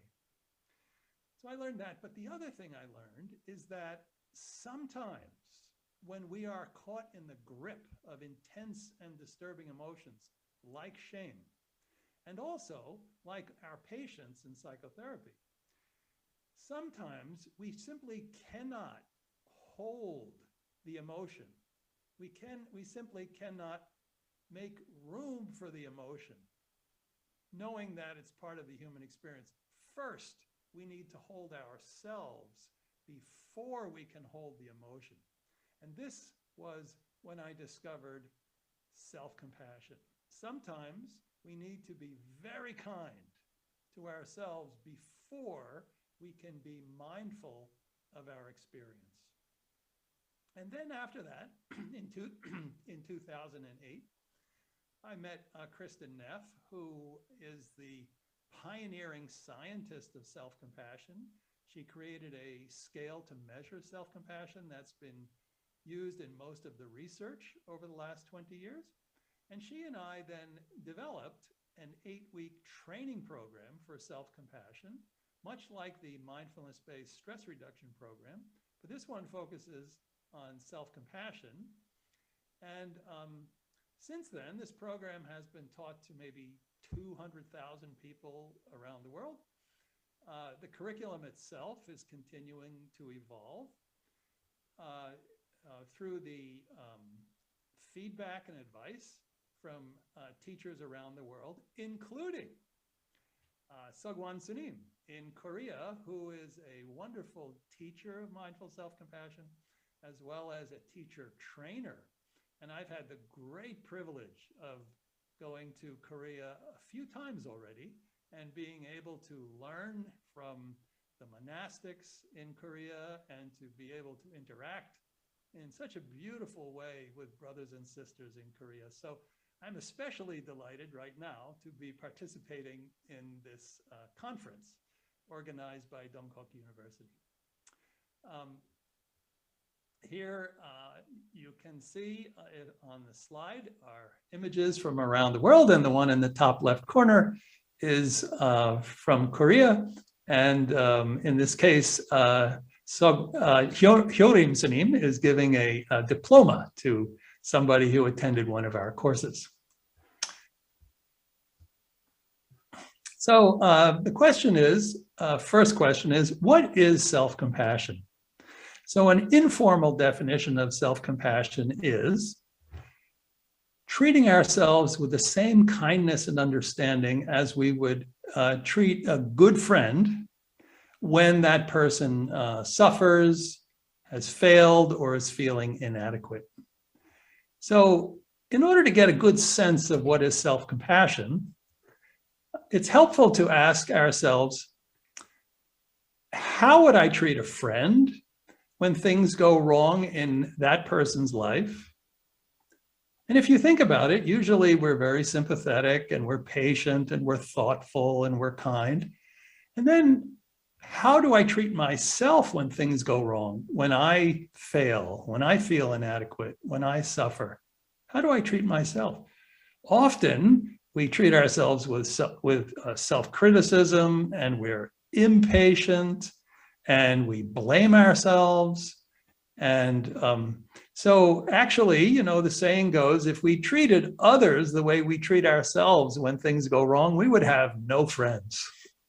And the research shows actually that 68% of us and this is pretty consistent around the world, are more compassionate toward others than toward ourselves. Only 6% of people tend to be more compassionate to themselves than others. Yeah? So that's an informal definition of self-compassion. A formal definition by Kristen Neff is a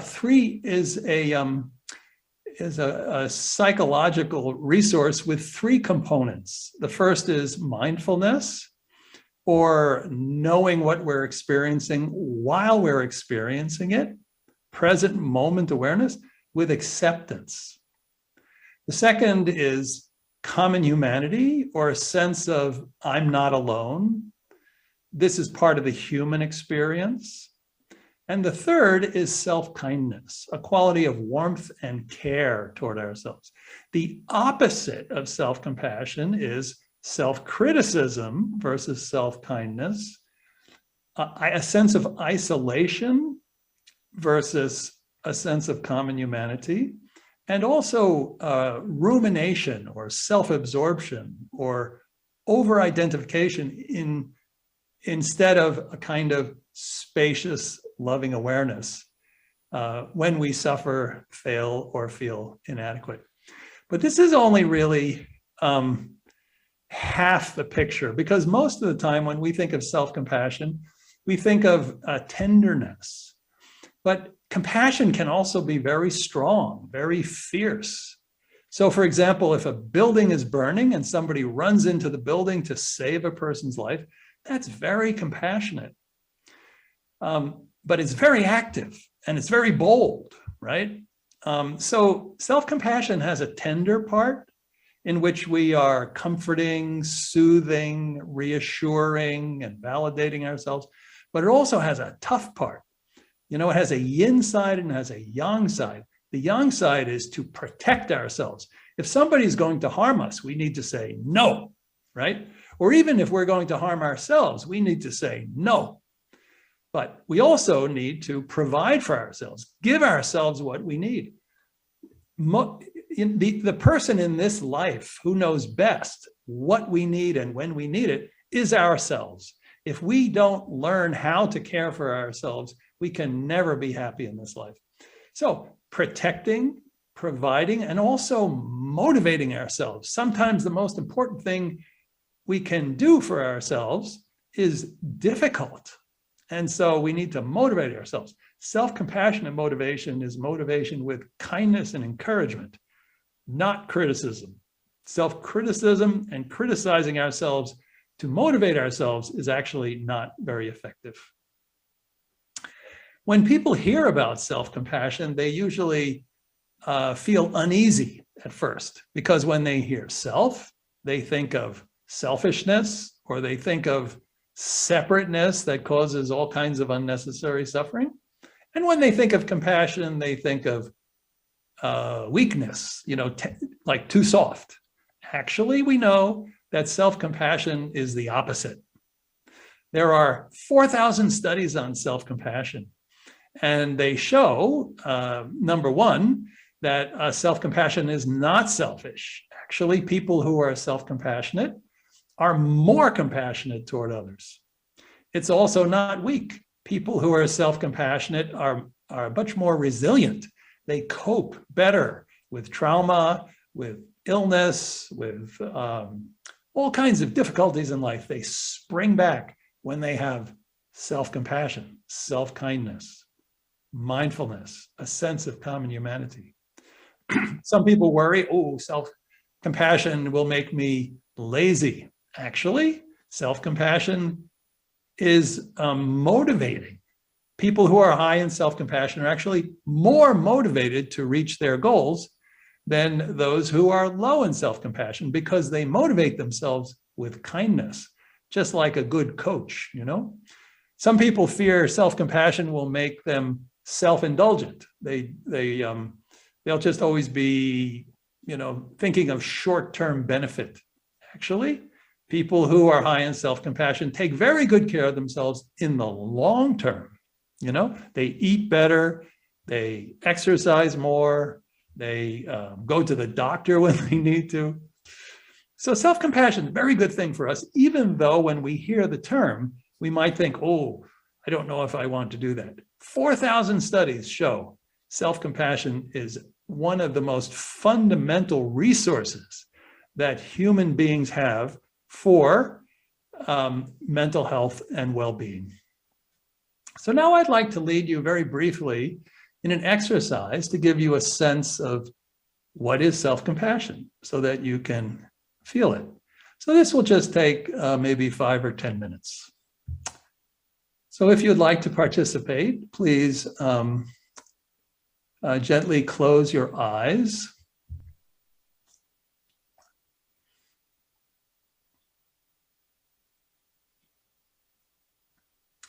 And I'd like you to think about a difficulty in your life, some problem you're having now. Maybe it's a health problem, maybe it's a relationship problem, maybe it's a work problem.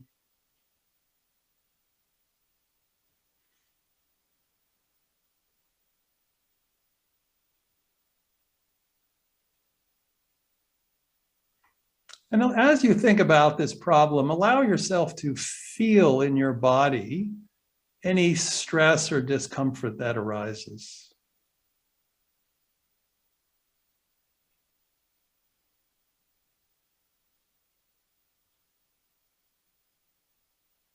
As you think about the problem itself, if there are people involved, who's there, who says what to whom.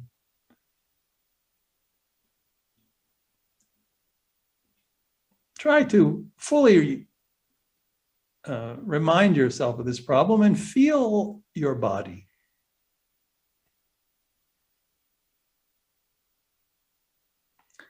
And now the first part of self-compassion is mindfulness. So, can you notice where in your body you feel stress? Is it in your stomach, your chest, your throat?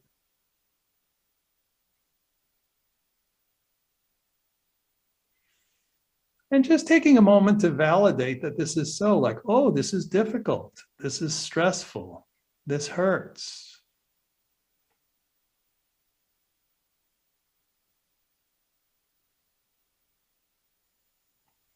And see if you can make some room in your body for this experience, just allowing it to be there. And why? Because what you're feeling is part of the human experience. So part 2 of self-compassion is common humanity. When you feel like this, you're not alone. Others also have feelings like this. In fact, many people in exactly the same situation would feel just like you do. Discomfort and stress is part of the human experience. This is a sign that you are a human being. So connecting with your humanity, knowing in this moment you are not alone. And then finally, if you like, you can put a hand over that part of your body where you are holding stress. And just feel the touch of your hand, maybe the warmth of your hand. And if you like, you can even gently massage that part of your body as an expression of kindness and respect for how your body has been working so hard to hold this stress for you.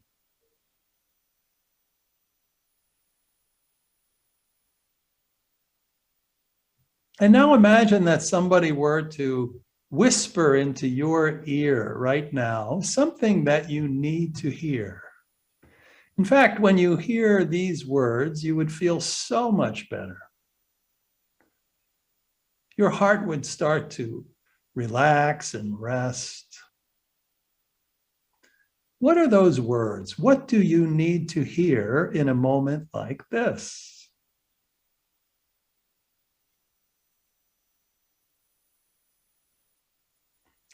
Maybe I love you, or I'm here for you, I believe in you, I trust you, you're a good person. What words, if you heard them, you would feel so much gratitude. You would say, oh, thank you, and your heart would rest.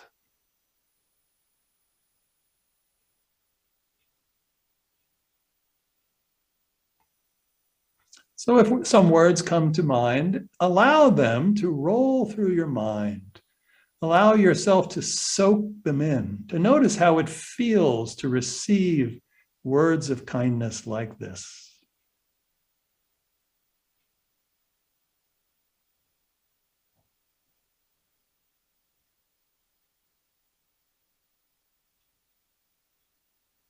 Okay, so this is part 3, that is self-kindness. Through soothing touch, through kind words.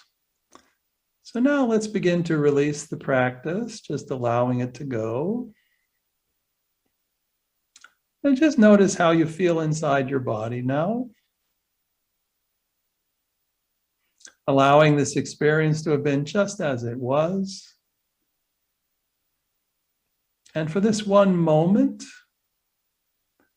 see if you can allow yourself to be right now just as you are.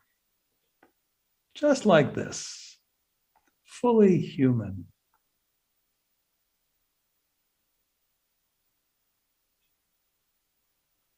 And then when you're ready to slowly open your eyes,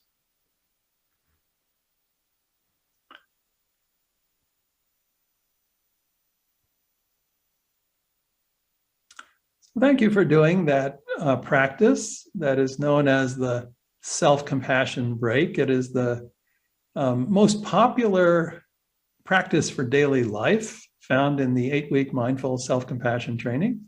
And it's based on the 3 components of self-compassion: mindfulness, common humanity, and self-kindness. And any time in your life when there's any stress or difficulty, you can practice the self-compassion break, or even just part of the self-compassion break, just a hand over the heart, perhaps, you know? At this point now, after 12 years, when I feel stress, I just 3 times, I tap my chest. And the first tap is, this is difficult. Second tap is part of the human experience. Third tap is self-kindness. So I do a whole self-compassion break in 3 taps. So thank you for doing that with me. So now I'd like to move into the field of psychotherapy. So self-compassion is actually not new in psychotherapy. It's been a part of psychotherapy for over a century. But it has been called self-acceptance. So self-compassion has been hiding under the umbrella of self-acceptance for well over 100 years. And many of the great old psychotherapists, such as Sigmund Freud and William James and Carl Rogers, all felt that self-acceptance was central to psychological well-being.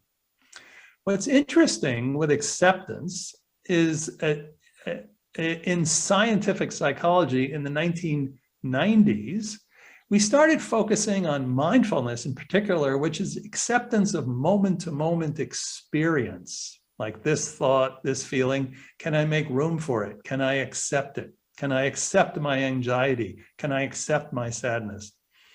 And this is a central part of psychology, particularly that we find in dialectical behavior therapy, acceptance and commitment therapy, and mindfulness-based cognitive therapy. So acceptance was acceptance of moment-to-moment experience. But now, with compassion-based therapy, we are also including acceptance of the self. Okay, so it started out as self-acceptance. Then we had acceptance of moment-to-moment experience. And now we have both. We have acceptance of moment-to-moment experience and acceptance of our selves. And this has brought a new paradigm into psychotherapy. And that is mindfulness, acceptance, and compassion-based therapy. So in this big model, some therapists focus on mindfulness, in which they emphasize the role of attention and awareness in how we create and alleviate emotional suffering. Acceptance-based therapists focus on non-avoidance and acceptance of moment-to-moment experience. And the acceptance-based therapists are less likely to prescribe meditation than mindfulness-based clinicians. And then the third group, compassion-based therapies, primarily focus on emotion regulation through care and connection, rather than on regulating attention and awareness. So actually, self-compassion is the main treatment goal of compassion-based therapy. But these three therapies, mindfulness, acceptance, and compassion, they all belong together because they have similar philosophical background, which is that we actually all construct our experience day by day, and how we construct our experience creates suffering, and we can also then deconstruct our experience and suffer less.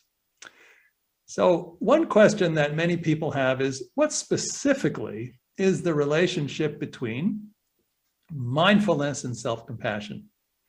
So as I was suggesting before, mindfulness is loving awareness of moment-to-moment experience. Self-compassion is loving awareness of the experiencer. Compassion always has a sentient being. There's actually a conscious being that is the object of compassion. And mindfulness asks, what am I experiencing in this moment? Compassion asks, what do I need? Or compassion for others, what does this person need? It's a slightly different question.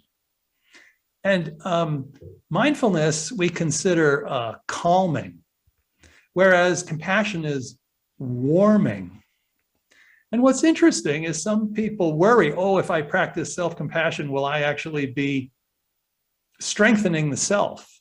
Well, what we find is that both mindfulness and compassion make the self more flexible, even makes it disappear. Mindfulness dismantles the self through attention to moment awareness, moment by moment, and the component parts of self. Compassion melts the self through warmth and kindness.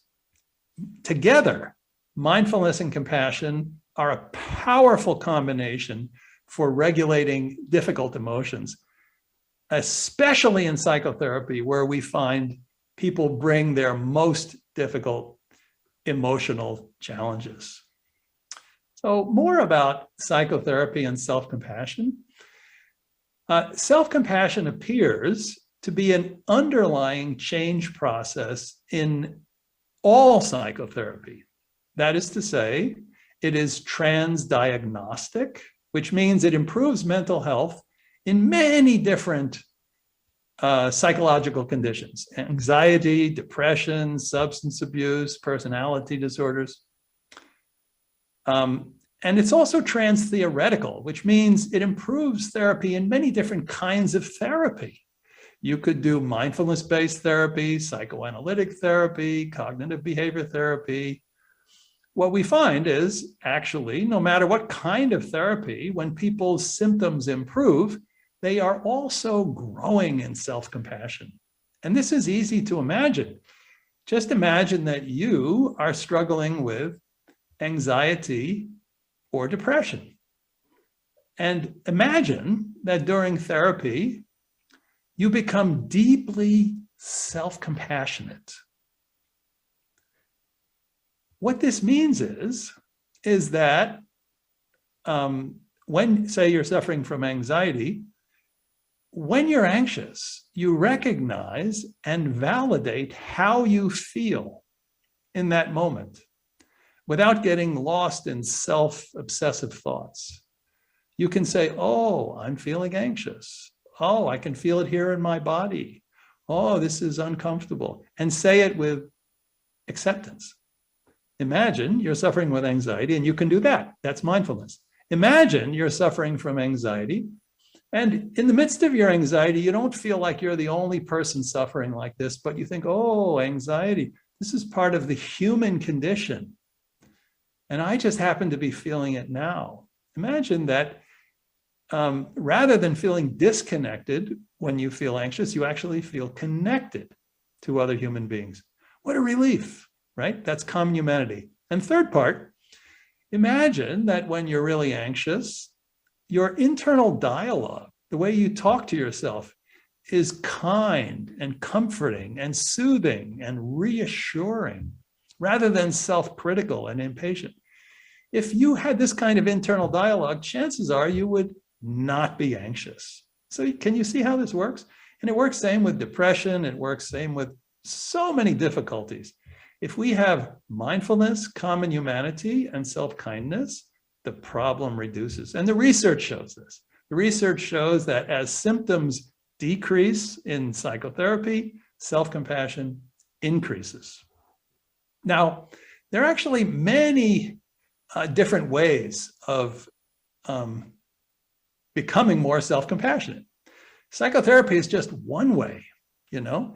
If you would like your clients to become more self-compassionate, ask them, what do you love? What do you need? How do you care for yourself? Encourage them to do that.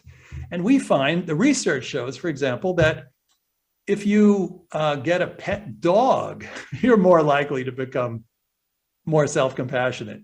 If you practice yoga, if you do forest bathing, if you walk in the woods and enjoy let yourself enjoy the woods, you will become more self-compassionate. If you practice only mindfulness without explicit self-compassion, you will become more self-compassionate. If you practice compassion for others, you will become more self-compassionate. And if you learn specifically to be compassionate with yourself, like in the mindful self-compassion training program, you will definitely become more self-compassionate, probably even more so. We've found that actually that self-compassion greatly increases when specifically learning how to be self-compassionate. So the next question many people have, many clinicians have, psychotherapists have, is how does self-compassion work? So the research shows that self-compassion is very closely related to emotion regulation. If, you know, these 4,000 studies on self-compassion, in one word, the results show self-compassion improves emotion regulation, which is the ability to regulate the intensity and the duration of emotional states. But how does it do that? Okay, so there are a few ways. Physiologically, self-compassion reduces fear. Reduces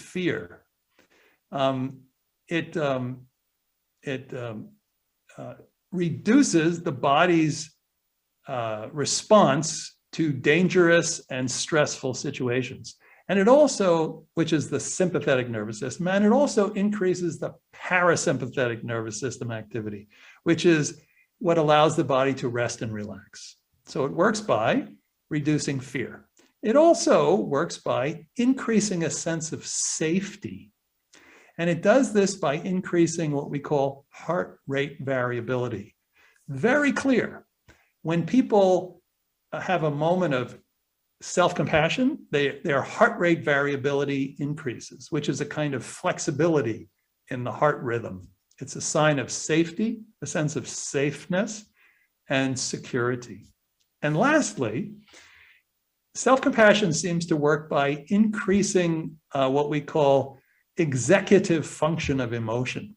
So in the front part of the brain, when this part is activated, it tells other parts of the brain that get triggered by fear not to be so afraid when we don't need to be afraid. So we have more self-control from these prefrontal areas that regulate the fear response. So this is how it works physiologically and neurologically. Psychologically, self-compassion appears to increase what we call secure attachment. When children have been traumatized or neglected or had unstable childhood experience, they feel, they develop insecure attachment. That means with other human beings, they can't trust, but they also cannot trust themselves. But when we learn self-compassion, we learn to trust ourselves. And as a result, we learn to trust others. So this appears to be one of the ways that self-compassion also works.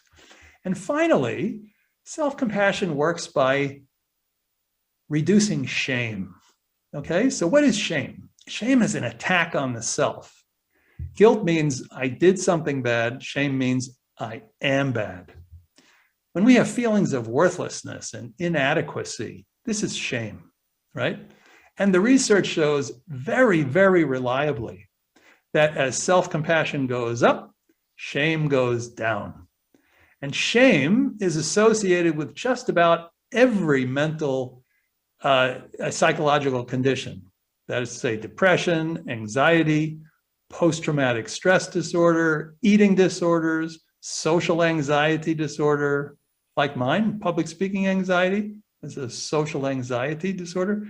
Behind it was shame, and all kinds of other problems, even chronic pain and narcissistic personality disorder. Shame is behind it all.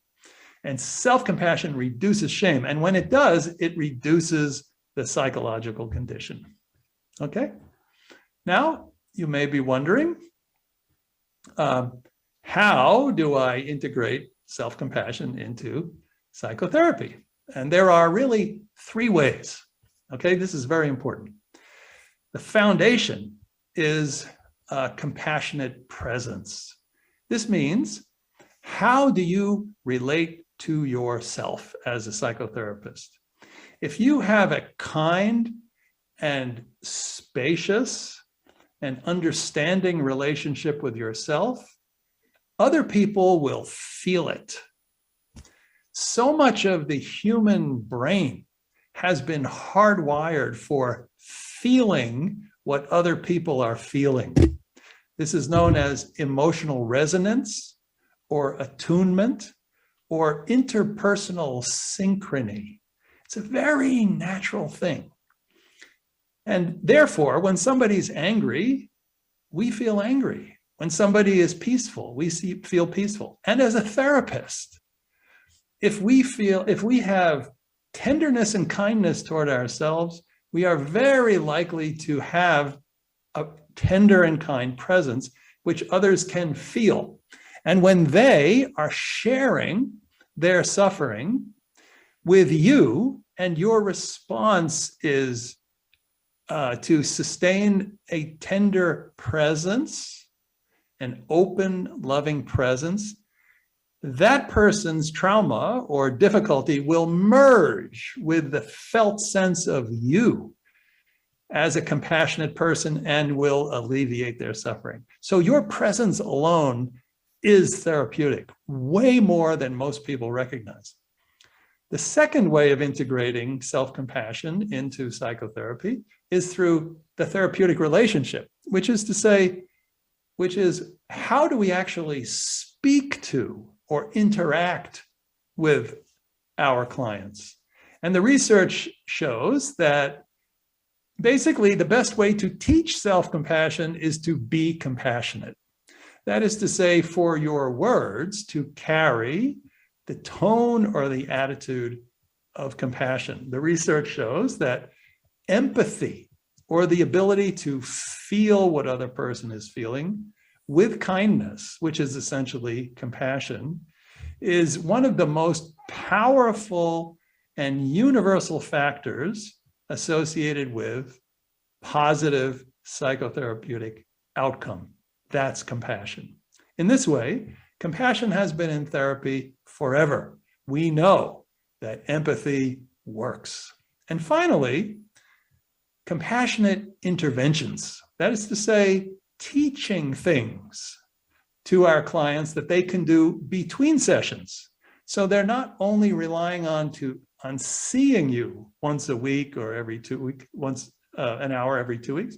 They can actually practice between sessions. They can cultivate their minds. They can cultivate their bodies and their hearts. They can learn meditation, or they can learn short meditations in daily life. So these are compassionate interventions. So as a therapist, you may wonder, how do I do that? Well, the key questions to ask yourself regarding your client is what does the client need? What does the client need to feel safe? What does the client need to comfort herself? What does the client need to physically soothe herself? What does the client need to validate herself? You know, maybe writing in a journal, maybe taking a bath when upset. Just today in psychotherapy, I had a client who said, you know, I was with my family and they were all talking and I felt terribly excluded. And I knew they would not accept me if I tried to push myself in the conversation. So I left the room. I watched a very nice television show that I enjoy. And after an hour, I came out and I talked to them quite happily instead of feeling bad about myself for a whole hour. This is television for self-compassion. So there are thousands of different ways that people can be self-compassionate. But the most important thing is the intention, the wish to be kind to oneself. Another question you can ask if you would like to help your client to be more self-compassionate is, how do you care for yourself already? Or if you had a friend, this is an amazing question. If you had a friend who felt exactly like you and was in exactly the same situation as you, how would you treat your friend right now? Can you treat yourself in the same way? That's the essential self-compassion question based on the informal definition of self-compassion. Treating ourselves with the same kindness and understanding as we would treat a good friend. Oftentimes, patients, clients who feel they don't deserve self-compassion and can't even imagine how to be compassionate with themselves are very compassionate toward others. Ask them, how do you treat others? How do you treat a friend? Can you begin to do that for yourself? Or maybe a little bit of that for yourself. It's amazing because it's just what we call a U-turn. Our compassion is usually flowing out. We have the energy of compassion, but we can also return it to ourselves. So those are some tips. I would like to say that the Center for Mindful Self-Compassion in the United States has a 30-week certificate program in self-compassion-based psychotherapy. And this goes on once a year. If anybody's interested in doing that, unfortunately, it's only in English, but there will be there are new courses starting each fall. So if you want to dive deeply into self-compassion-based psychotherapy, please go to that website, centerformsc.org, and you can learn more about it there. And finally, I would like to share that self-compassion is not only good for our clients, it's also very good for ourselves. In particular, and we've seen this especially during the pandemic, that people who are working directly with patients, either as physicians or as counselors, psychologists, maybe monastics, maybe educators, people who are working directly with other people who are struggling also feel that pain. Do you remember when I said the human brain is hardwired to feel what other people are feeling. When other people are suffering, we feel it as our own. And at some point, it can become too much. And that's what's called compassion fatigue. Actually, it's really empathy fatigue, which means compassion is feeling another person's pain with love. So one thing we know is that it's very difficult when we've been overwhelmed through caregiving to try to bring in more love and kindness, because we think we have to bring more love and kindness for the other person. But this is the amazing thing. Self-compassion is a wonderful antidote to caregiver fatigue. When we are suffering from too much caring for others, the natural response, which we do not usually do, is to balance it out by caring for ourselves, even just a little. And so now I would like to close with a little exercise. It's called giving and receiving compassion, which you can practice even while doing psychotherapy, or while caring for your child, or while interacting in some way with somebody who is suffering, okay? It's called giving and receiving compassion. It will take maybe 5 or 10 minutes, and that will then close this talk. I will lead it now as a meditation, and in fact, you can practice it as a meditation, but it is most powerful if you practice while caregiving as an antidote to compassion fatigue. And I'll tell you before we do it, the secret. And the secret is we will be connecting with our breathing, and we will allow the in-breath to be for me and the out-breath to be for you. And since we are constantly breathing, if we just remind ourselves that the in-breath is for me, then we actually begin to bring a little awareness of our own suffering. And sometimes we even bring a little kindness toward ourselves while we're suffering. And that often creates a little space, a little distance that allows for us to feel some freedom and allows something new into the relationship. And that would be compassion. Okay, so we will practice giving and receiving compassion using the breath. Again, 5 or 10 minutes. You've been listening very patiently and graciously for almost 1 hour now. I would like to invite you to find a comfortable position and allow your eyes to close partially or fully.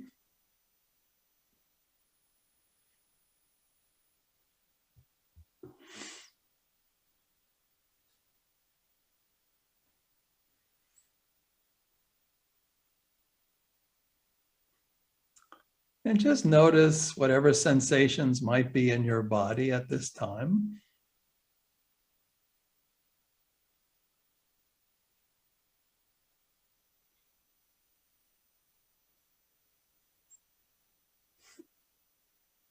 And in the midst of all those internal sensations, noticing if you can find your breathing. In particular, if you can notice your body breathing in and your body breathing out.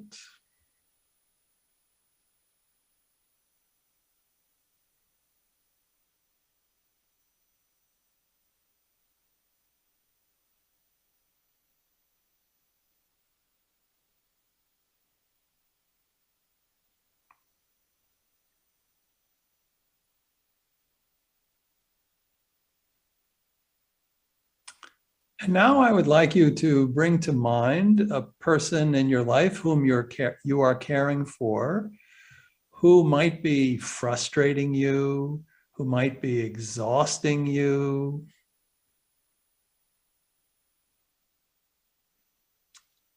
maybe you're even starting to feel some anger or resentment toward this person, even though you are supposed to be caring for them. That's a sign of compassion fatigue. And if you can't think of anybody in that category, then maybe you can just think of someone who's suffering that is causing you some stress. It could be people suffering in a war zone. It could be people you hear about on television who have hunger. So any kind of empathic pain.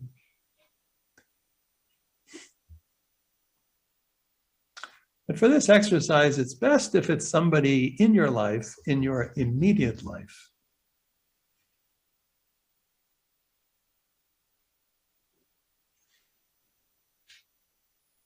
And as you think about this person or these people, noticing how it impacts your body. See if you, again, can feel any tension in your body as you think about this relationship. Any uneasiness, any discomfort.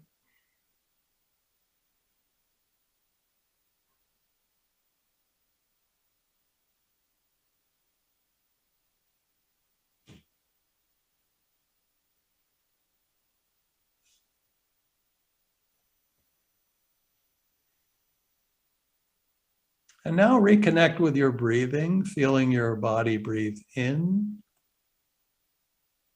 and feeling your body breathe out.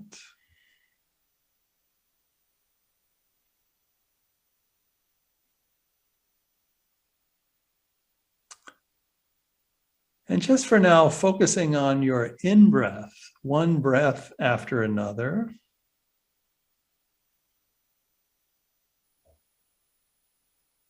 Noticing how your body is being nourished, strengthened with every in-breath, nourished with oxygen with every in-breath.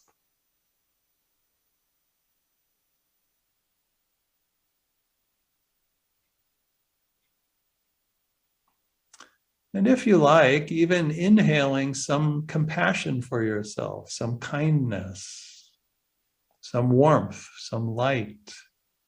Even the word compassion, karuna. One in-breath after another. Letting each in-breath be for you.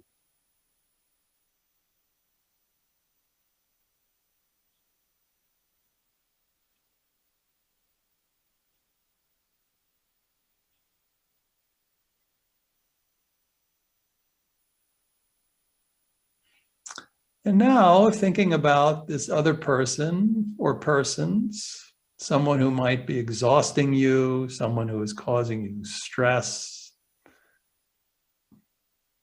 Thinking about this person, please bring your attention now to your out-breath, to exhalation. And just feel the sense of ease and relaxation in your body as you breathe out.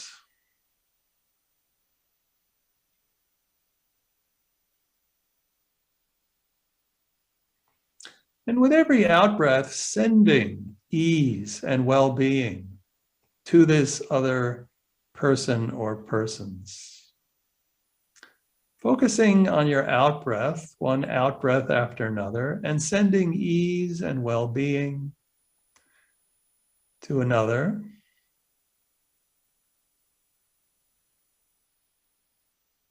Maybe even sending compassion with every out-breath. Compassion.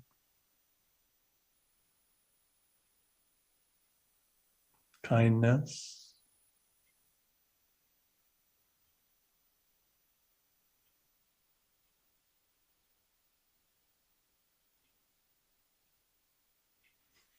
And now linking both the in-breath and the out-breath with yourself and this other being.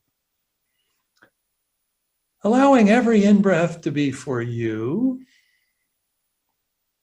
one after another, and when you feel ready, breathing an out-breath for the other one. Maybe one in-breath for me, one out-breath for you. Maybe two in-breaths for me, one out-breath for you. Maybe 10 in-breaths for me, one out-breath for you. But please, making very sure that you are nourishing yourself with kindness and compassion. And when your cup is full, when you are ready, sending kindness and compassion to the other one with your out-breath. Finding just the right balance for you.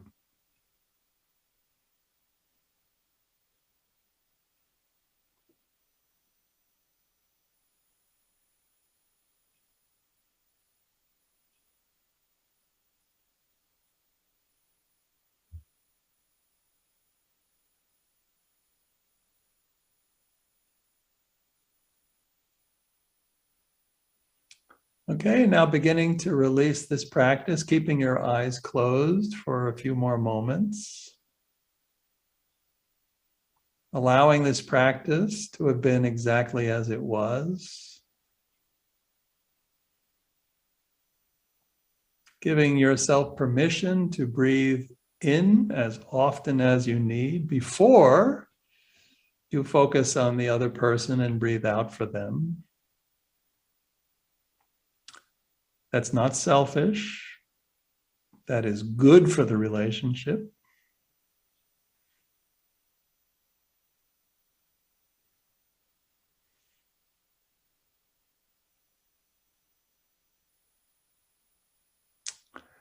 And before you open your eyes, perhaps formulating the intention that if you ever feel stress or uneasiness in a caregiving relationship, that all you need to do is to connect with your breathing. Remembering the in-breath is for me. Feeling your body breathe in for yourself as often as you need. And then when you're ready with the out-breath, sending ease and compassion to the other. And now entirely releasing the practice. And when you're ready, slowly opening your eyes.